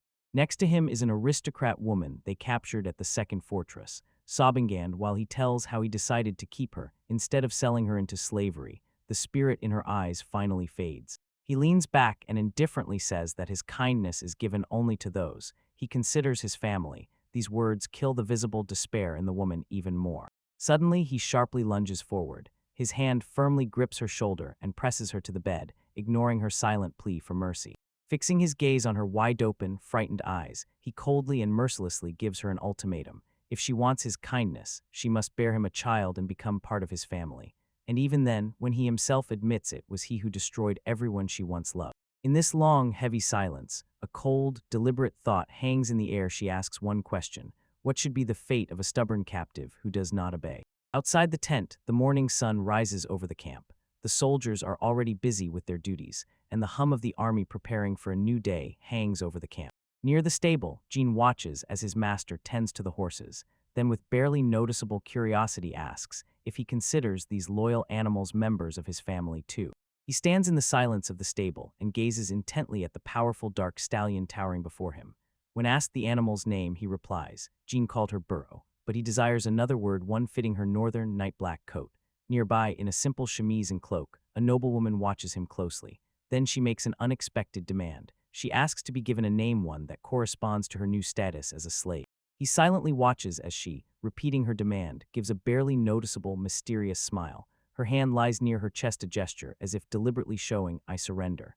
They stand among the hay, and around them stretches the soft murmur of livestock. A heavy taste of her submission hangs in the air while he considers how to name his new prize. Her gaze sharply fixes on him, and icy determination flashes in her eyes. The hopeless despair that was there yesterday has vanished. Now she holds on to an intention hidden deep inside and is not going to yield. He immediately understands if she is truly ready to cast off her noble identity and don the enemy's yoke as his slave, then her resolve must be unconditional, and her reasons not so simple. After brief reflection, he settles on the name Belle. He watches her reaction closely and clarifies how this title suits her. While they stand in the open courtyard of the camp, the horse calmly waits nearby in the fading twilight. He listens as she accepts this name with bitter irony. Belle sounds like a hint of majestic beauty and luxury, yet this name fits humiliatingly a woman who chose to sell her body just to survive. Her gaze does not tremble. The pride that was carved away has turned into a sharp, hidden blade. She sharply drops to her knees right before him, and the very impact of the movement on the ground cuts the silence. In a cold, calm voice, she utters her final concession. She agrees she will bear his child as he demanded, and her head is bowed low, demonstrating unquestionable submission. Keeping her gaze fixed on the ground, she unwinds a hidden, fiercely burning resolve within herself as if ready to burn her own face with a single intention. She swears to herself, this child will be his doom. In the silence of her own mind, she makes a silent vow the future life they will create together will become the instrument of his inevitable death. She barely rises up with a sly smile and tells him, the child will become the embodiment of revenge for her family, which broke along with her home. He, as if unaware of how deeply hatred sinks within her, or simply accepting her challenger, replies that he is very pleased with her new, fierce mood. Although she was many miles away, the memory of her increasingly weighed on the commander's mind. 5 days had passed since the detachment left Burgett Fort. Virion drove the column through rugged, rocky terrain, but his distraction still did not escape the watchful eyes of Albert de Groot. The old killer moved closer and asked if his thoughts were still occupied by that noble woman. Embarrassed, the young lord tried to brush it off, but deep down he was gnawed by how he would one day explain Bella's existence to Sminny. To drown his own anxiety, he shifted the conversation to military objectives and asked when they would finally manage to join the main army. When the path ahead became increasingly unfamiliar, he and the old man held their horses. Albert, thinking, decided they were lost in the wild wilderness and suggested climbing a low hill nearby to better see the area and check exactly where they were. No one had time to move when the sky suddenly darkened, and above the entire group, such a furious roar of rain thundered that it struck everyone at once. Such a downpour opened up that drowned out all other sounds. He had to shout orders for people to hide in the dense forests. His anger tightened more and more. He understood they had not just lost their way, but the heavy rain could destroy their vital supplies and soak their equipment through. It seemed hours had passed. The thunderclaps and the fierce drumming of the downpour did not let up for a moment, and they completely lost track of time until the rain's intensity began to weaken. He peeked out from the shelter of wet leaves. He gloomily muttered about the capricious weather, comparing the sudden thunderstorm to the partisan war that caught them by surprise and soaked them to the bone with. When the worst rains finally receded, the commander and his exhausted soldiers, along with Enzo, set off again. Every heavy step sank their boots into the thick, freshly formed mud. Closely intertwined bushes and thickets did not let the horses go. They broke through dense thickets, and in the damp air visible breaths gathered in clouds as the detachment plunged deeper into the wilderness. Varian stares intently into the darkness. His senses sharpen, and his brow furrows sharply with concentration. Suddenly, he is struck by the realization. The sounds rolling through the forest have nothing to do with his people. The dull, steady thud of countless boots and far away, screams tearing through hysteriathas is a sign that a huge force is unfolding nearby on the march. He presses his body against the rough bark, his breath faltering just as he comprehends the scale of the threat. A monster of the enemy army, at least 2,500 strong, marches through the forest with terrifying discipline. The realization strikes his mind. If this massive avalanche squad finds his tiny lost group, he will face inevitable destruction. The enemy has already made his move. He threw a detachment of about 2,500 men into battle to distract attention from the real target. Under his own helmet, he froze, looked outside, and calculated the grim odds. He had only 500 men. A frontal clash would be tantamount to suicide. But he quickly realized the terrain offers a slim chance. A narrow forest path forced the enemy to stretch around their commander, so they lost density. became shaky and weakened after a long march through a fierce rain. The burden of this decision weighs on him, and the risk of his cunning plan is readable in his eyes as he weighs whether such a desperate plan can truly work. A young blonde warrior woman beside him urges him forward, cutting off any doubts and pressing that there is no time to hesitate, and the commander instantly understands. They must strike hard and fast before the enemy is exposed. Cold determination settles inside him. He clearly feels, in this brutal world, only those who act without hesitation survive. He finally gives the order to move and throws the star into a desperate attack. Ready to strike among them stands Getten Tanker, a former agricultural laborer whose distinguished merits in the Battle of Porto earned him a place in the Brotherhood. He crouched in the tree canopy, holding his bow drawn, his gaze fixed firmly on the target below. Jin's focus was flawless. He tracked the movement of the enemy column, and the arrow was already ready to fly. While the boy held his position, Varian laid out the plan with the men and broke it down step by step. The archer would first aim at a horse, preferably the one carrying some nobleman. When it started wildly bucking and rearing, that would be the signal for their strike and would force the enemy to look away from the forest. He squinted, and a cold, unwavering determination froze in his gaze just when it was time to act. Every detail of this battle etched itself into his memory, and the weight of the coming fight seemed to press him to the ground. He burst into motion, boots splash through shallow water, and the quiet, unnoticed step finally breaks into a steady, dull thud of sudden pressure. He led the attack, burst out of the shadows with a leap. The verdict was tormented by a roar, and his blade snatched a moment in the flame of light, and he, together with the warriors, suddenly covered the closed ranks. The strike broke the silence instantly and harshly. It cut through the first line of defense, and his men rushed at the bewildered soldiers in a solid wave. The air was torn by the pounding of steel against steel and the cries of the ordinary crowd, which dissolved in this metal light. When he pressed the advantage, the opponent rushed to reorganize and respond to the sudden threat. The formation immediately wavered and scattered. Nearby, a young archer held cover, not letting anyone gather for a counterattack.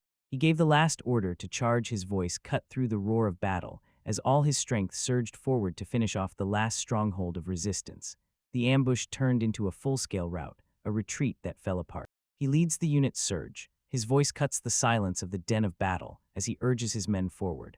Understanding that in guerrilla warfare time is the most terrible enemy, he orders a strike directly at the enemy leader, and his troops burst out with a powerful, coordinated battle cry.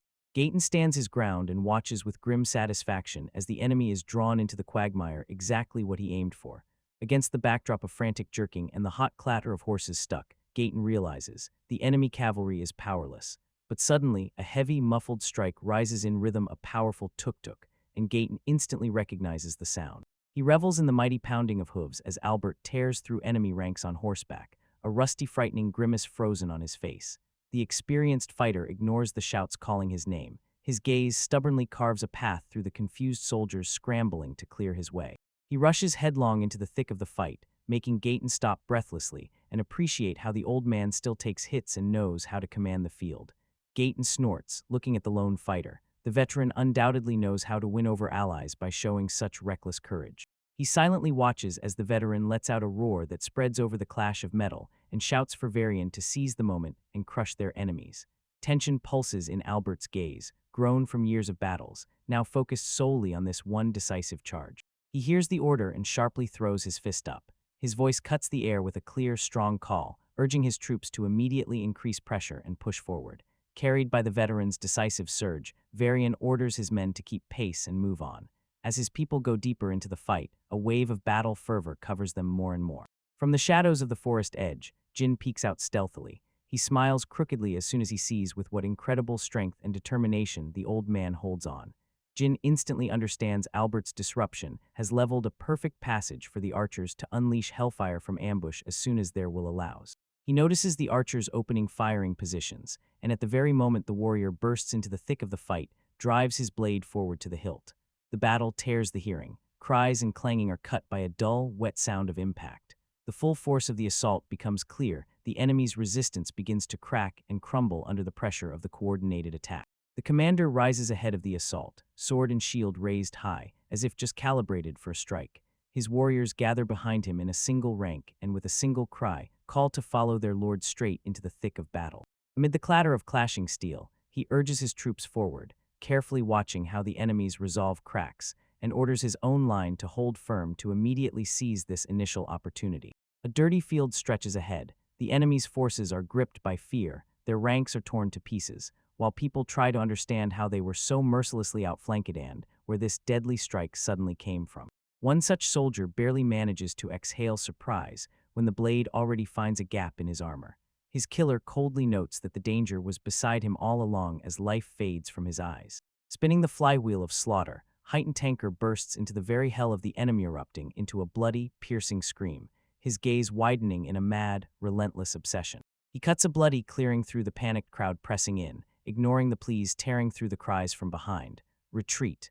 Even when his leader warns of the inevitable trap of encirclement, the warrior bluntly declares he will become a shield that will never break and will faithfully pave the way at any cost. His path ended instantly. Several blades pierced his torso simultaneously, and the blow stifled his scream, turning it into a suffocating, bloody wheeze. He froze, stunned, staring at the points protruding from his chest. The commander, seeing his loyal vanguard fall, tears a hoarse, painful cry from his chest. The name of the fallen comrade echoes across the battlefield, resonating in that very moment of utter, unconditional horror. He freezes in horror as his loyal protector collapses on the spot. Blood flows from the man's mouth, and he convulsively gasps for air. Hayton still tries to stay on his feet, but his body rapidly gives out just a moment more, and he begins to fail completely. In his final moments, the dying man once again immerses his thoughts in simpler times. Then he proudly told his mother, Lucin, that he would become a retainer to ease her burden. She looked at him, mixing pride with deep anxiety in her gaze as if she foresaw this very day. Now, as the light fades, he has only one thought left, to fulfill his duty and become a shield. In his ears still rings the memory of his mother's warning. One day he will die in battle. He reaches out one last time, and at that very moment life finally leaves his eyes. When his friend falls, the young lord's sorrow instantly turns into cold, sharp rage. He directs it at the man standing opposite. Rage breaks through his voice, and he demands an explanation. How could they strike Tansiri, a person worthy of the highest honor? Barely does he manage to recover from the blow of loss when a huge figure in a cloak looms over him. It lunges forward with a guttural roar and forces him to immediately go on the defensive. The clash erupts in a furious ringing of metal. The attacker's blows almost overwhelm him as he frantically searches for any gap in the merciless assault. He freezes for a moment, mocking the very thought of proper manners, then names himself. Galio, that is who he is, the most dangerous knight in the service of Count Birgit. And at the same time, he acknowledges the heard fame of the young lord, the very lion, court demon from the court. With a confident smile, he confidently introduces himself, Marcel de Galio, the legendary morning star of Birgit, and prepares to finish what he started.